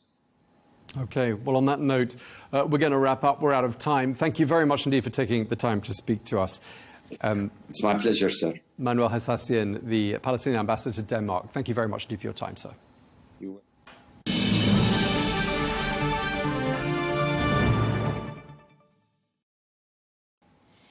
Well, let's get more on this now. We can speak to Chuck Fryik, who is a former Deputy National Security Advisor, who joins us from Tel Aviv. You're also a Senior Fellow at INSS in Tel Aviv. Thank you very much for joining us once again here on Arabiya English. First of all, I mean, we've been talking about the humanitarian situation, but let's go back to talking about Israel's military objectives in Gaza. What's being achieved there by Israel, in your view?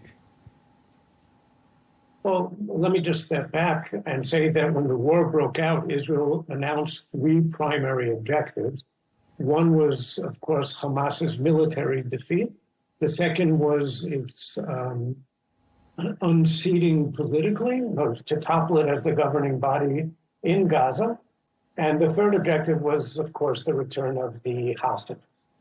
Now, in terms of military defeat, that was largely achieved already some months ago, but not completely. And so the objective now is to go in and try and get as close as possible to that. Personally, I'm skeptical that a lot more can be done today that was not done in the first year and a half of the war. But that is certainly a justified objective. Hamas is pretty much the embodiment of human evil. It launched a war which was designed to bring about Israel's annihilation. It wasn't just the massacre of October 7th. So to the extent that that can be successful, it should be pursued. Unfortunately, the political objective has not been very successful. There's still, for all practical purposes, the governing body in Gaza. And the hostage situation, many have been brought home, but of course not all. Okay, so some of those objectives have been partially achieved, others not. I mean, let's talk about Hamas. I mean, the idea is to eliminate Hamas. Well, people we've spoken to have said that's impossible. How do you eliminate an ideology? And then what? I mean, what is the long-term governance strategy for Gaza? Is there one? Well, first of all, the argument about it being impossible to annihilate and to destroy an ideology, of course, is true as far as it goes. But if that's really the case, then the Allies never should have gone to war against Nazi Germany. Nobody should ever launch a war because you can't kill every last person who has a certain viewpoint. The objective was to destroy Hamas as an effective military organization, as a coherent military organization, and that's largely been achieved.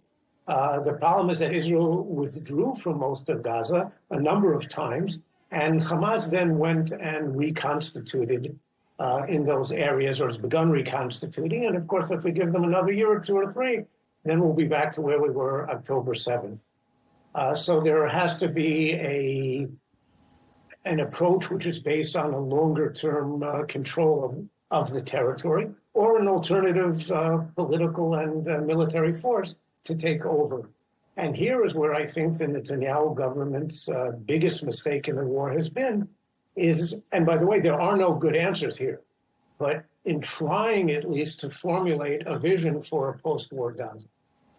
Yeah, I mean, I'm just wondering whether Prime Minister Netanyahu is looking more politically vulnerable right now than he has done in recent months. I mean, a lot of the people we speak to say that Benjamin Netanyahu stands to face justice as soon as the fighting ends in Gaza, and therefore, they tell us, it's in his interest to keep the war going. I mean, is that a widely shared opinion in Israel? It is. I don't think it's not a matter, in this case, of facing justice. He will eventually face justice in his trial, corruption trial, which is underway, has been for a few years, and is not going to end anytime soon. It'll take another year or two. What you're referring to is his fear, a justified fear, that if and when he's forced out of office or loses the next election, which is no later than next November, 26th, that a national commission of inquiry will be established, and it will find him responsible for the failures of the war. Israel has a tradition whenever there's a major failing such as this, of establishing commissions such as this, and they've been quite scathing in their conclusions. So yes, I think he is afraid of this. And I think this is a classic case where, unfortunately, political considerations do mingle together with strategic ones, so that there are really two stories here. One is a justified war against Hamas, and you can argue about how it's being done, but the war itself is certainly justified, and the fact that the Prime Minister does have his own political concerns here. A three-day anti-war march happening in Israel right now. It's called Standing Together. They're obviously calling for the return of hostages, but also an end to the violence, which is something that a lot of people in a lot of countries are calling for. I mean, there are even protests in London today with that very same goal in mind. Are you seeing any shift, any turning of the tide when it comes to public opinion there in Israel?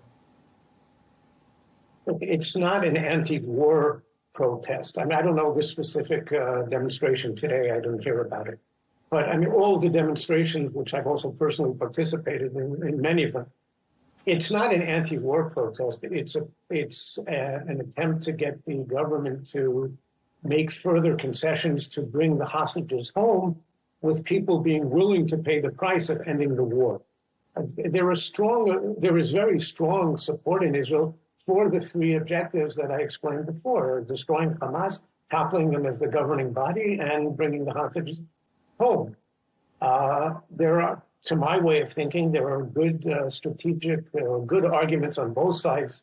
Those who say, no, we have to continue this war because Hamas is such a danger, and if we stop it, we know what will happen. And the other people say, yes, we know that. There is certainly that danger. No one denies it. But first of all, we have to get our hostages home. Sure. And of course, but 20 months on, those objectives, as we've been saying, haven't been fully achieved. 54,510 Palestinians have been killed. And we are told that the vast majority of those are civilians, although obviously many in Israel would dispute that. But, I mean, is there a feeling that, Israel is just being, totally disproportionate in its use of force in Gaza? I mean, this is a people that's, barely got anything to eat at this particular moment in time. I mean, is there a sense that this is no longer self-defense, this is disproportionate use of force? I don't think that the vast majority of Israel's population feels that way. First of all, the figure of 54,000, usually when international media use that term, they said, well, that's according to the Gaza Health Ministry. They did, until it was proven that, on the whole, those figures were largely accurate, and that's independently verified. No, it's been proven that around 20,000 of them are actually Hamas fighters. So it's still a very high number, but a more accurate one is 30-something. It's 30-something thousand. Hamas has been weaponizing the suffering of its own people for their own political purposes. Now, if people want to end the war tomorrow, and if people want to end the suffering of the Palestinian people in Gaza, and in principle we're all for that, there's a very simple answer. Hamas has to agree to disarm and to step down as the governing body. They started this war. Again, it started as a war of annihilation. And people are asking Israel to show greater concern for the Palestinians than Hamas, than their own people do. So I think that there's a problem here in the argumentation. And of course, nobody wants to see civilian casualties, God forbid. And if you want to say that there have been a couple of cases that maybe were mishandled by Israel, I'm sure that's true. It happens in every war. But the responsibility should be placed squarely on those who are responsible for this, and that is Hamas. Yeah, but I mean, how can we place responsibility on Hamas when, they are designated as being a terrorist organization by many countries, and Israel is a democracy that's allied to many Western powers, and therefore should set an example? I mean, doesn't Israel want to hold the moral high ground here? Yes, we would certainly like to. It's very, very hard to do that when the organization that you're fighting intentionally places its weapons and digs tunnels in and under civilian facilities and schools and hospitals next to residential neighborhoods and intentionally targets Israeli civilians. And remember how this started, and remember what the intent was. Had they succeeded, they expected that Hezbollah and Iran and others, they expected people from Jordan to cross the border and from Syria. For them, the plan was, we have the documentation showing, this was Israel's annihilation.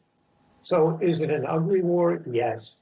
Do we wish it could be otherwise? Absolutely. But Hamas, as I said in the beginning, to my way of thinking, is the embodiment of evil today. And one way or the other, it's going to have to be destroyed, at least as an effective military organization and the political leadership in Gaza.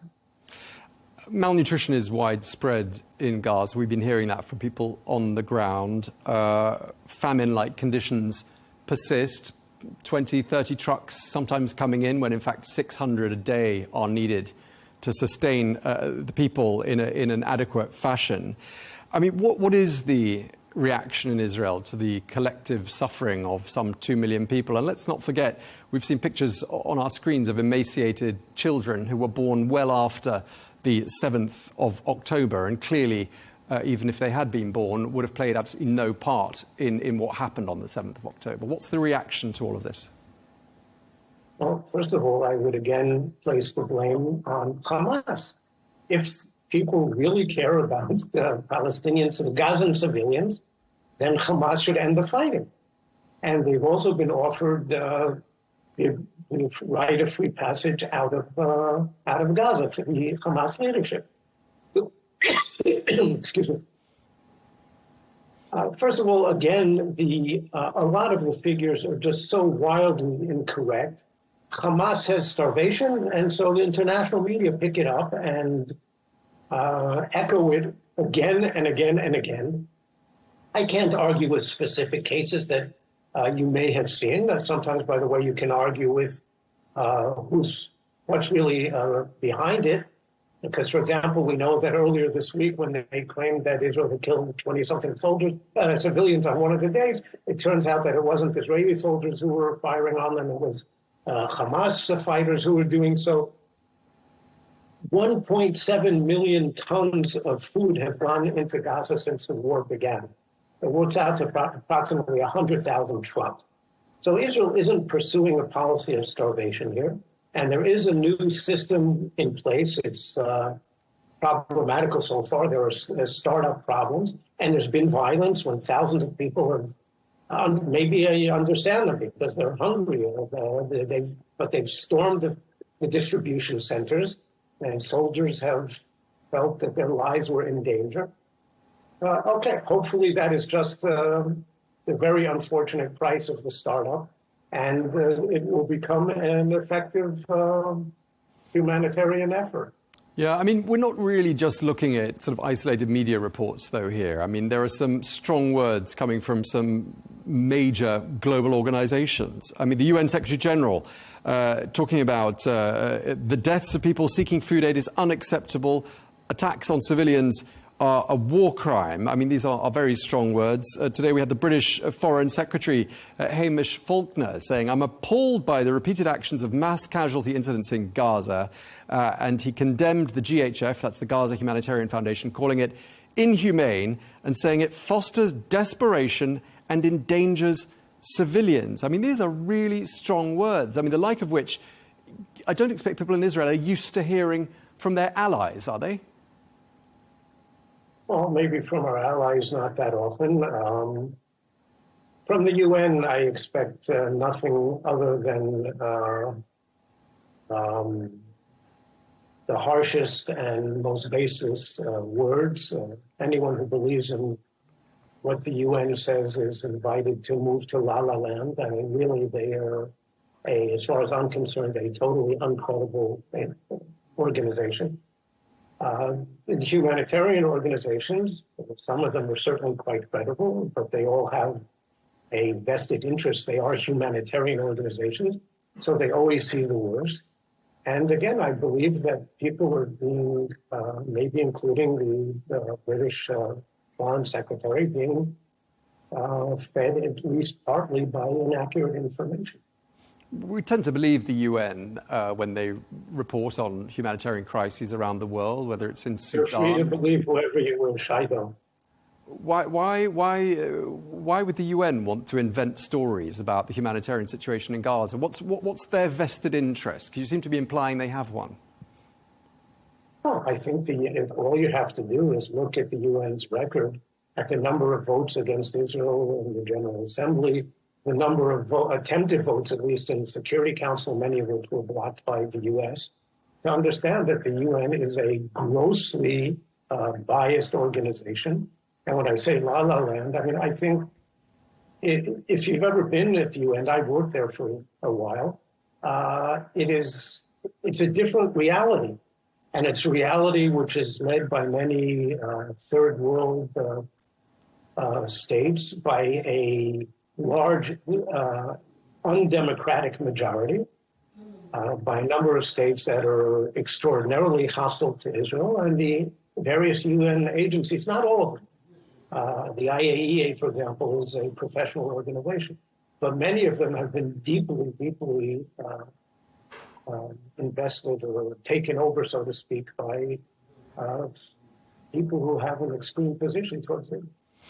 Well, it's as I said, it's not just the UN.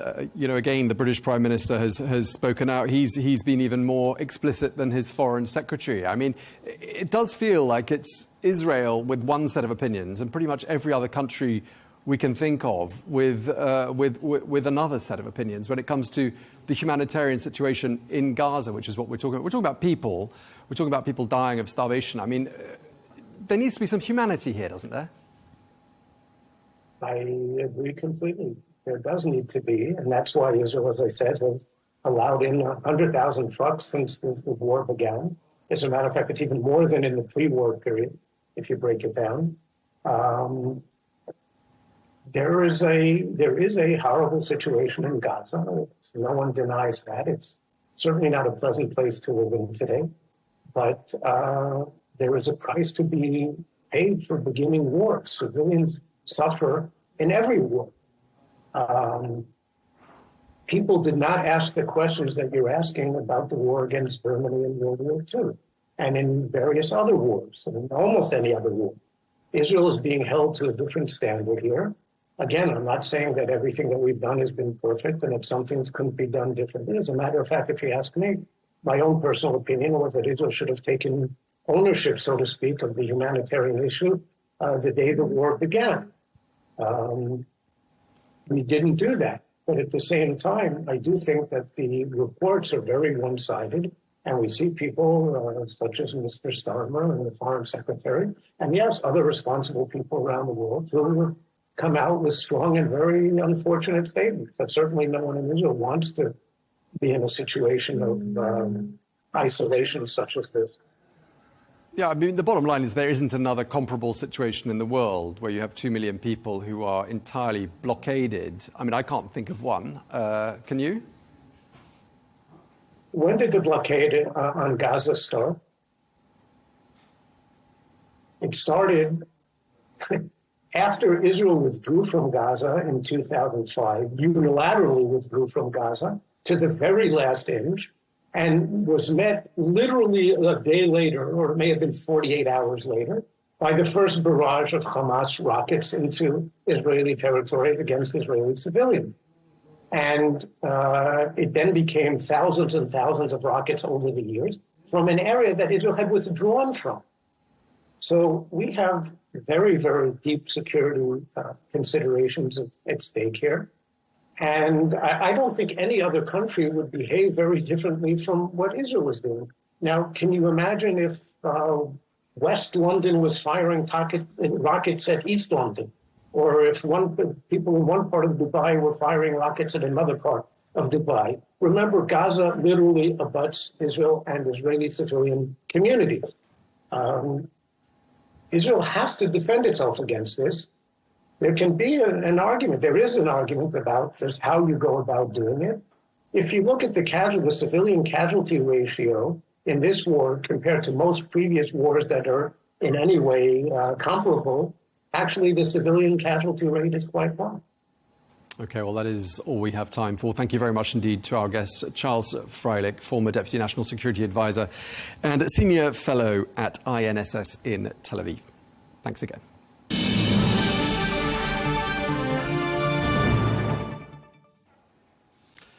Now, Italy has this week celebrated the 79th anniversary of the foundation of the Republic. And Italy is, of course, increasingly visible and audible on the world stage, with Prime Minister Giorgia Meloni seen recently in major world capitals, from Washington to Riyadh. So what is behind this newly restored Italian confidence in global affairs? Well, to tell us more, I'm joined here in the studio by Lorenzo Fanara, who is the Italian ambassador to the UAE. Thank you very much indeed for coming to see us, Your Excellency. You're actually from Sicily, I believe, and you've been in this region for 2 years. Do you feel, coming from Sicily, some sense of familiarity with the Arab world? Because, of course, there is a strong Arab influence on Sicily itself, isn't there? I think that it's more than some sense of familiarity, Tom. I really feel at home here. As you know, my name is Fanara, so clear Arabic origin. It means lighthouse, torch. My city is Fawar, so source of hot water. And Sicily has been for centuries a crossroad between the European and Arab civilization. So a kind of vital bridge full of dialogue, full of mutual understanding and mutual influences. So I feel really at home in this region. And before coming here, I was ambassador to Tunisia, once again, really close to Sicily. Yeah, just the other side of the Mediterranean. With your heritage from Sicily, did that help you a little bit with learning to speak Arabic? Yes, because there are many words in the Sicilian dialect that comes from the Arab language. For example, when a person falls down, we don't say poor man or poveretto in Italian, we say mischino, which is the same word as in Arab or in Arabic. So, for example, the most beautiful building in Palermo is called, Palermo, which is the Sicilian capital, is called Aziza, so the gentle one. or the island of Pantelleria, Bentaria. So it's full of Arabic names. It's full, I mean, our culture, the Sicilian culture, is a mix of the Mediterranean cultures, because Sicily is in the center of the Mediterranean Sea. And obviously Sicily's been in the news the last couple of days, everyone concerned about what's been happening on Mount Etna. Are you worried, or is the situation under control? I'm not worried. We are accustomed to these eruptions. Of course, I would recommend to be cautious, but Etna is a volcano, an active volcano, so you have to be cautious, but I can reassure all of the tourists who want to go to Sicily that they can fly, they can go to Sicily and they can enjoy Sicily and the rest of Italy. Just going back to what you were saying about this communality and the sense of familiarity that perhaps Italians feel when they come here to the Middle East, do you think that explains the success behind the Italian community in the GCC countries? Of course, but we have a common history. So sometimes people ask me, why do you have this success? Because for centuries, Italian merchants and Arab traders crossed the route of spices for centuries.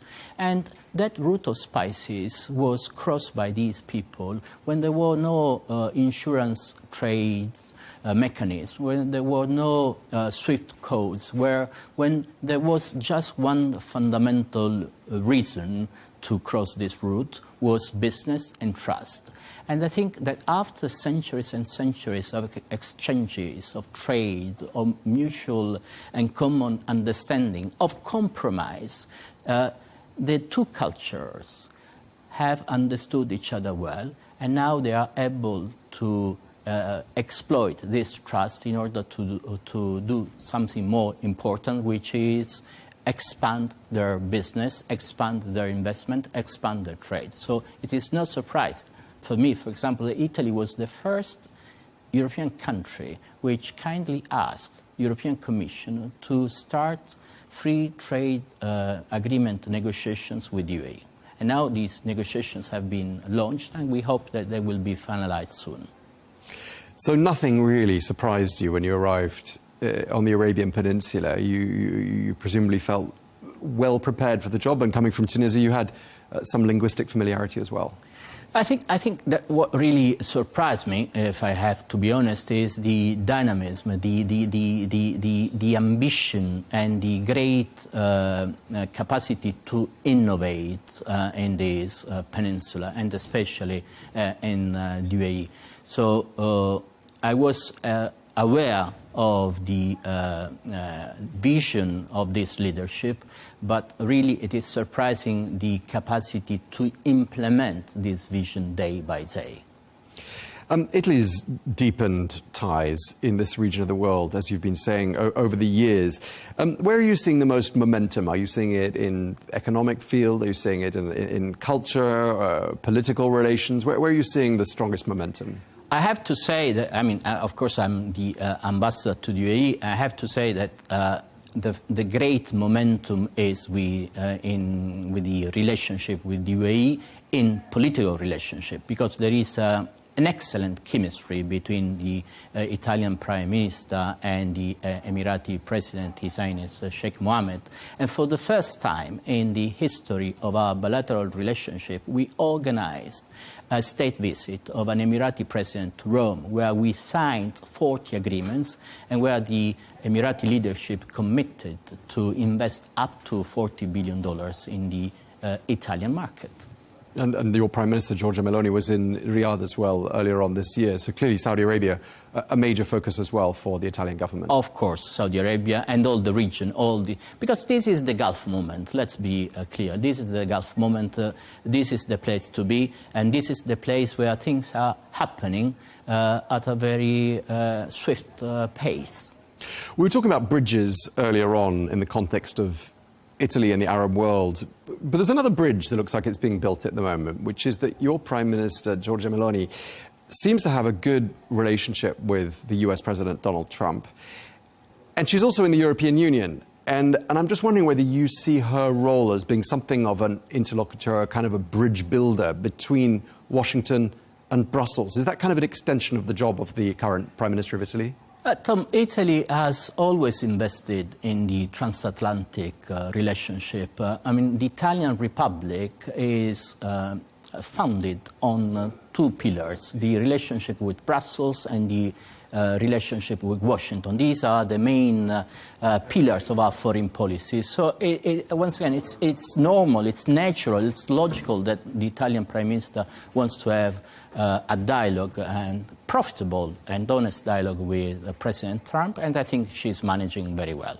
She's got lots of challenges. We'll talk about some of them. One of them is migration, and that's a challenge shared by many countries in Europe. How is Prime Minister Meloni addressing the pressures of migration in Italy and across Europe, would you say? I think if you look at the numbers have been reduced over the last 2 years compared to the previous years. Of course, migration is a structural and, in a way, natural phenomenon. So what the Italian government tried to do, and is trying to do also in these years, is to challenge this phenomenon in a structural way. For example, we have launched a new plan called Mattei Plan, which is focused onto Africa, and which is trying to boost investment, prosperity and new opportunities in this dynamic continent.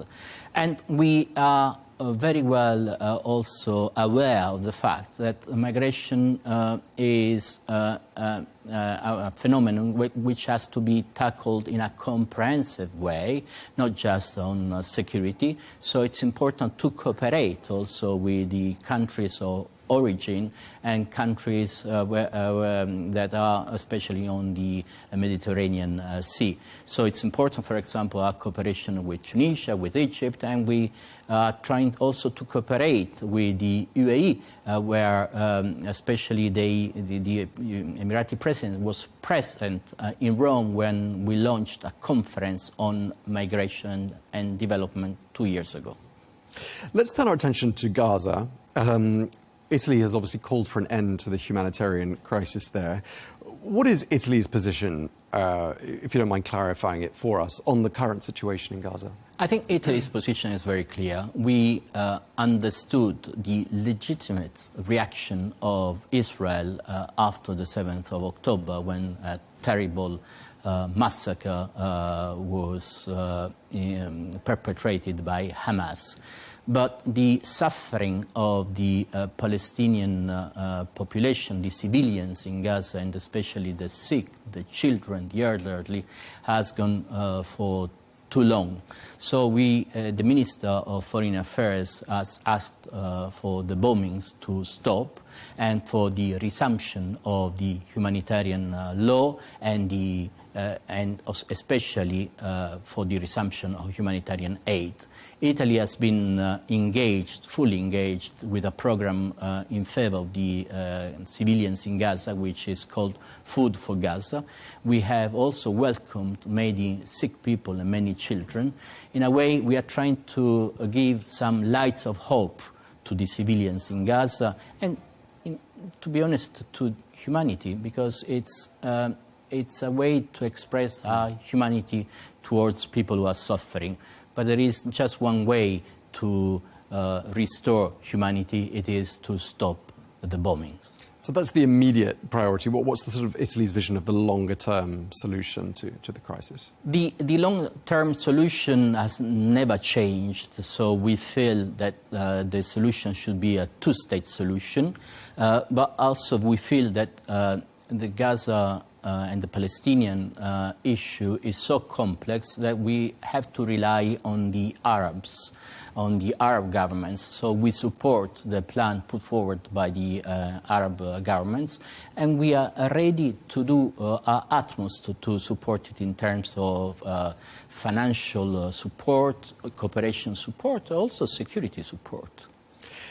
Let's change and talk about something a little lighter. Another strong bond between Italians and the Arab world is, of course, football. That's a pretty strong bond, isn't it? Yes, of course. I mean, Italians are really passionate about football, and I see the same passion here in the Gulf area. I gather you're a fan of Juventus, is that correct? I'm a fan of Juventus, you're right, Tom. Okay. You're very well informed. They didn't do too well. Well, they did quite well, not as well as Napoli, obviously, in the Serie A this year. How do you feel about the World Cup returning to the region? It's going to be in Saudi Arabia, obviously, in 2034. How does that make you feel as an ambassador in this region? I think it's a great opportunity for Saudi Arabia, it's a great opportunity for the Gulf region, but also it's a great opportunity for football, because football is a world sport, appreciated all over the world, but it's important to be present here in the region with a big tournament, as it was in Qatar a couple of years ago. And how's the Italian national team doing? Because they're starting their World Cup qualifying campaign for 2026 on Friday. I gather they're playing Norway. How do you rate their chances? I don't know. I really don't know. I hope they can play well. Of course, I will watch the game, and I wish all the best to the national team. But football is unpredictable. Okay, so football is a big deal. I mean, a lot of tourism from this region to Italy. I mean, why is it that Italy is really top spot? I mean, there's a bit of rivalry between Italy and France, but what's the secret behind Italy's success as a magnet for all these tourists? I think, first of all, beauty. Italy is a beautiful country.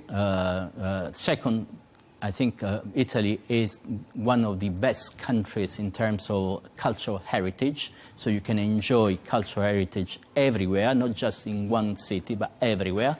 And the third thing is a sweet way of life, the dolce vita. So we were born in this dolce vita, in this sweet life environment, and so we try to accommodate any request coming from any tourist. And what's the Italian government got to do, in your opinion, to keep Italy in top spot and modernise and keep the Italian tourism sector really at the top? What do they need to do? I think that what we are doing is we are attracting new important investments in the tourism sector, and also new investments are coming from UAE investors such as the MR Group. So what we are trying to do is to invest in tourism, but also to attract tourism and invest in new infrastructure. But I can tell you that, for example, the airport of Fiumicino, the airport of Rome, is one of the best airports in the world. That's changed a huge amount in the last 20 years, I can tell you that. Just lastly, I mean, obviously tourism, a big part of the broader Italian economy and a big part of your GDP. How is the health of Italy's economy right now? The health is good right now because the GDP has grown by 1% in the last few years, which are not huge figures, but if you compare these figures to many other European countries, these are good figures. And the good thing is also public debt is under control, so the government has done a great job. And another good thing is that the level of employment has rapidly and significantly increased. So the three things about GDP growth, level of public debt under control, and employment going up are good figures that, I mean, I don't want to boast about it, but they're really objective good figures. Okay, well, on that positive note, let's bring this conversation to an end. Thank you very much indeed for taking the time to speak to us. Lorenzo Fanara, the Italian ambassador to the United Arab Emirates. Thank you very much indeed. Thank you very much.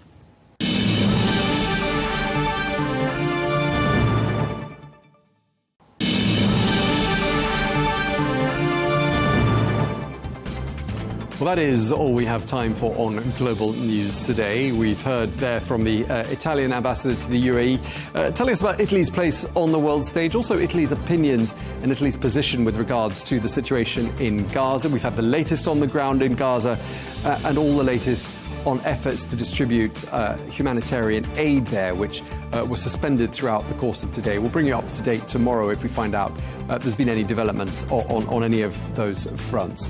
Meanwhile, thank you very much indeed for watching. Be sure to join us again tomorrow for more exclusive interviews. Until then, bye-bye.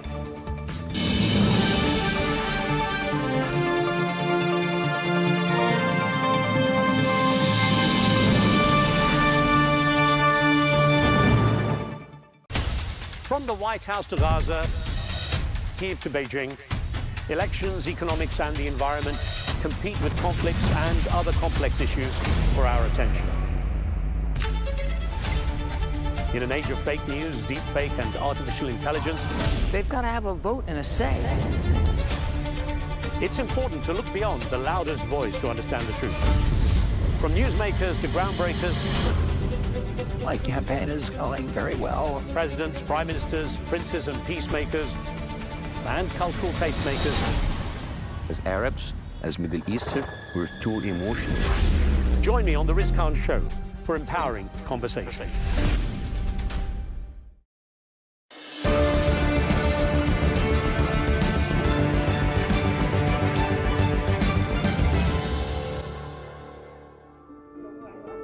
This is Siwar, and Siwar, she's 5 months old. She is severely, acutely malnourished. If you look at her little legs, she just has the skin on her bones. When she cries, you can't barely hear the sound because she's so exhausted. Hello, I'm Riz Khan. UNICEF's video reports from the ground in Gaza illustrate the challenge they're facing to prevent 14,000 babies from starving to death in the war-torn Palestinian territory. But the Israeli government has dismissed famine concerns as, quote, Hamas-driven false narratives. In this episode, we bring you a first-hand account of the dire conditions in Gaza from the humanitarian aid workers' perspective. This week, tragedy struck a classroom in Gaza when it was reduced to rubble by an Israeli airstrike. Children sheltering there were killed. In another devastating incident, 2 Palestinian doctors lost 9 of their 10 children. Their sole surviving child is critically injured. The Israeli Defense Forces say they were targeting militants and continue to accuse Hamas of embedding fighters among civilians. But the escalating military campaign is severely restricting the flow of humanitarian aid, and hundreds of thousands of families are forced to search for a dwindling number of safe spaces. Rosalia Bolen runs a UNICEF team in Gaza and shares a daily struggle to help Palestinian families survive the continuing conflict. She joins me now to share a raw and very personal perspective on what it means to try to protect children in the middle of one of the world's most complex and dangerous conflicts.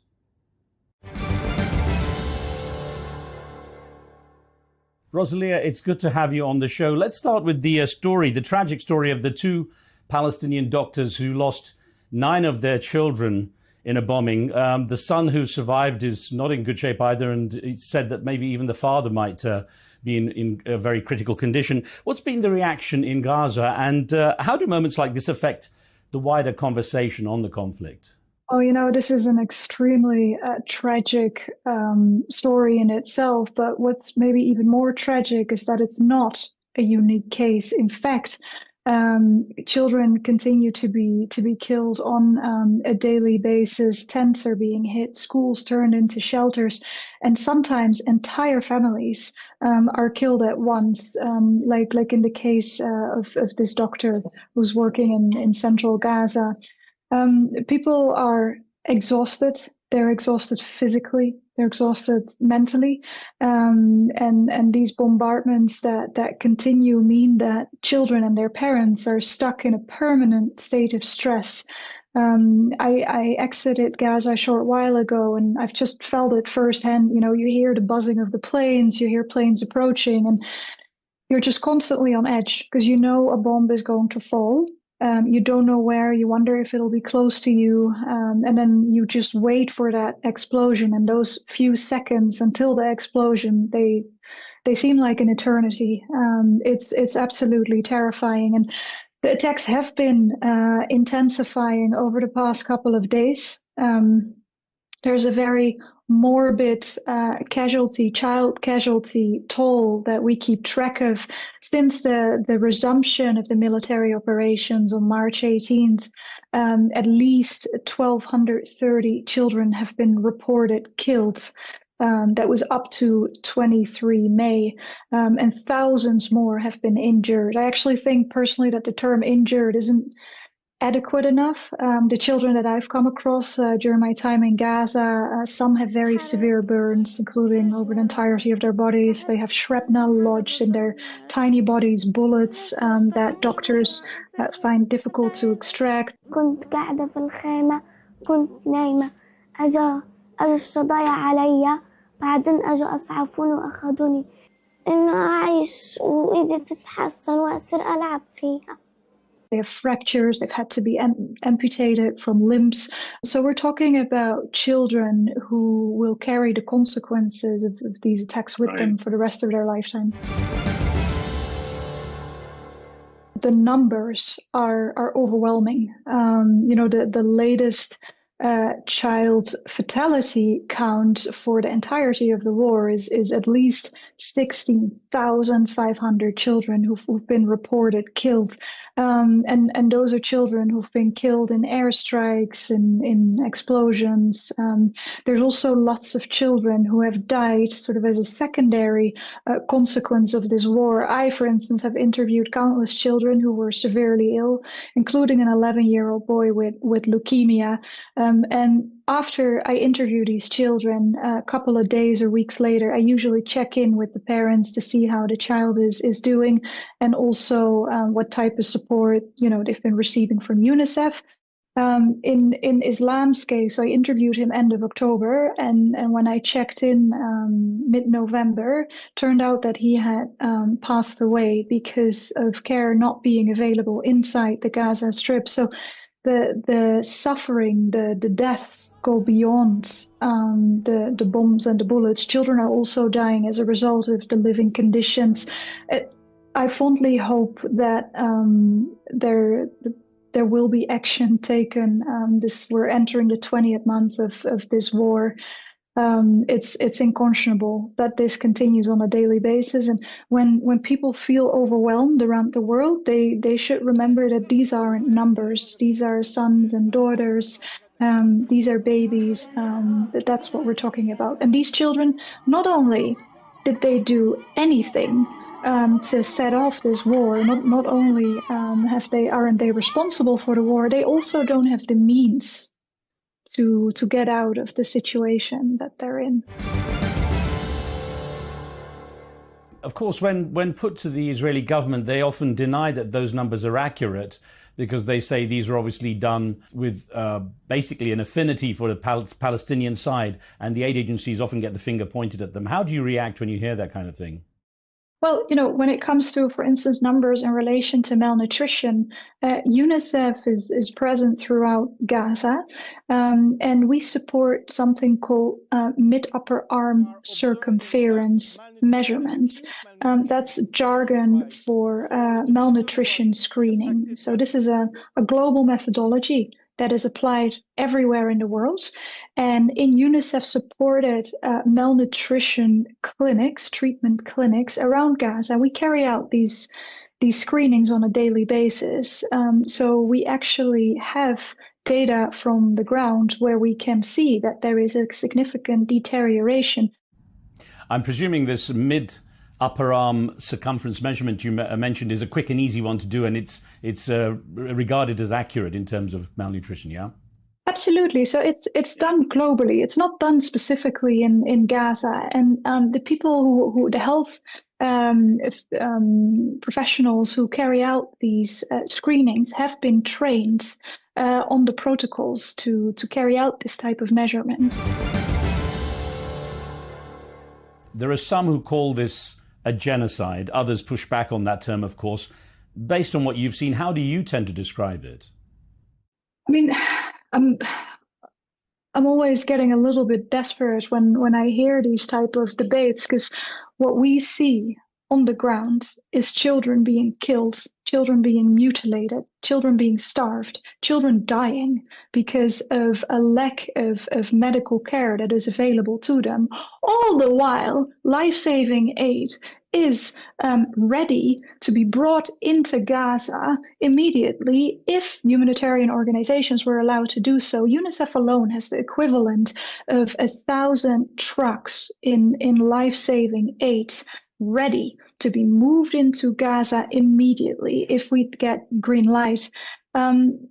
it's as with the debate around famine.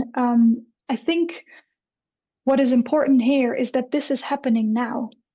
We shouldn't wait for a group of experts to officially declare famine. We know that children are dying from hunger. We know that that is happening right now, and it is a process.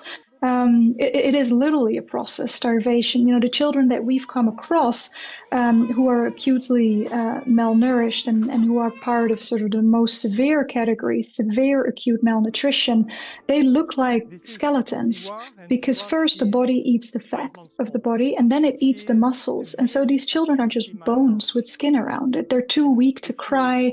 They're just lethargic on hospital beds or in their tents. And these children are dying right now, and we need action right now to be taken. In this hospital, like in the entire Gaza Strip, there is not enough medical supplies, nutritious food, which are specialized to treat a little baby like this. We have more and more children affected by malnutrition. This must stop. There are reports of the humanitarian aid trucks being looted by armed men. Israel says it's the Hamas militia that are taking the aid, while others say basically the situation is so desperate that people are doing anything they can to get hold of the supplies. What's your experience of what goes on there in terms of at least securing the aid? The problem at hand is really a problem of basic economics. It's a problem of scarcity. Here too, we can ask ourselves, what else can we expect when we have a territory that is under siege, that has run out of products, and where it hence will become very lucrative to get a hold of the products that do enter, to try to resell them. I am here in Khan Yunis in one of the supermarkets where all the shelves are completely depleted. Those shelves have been empty for more than 2 weeks. There is only a little bit of baking powder and sesame seeds available. The prices of basic goods like potatoes or tomatoes have skyrocketed. 1 kilo of potatoes cost more than $11. These prices are so high that the most vulnerable families, most of the families here in the Gaza Strip, including the children behind me, cannot afford it. It's an artificially created problem. If aid is allowed in at scale, that will automatically diffuse the tension. It'll automatically take away the pressure that we right now have on the market.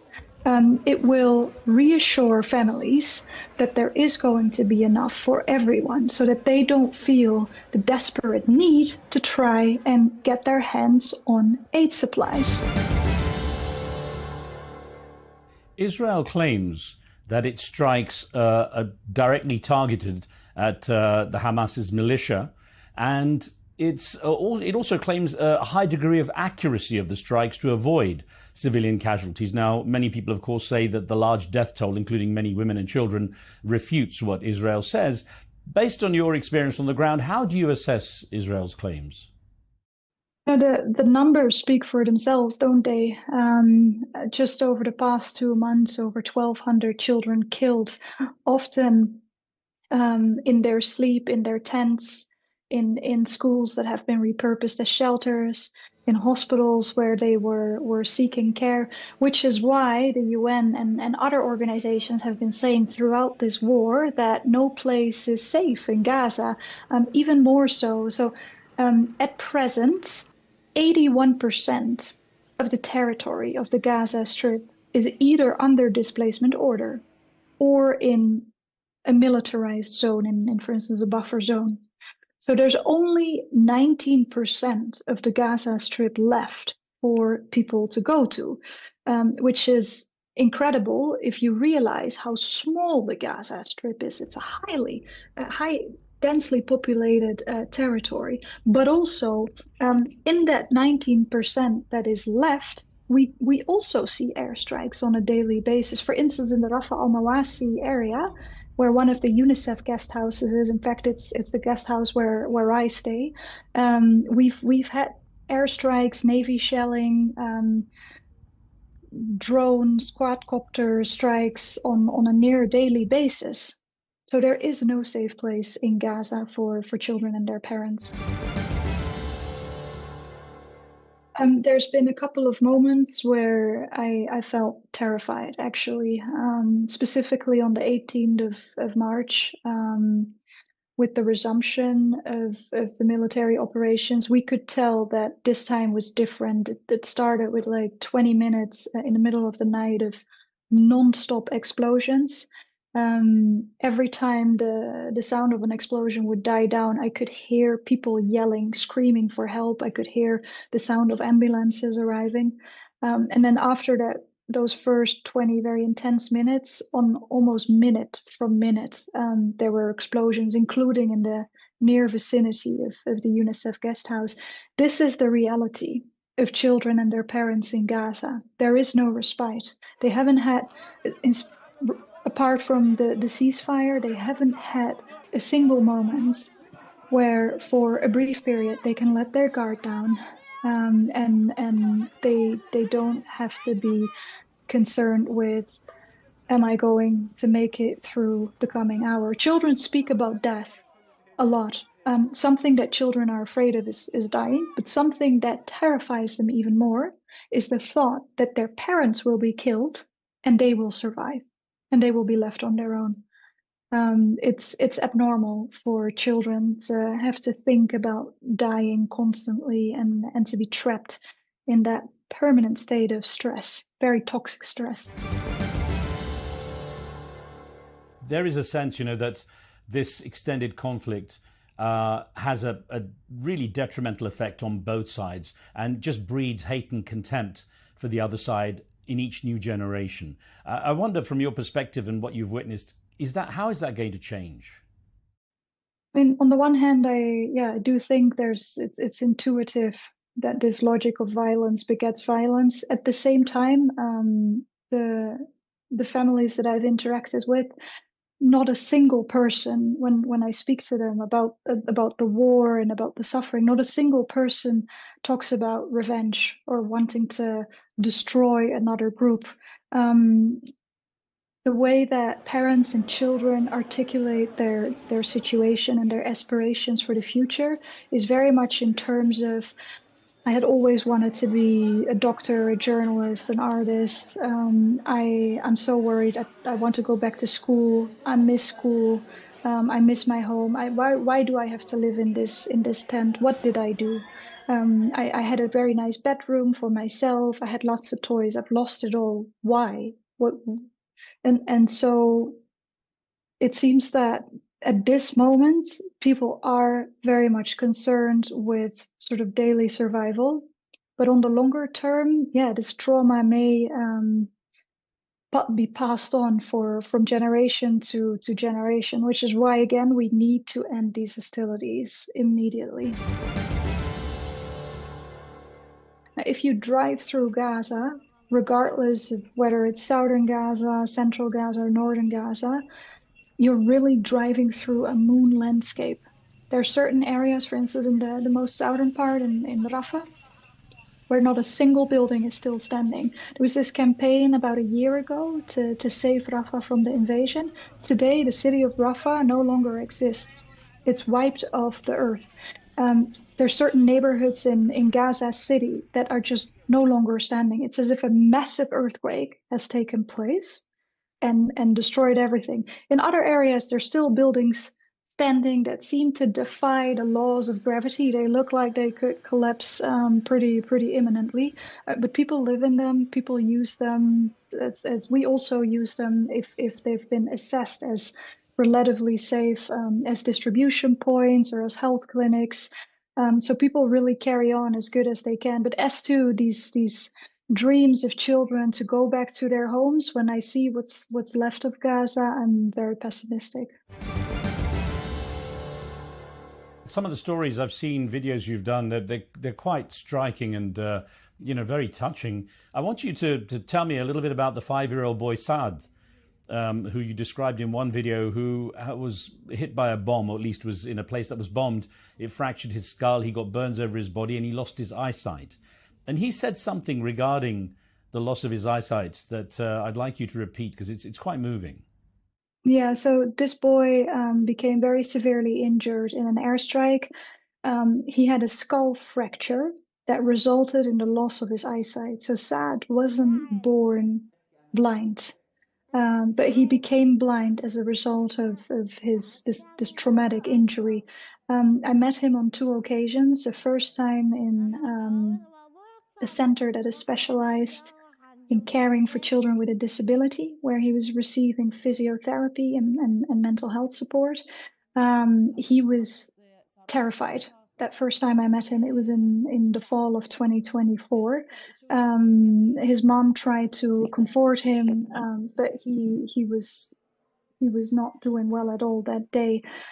He still had to get used to the fact that he was blind, and so he was very afraid of every sensation, every sound. If people touched him, he didn't like it at all. Then I met him a couple of weeks later in actually the same center, as we were distributing winter clothes to very vulnerable children. So Saad was prioritized for this winter clothes distribution. And there he was much more relaxed. He actually enjoyed opening the box with the clothes, because he really enjoyed touching the different types of materials. The clothes were wrapped into plastic. He was first manipulating the plastic, then his sister helped him open the plastic bags, and he could feel all the clothes inside. There was fleece, there was wool, there was cotton, and he really enjoyed playing with it and touching with it. And that was when we started to interview him and asked him what had happened to him, if he could explain to us what had happened to him. The way he put it was, "My eyes went to heaven before I did." He spoke about nearly dying, but he did survive, but his eyes died. That's how he put it. And to hear that from a 5-year-old child is very impressive and just heartbreaking. So many of the policymakers involved in what will happen, what might happen, what has happened in Gaza, in Israel, everywhere else, they're remote from what happens in many cases. What would you like them to see firsthand that would make them realize what the situation's like? What I would like is for policymakers, for donors, for journalists, for media like yourself to be able to enter Gaza and to see what's happening there firsthand. So you don't have to rely on my testimony, but you can see firsthand the scale of devastation, the way in which families live, and hopefully that will help in sort of taking conscious of what's going on and what is needed there. But for the UN, we've been reporting throughout this conflict. We've been describing what we see happening and what needs to happen. So whenever we get a new report coming out, like for instance this IPC report that highlighted that the entire population is food insecure, those reports shouldn't come as a surprise. Policymakers shouldn't wait for those reports to come out, because it's right now that children are dying and that action is needed. But please, advocate for your entry to Gaza. You should be able to enter Gaza and see what's happening there. Do you worry about donor fatigue? Do you worry about people turning a blind eye now because it's been going on so long? We definitely worry about that. This just people becoming worn out. It's not a nice good news story. When you open your social media, when you turn on the TV and you see this depressing news, some people may be tempted to change channel or to just scroll down. I sometimes do myself, because it's simply unbearable. It's too much to take in. And also, sadly, Gaza isn't the only humanitarian crisis right now. There's quite a number of very important crises around the world, from Sudan to Yemen to Haiti to the DRC. And we're sort of waiting for the next thing to happen that will take all the media attention away, that will take global attention away, while in Gaza, conditions don't improve and actually worsen by the hour. So this is a very real problem that we're coping with, yeah. One aid worker recently said that his colleagues told him not to bother asking Western governments for anything because, quote, it's too late. Have you ever felt that level of resignation? If so, what kept you going? It's tempting to feel resignation. It's tempting to be cynical, but I think cynicism is actually a form of laziness. And because of what's going on, we cannot allow ourselves to turn into that. So it's really because of the very, very high needs inside Gaza, but also, so my team on the ground in Gaza, which consists of international and national colleagues, the national colleagues, my Palestinian colleagues, they've lost everything. Their homes are gone. Their belongings are gone. They're refugees. They come to the office every single day to cling on to some form of routine, to have the illusion that there's some normalcy. They come to the office, we go to distribution sites, they really cling on to that. And I owe it to them to continue my job. And we owe it to them to continue fundraising, to continue distributing supplies, to continue supporting healthcare professionals, Palestinian doctors, who work around the clock, who risk their own lives, trying to save the lives of others. Whatever support we can give them, whatever medicines they need, obstetric kits, equipment, we need to do what we can to get it to them. Insights into the challenges facing humanitarian organizations operating in Gaza, brought to us by UNICEF spokesperson Rosalia Bollen. Well, that's it for this episode. I'm Riz Khan. Please subscribe to the show and leave us any questions, comments or feedback you might have. From me and the team, thanks for watching. We'll see you soon.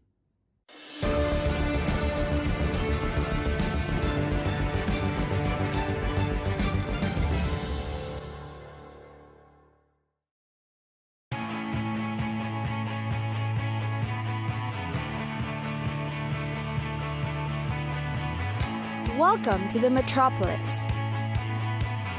the big city. This is where tech, trends, and culture meet. Meet the people. See the sights. Walk the city streets. And experience the lifestyle.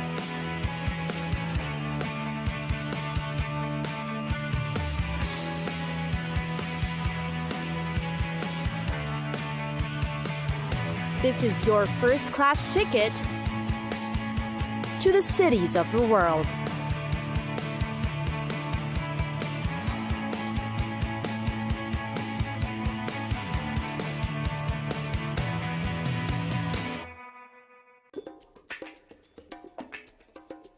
Buenos Aires.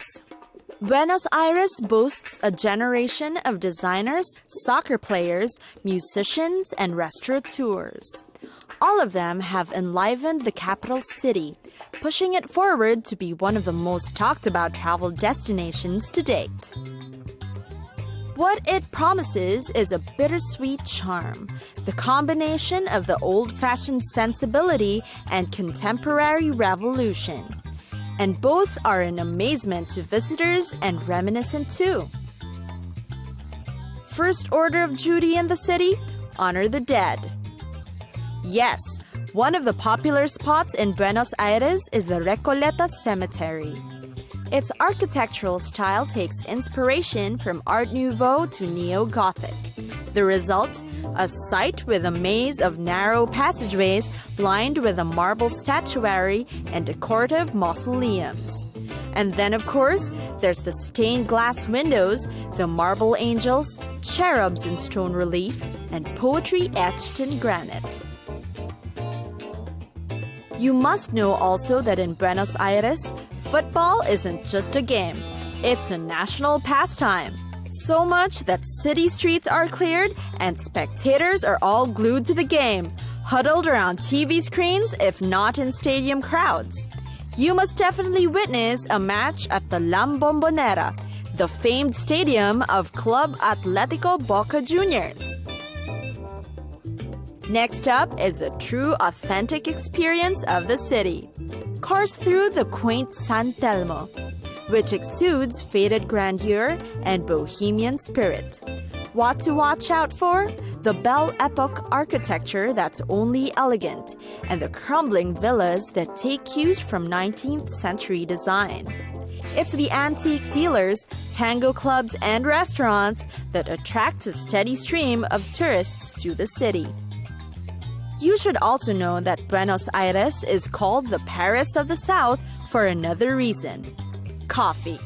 Buenos Aires' lively cafe culture emulates Parisian appeal. You better check out one of its lofty cafes during your visit. Already relaxed? Then it's time to shop. The city's open-air fairs are inviting. There's nothing like an artisan fair on a weekend. It's when the city's outdoor markets are flocked with treasure hunters hoarding things like antiques, silver jewelry, leather goods, and clothes. It's considered a shopaholic playground, so shop away.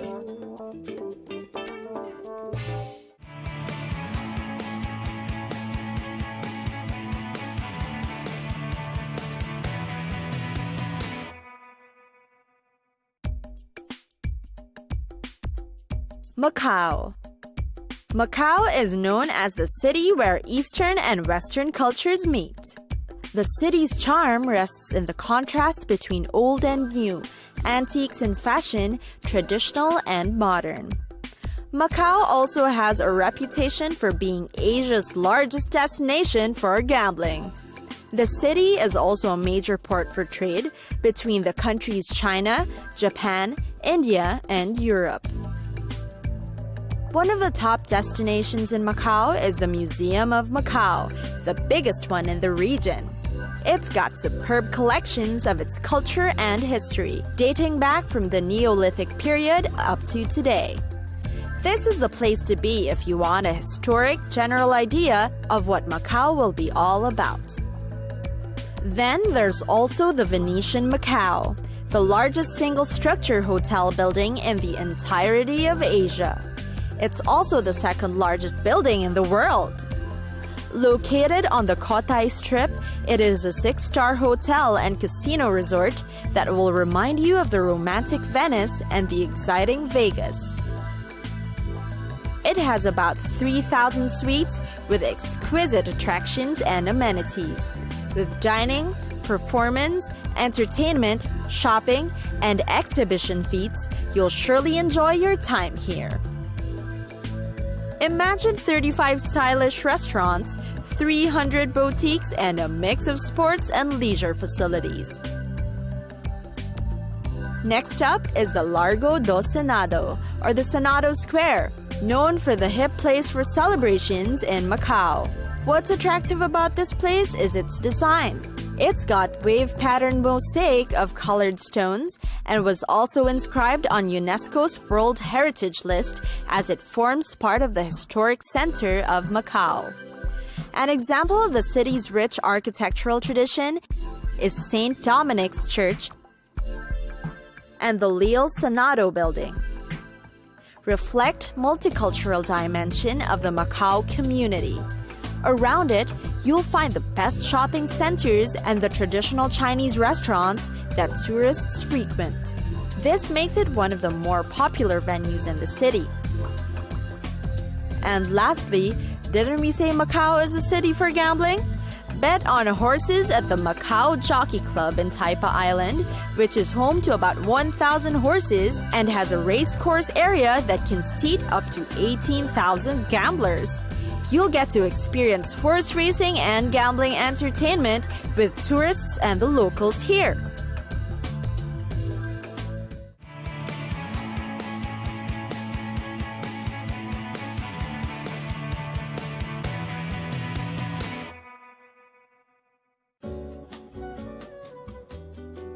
Dallas.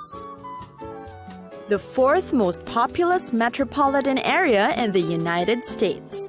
It is a major city in the state of Texas, known as a center for its oil and cotton industries and its position along railroad lines. The city has an ideal location right in the center of the U.S., making it conducive for Texan tax breaks. Because of this, Dallas has then developed to become one of the leading corporate destinations in the country. There are 24 Fortune 500 companies in the Dallas-Fort Worth metropolitan area. The Dallas Convention Center is one of the mostly expansive and highly trafficked facilities of its kind in the world because of the city's popularity as a business destination. As a result, Dallas has also become a shopping destination. Dallas remains an unparalleled shopping landscape. There's the North Park Center and the Galleria Dallas, which are considered two titans among the city's many malls and shopping spots. Then there's the Highland Park Village, described as gargantuan by any other standard. It offers a unique thrill from being the world's second planned shopping center, plus a registered historical landmark at that. Talking about Dallas, we can't leave out the topic of sports for sure. Dallas is home to 4 teams from each of the major sports. There's the NFL's Dallas Cowboys, the MLB's Texas Rangers, the NBA's Dallas Mavericks, and the NHL's Dallas Stars. Because of this, Dallas is considered part of the elite pantheon of U.S. cities that are home to these 4 teams. Dallas is also the only city in the U.S. to have hosted the Super Bowl, the World Series, and the NBA Finals all within the same year. Now beat that! Now, sports talk aside, there's also food and the arts. Steak is the main food item that locals in Dallas are most proud of. The country's most highly ranked and regarded steakhouses can be found here.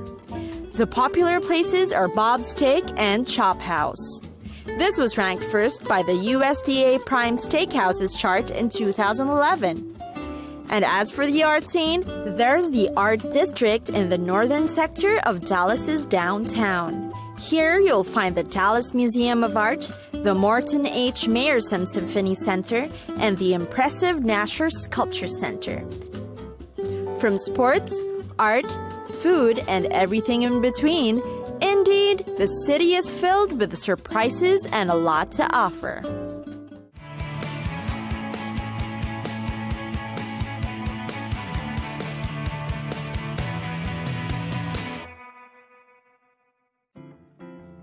Florence. The capital city of the Italian region of Tuscany and the metropolitan city of Florence. Florence was in fact the center of European trade and finance during the medieval times. It is also referred to as the birthplace of the Renaissance. Thus its nickname, the Athens of the Middle Ages. Each year, up to 13 million tourists attract the historic center of Florence. Florence's architecture boasts an amazement that only the city can offer. The popular Duomo encompasses the city, especially with its magnificent height and grandeur. The equally tall campanile of the Duomo rings its bell throughout the day, and each day, people look forward to it, being one of the famous sounds of Florence. The palazzi, or the buildings that are frequented in the city, remain one of the must-sees of its yearly visitors. There's the Ponte Vecchio, or the Old Bridge, which is the only bridge that remains intact and wasn't destroyed by the Nazis during the time of the Second World War. One of the city's irresistible charms also lies in the rich culture of art that's abuzz in the city. Each street and alleyway is free and flowing with art.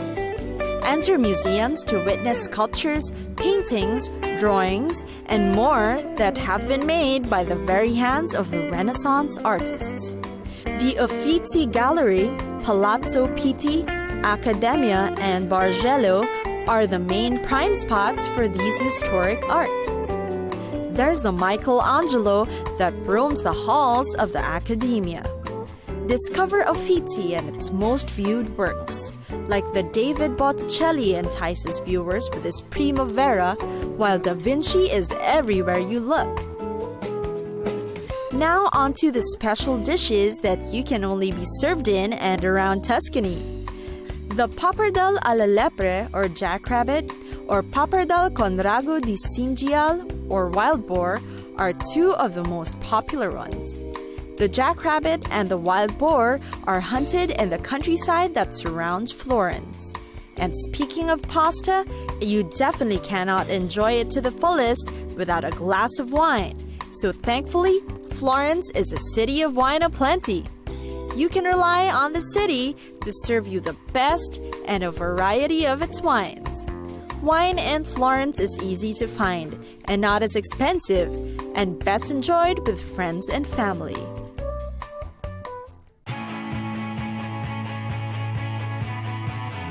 It's time for us to go. Pack your bags and get your tickets ready. And we'll see you on the next destination. Catch us again next time on Cities of the World.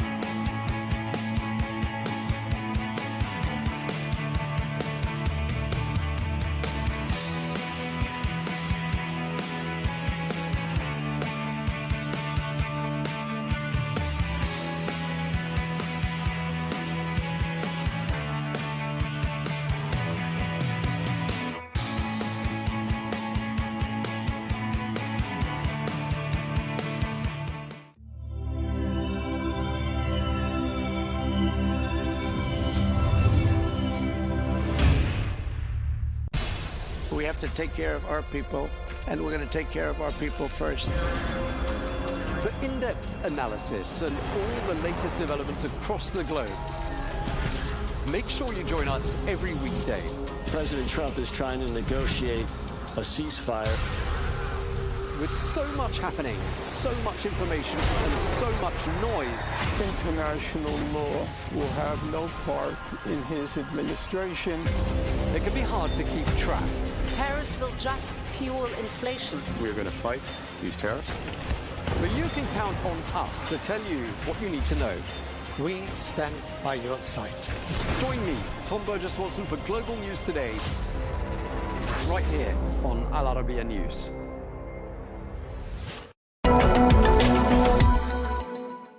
And we're joined here in the studio by Dr. Walid Zaher, who is a distinguished medical leader and innovator. You're also recognized, Doctor, as a top healthcare leader by Forbes Middle East. Thank you very much indeed for joining us. Amongst other things, you are the founder of Rewind. I want to ask you, first of all, Dr. Zaher, you're described as being at the forefront of the transformative healthcare revolution in Saudi Arabia. Tell us a bit about that revolution. So yes, thank you very much for hosting me. And Saudi, in the past few years, have taken the transformative journey, which includes healthcare, which being a part of the 2030 vision. And that is transform healthcare from treating diseases and being able to detect diseases to also being predictive and preventive. That means that there will be a decrease in the disease burden, which allows the healthcare regulators and the healthcare operators to focus more on the disease burden, but also to focus on a healthy population versus focusing on a disease or sick population. That gives you a society where there is more healthy people who are contributing to the society, more people who are contributing to the transformation journey of Saudi Arabia and the Vision 2030. Tell us a bit about how healthcare is central to Vision 2030. In what ways? So, again, any society in the world is based on the contribution of their healthy individuals. And if you have a lot of sick people, then that, for certain, affects the momentum with this transformation is happening. So the focus and the initiative and one of the pillars of the 2030 vision in healthcare One of them is the understanding the population of Saudi, understanding the background genetics of Saudi, understanding the disease burdens of the healthcare, and then applying that into actions that can prevent diseases instead of treating them. That leads to a society that has more healthy people, and healthy people are the pillar of executing the vision of 2030 for the country. And that brings me to a question I was going to ask you later, but you mentioned it already. The Saudi Genome Program. It's an enormous database, isn't it? It's been built up over a number of years. Tell us how it works and what it's all about. So the Saudi Genome Project is not a new initiative. It's actually an old initiative. It goes back to the mid-2010s. It's being relaunched now at the Saudi Genome Project 2.0 to cope with the Saudi 2030 version. But the Saudi Genome Project, in essence, is an ambitious project to understand the genetic makeup of the population of Saudi Arabia, and then trying to apply that to the existing healthcare by having a predictive and preventive and value-based healthcare. And that is the essence of almost all the new initiatives around the world. I was honored and lucky for a company that I owned previously, which we work with the government to do the national strategy for the relaunch of the Saudi Genomic Program, and to give insights about what is being done around the world and how can we reapply that on the Saudi Genome Project itself. Okay. Can you give us an example of a practical application of how that information is then used, Dr. Zahar?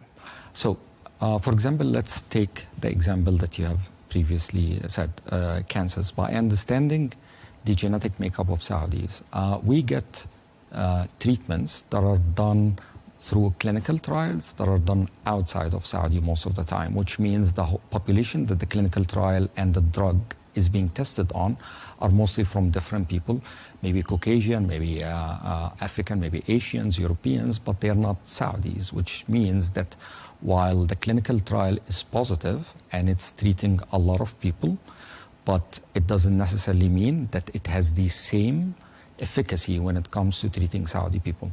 And by applying that knowledge from the Saudi Genome Project to drug development around the world, you can have diseases that are more versatile and more efficient in treating cancers, which mean less resistant people and more people who are recovering or being cured from cancers.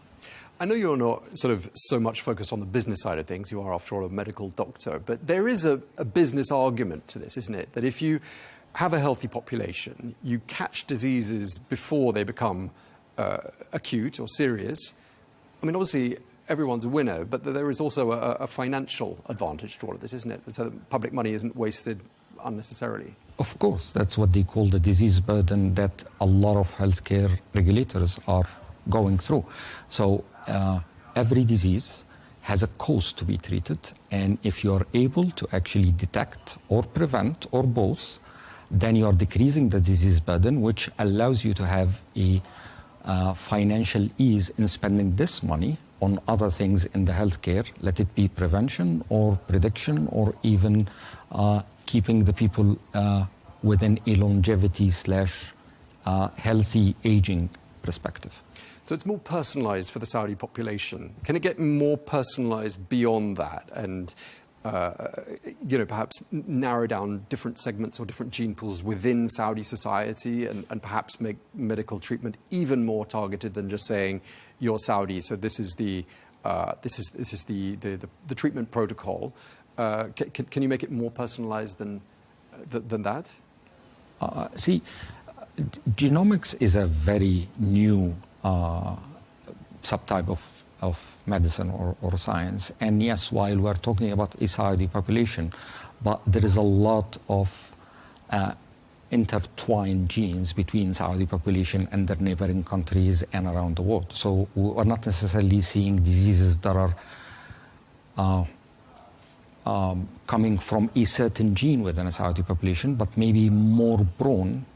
And if you discover new genes or new susceptibilities in the Saudi population, that doesn't mean that it's not applicable to other populations as well. And to add to that, Saudi is a part of the GCC and the Arabic countries, so we share a lot of common genes, so whatever applies to us maybe or most probably applies to other neighboring countries as well, because at the end we have lived here in this part of the world for thousands of years. Tell us a bit about longevity, because I think that's something that you're quite focused on, and you obviously are an expert on that. What breakthroughs have we seen in longevity, and in what ways do you think Saudi Arabia is really leading in this respect?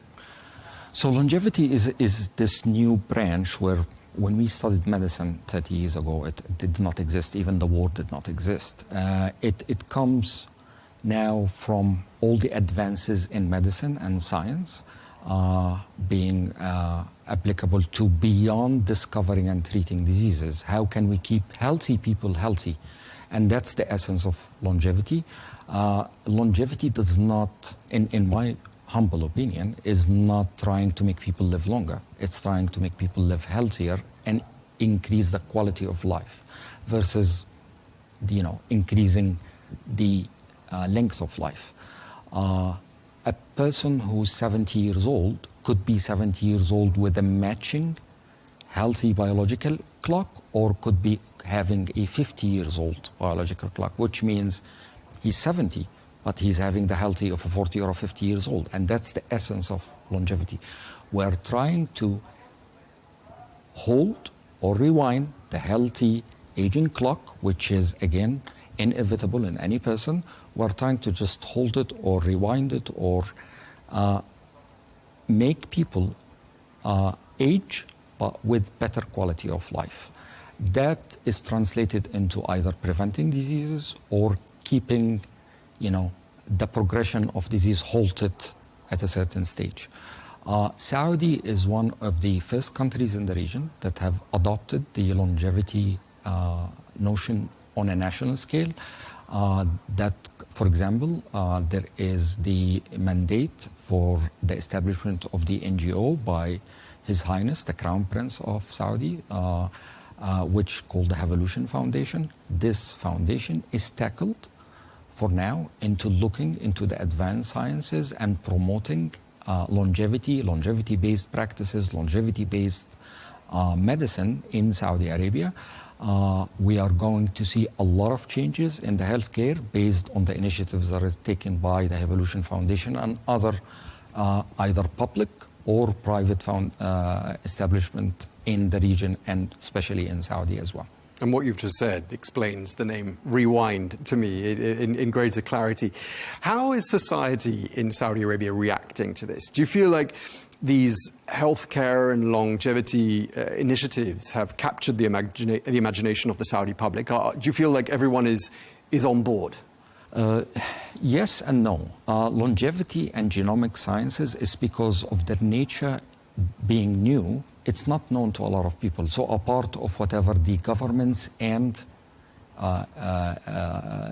certain institutions like Evolution is doing is educating the public about the existence of a parallel track than hospitals and being sick, which is sustaining or keeping yourself healthy.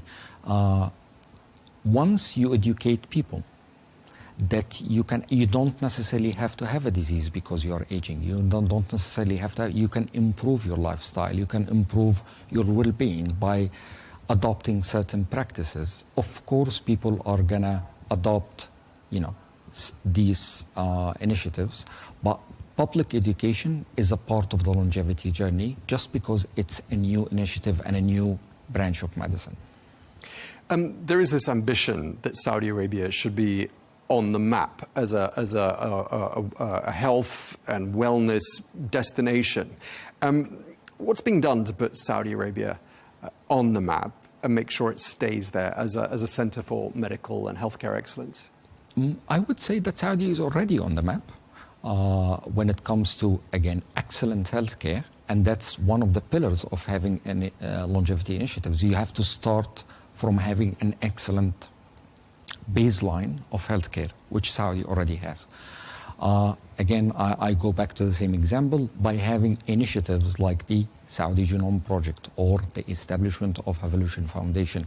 All of these and other things that goes within the pillars of the Saudi 2030 initiative for healthcare, all these localization of R&D and localization of research and development for pharma companies and drug development. And obviously there's great ambition that Saudi Arabia should be on the map as a leader in healthcare and wellness. Are we starting to see an increase in the number of tourists coming to Saudi Arabia specifically for healthcare and medical treatment? I would say yes. There was a boom in the number of tourism and tourists that's coming to Saudi because of the new initiatives that happened in the past few years. And I would say that in the next few years, we're going to see tourism as a part of the contributors to the Saudi GDP, and that's a part of the Saudi vision to diverse from petrol, and tourism is being one of them. And the initiatives that we have now with Al-Qidya, with NEOM, with the establishment of all of that, having medical tourism, which is a subset of tourism, is a no-brainer. It will happen. It's happening now as a part of the big initiative of opening the country for tourism on multiple fronts, including medical tourism as well. And that also is led by the advanced healthcare and advanced healthcare institutions that we have in Saudi. We have some of the best hospitals in the world and some of the best doctors in the world, and all of that contributes to advancing medical tourism in Saudi.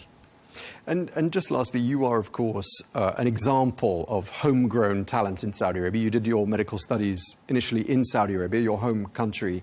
I'm assuming a lot has changed since then. Are we seeing an increase in the number of applicants for medical studies positions, roles in hospitals, roles in the medical field? Do you think this is a sector that's a magnet for an increasing number of homegrown Saudi doctors? Of course, and medicine is one of these specialties where you need to be knowledgeable about what's happening around the world. It's not a local specialty, it's a worldwide specialty. You need to know the advances in North America and in Europe and in Asia and apply it to your home country. I would say now that we are in the phase where we're still seeking higher education outside, but we also are seeing applicants from other countries that are coming to be trained in Saudi Arabia, which is a testimony of how advanced is our healthcare. So that's, I would say, the shift from 30 years ago when I studied medicine in Saudi to now. Now we're teaching medicine around the world to other people. And just very briefly, lastly, I mean, obviously, you mentioned it earlier on that Saudi Arabia is diversifying away from oil revenue. Healthcare, do you think it's likely to be an increasing importance, contributing to that GDP bottom line? How much it actually contributes to the Saudi economy in the years ahead? So this number is being increased by these initiatives. I think it's better to refer to the 2030 vision. It would have their expected numbers of how much healthcare and longevity and healthcare tourism would contribute to the GDP, but even 100%, we are seeing a drastic shift from Saudi doing medicine for Saudis to Saudi doing medicine for the whole world, and trying to localize and having the security for our own country, for drug development, for advances in medicine, for discovering our own pharmaceuticals as well, is a part of the whole contribution to the Saudi 2030 vision. Okay, we're going to have to leave it there. We're out of time. Thank you very much indeed for coming to see us. Dr. Walid Zahar, thank you very much indeed. Thank you, Tom. Thank you very much. We have to take care of our people, and we're going to take care of our people first. For in-depth analysis and all the latest developments across the globe, make sure you join us every weekday. President Trump is trying to negotiate a ceasefire. With so much happening, so much information, and so much noise, international law will have no part in his administration. It can be hard to keep track. Tariffs will just fuel inflation. We're going to fight these tariffs. But you can count on us to tell you what you need to know. We stand by your side.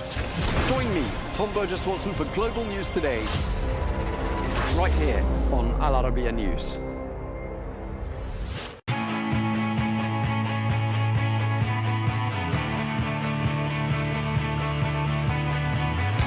Welcome to the metropolis, the big city. This is where tech, trends, and culture meet. Meet the people. See the sights. Walk the city streets. And experience the lifestyle.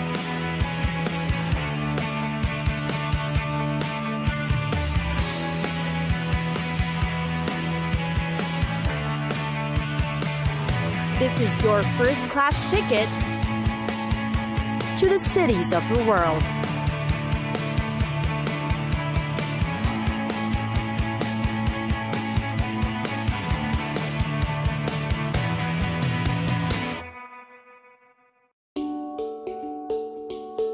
Naples. Naples, or New City. It is the capital of Campania, an Italian region and also the third largest municipality in Italy.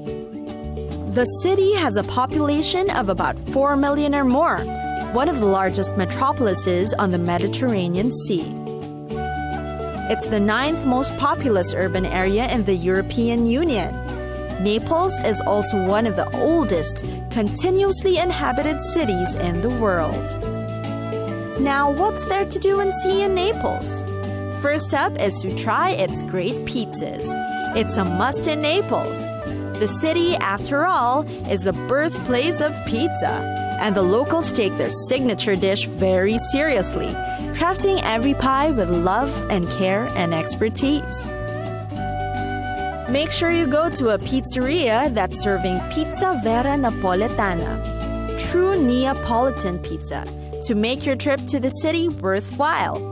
After stuffing yourself with pizza, it's time to wander around the city. The historic center is a great way to see the city. Go about it without a plan. The Storico Antico is most recommended, as it is both ancient and modern. It's got a mix of old hills and buildings and shops and apartments that have been there for centuries. Next up is Italy's 2 most popular sites for tourists, the ruins of Pompeii and Herculaneum. Take the time to look into ancient Roman life.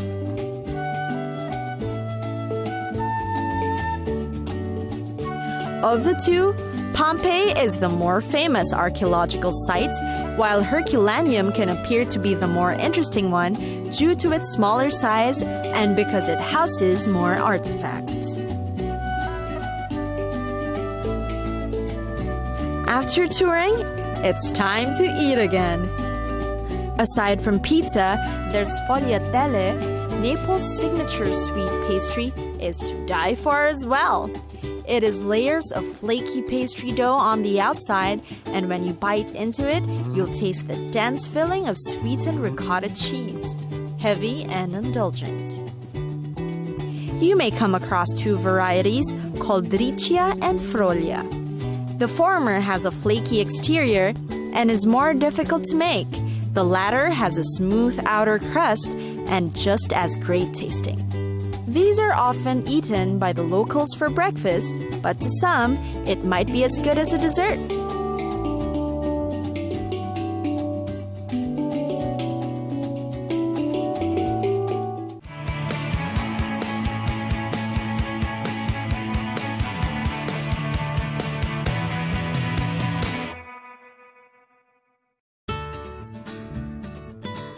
Petra. Feast your eyes on amazing sights in Petra, Jordan. The city offers breathtaking views and scenery that you wouldn't have ever imagined. See the city through horseback riding. You can take a shortcut from the entrance to the Sikh. It is considered the canyon entrance to the city. Petra is known by many names, like Nabateans as Rakhmu, named by the Arab Nabateans who founded the city capital from way back in 312 BC. Petra is also known as the Rose City because of the light reddish hue of the rocks upon which the city is built on. The city itself can be considered as an archaeological city. Just look at its marvelous rock carving architecture and its elaborate water conduit system. If Petra seems straight out of a movie set, then you have probably seen it before, as there have been a number of feature films shot on location in this unique gem of a city. Think of any movie featuring ancient temples set in a desert landscape, and they probably shot that in Petra. There's amazing treasury to be viewed in Petra. There's just so much history to experience here.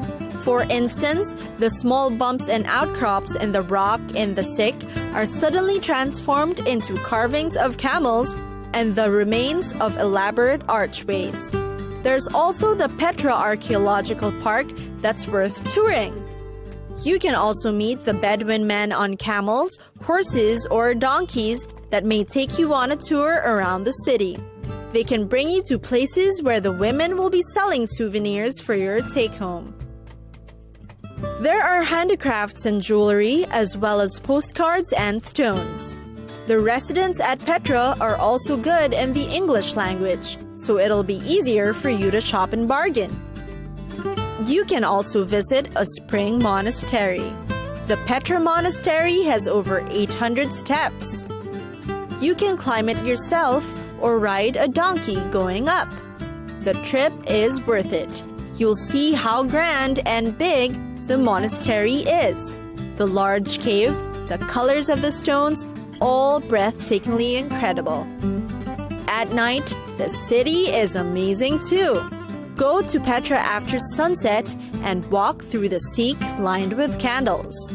It gives the entire canyon an eerie but attractive glow.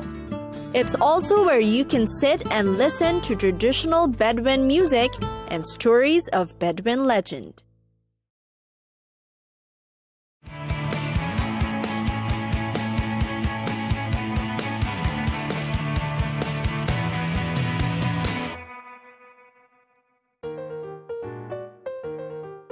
Denver, a megacity with urban landscapes surrounded by the great outdoors. Welcome to Denver. Denver is capital city of the state of Colorado. It is also considered as its most populous city. Denver is known as a mile-high city because its elevation is exactly a mile high from the sea level. It is located in the plains near the foot of the American Rocky Mountains. Because of this, you can expect good weather in Denver all year round. There's a popular saying that Denver receives 300 days of sunshine every year. But don't be fooled. The high altitude of Denver makes sure that the temperatures remain at a cool range, but at the same time, the air is quite thinner when you are way up there. This means cleaner, fresher air, but at the same time, lower humidity, so always keep yourself hydrated when in Denver. Denver has also some of the most culturally and ethnically diverse populations in the U.S., so you can expect to meet people from many different backgrounds when you visit. What to do in Denver? Go to downtown Denver to experience its hip and historic district. This is where you'll find a huge independent bookstore, Western wear clothing stores, and dozens of brew pubs and dining options. Then, if you want to see the best in Denver's art scene, take a trip to the Denver Art Museum. Or visit the Denver Santa Fe Art District, featuring Denver's finest artists, and a monthly art walk featuring rotating art pieces from local artists.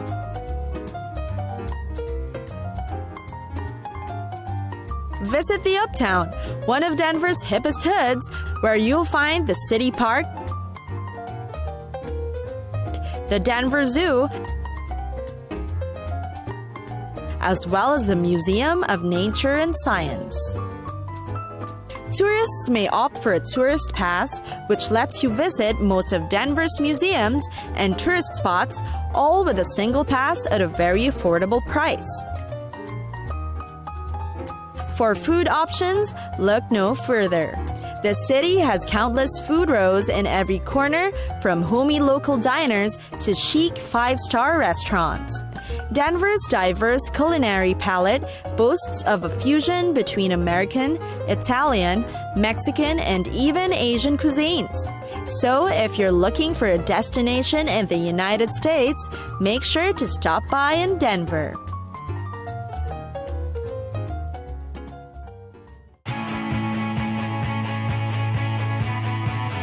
It's time for us to go.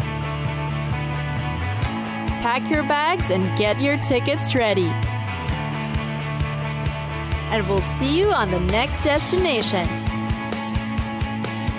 Catch us again next time on Cities of the World.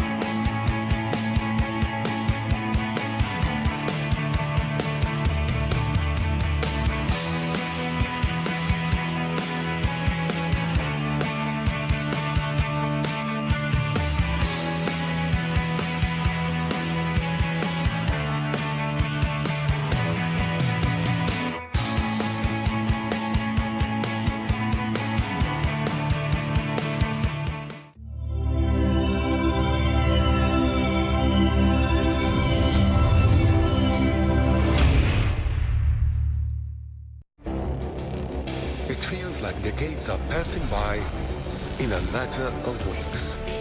Seismic shifts in the world order. Never, ever will be part of America. With so much happening and so much noise. Whether it's political upheaval, Canada has been ripping us off for years. Economic shifts or social movements. And no one wins from tariffs. I think America can be more friendly to the rest of the world. For in-depth analysis and all the latest developments across the globe. To have an inclusive policy together. The meetings with Hamas gave me some hope. We're in another nuclear arms race. The most important development straight to your screen. Welcome to the dressing room. I'm on my own. I need backup. And an insightful look at the issues shaping our world today. It was not going to happen, that war, and it happened. Join us on Arabiya News,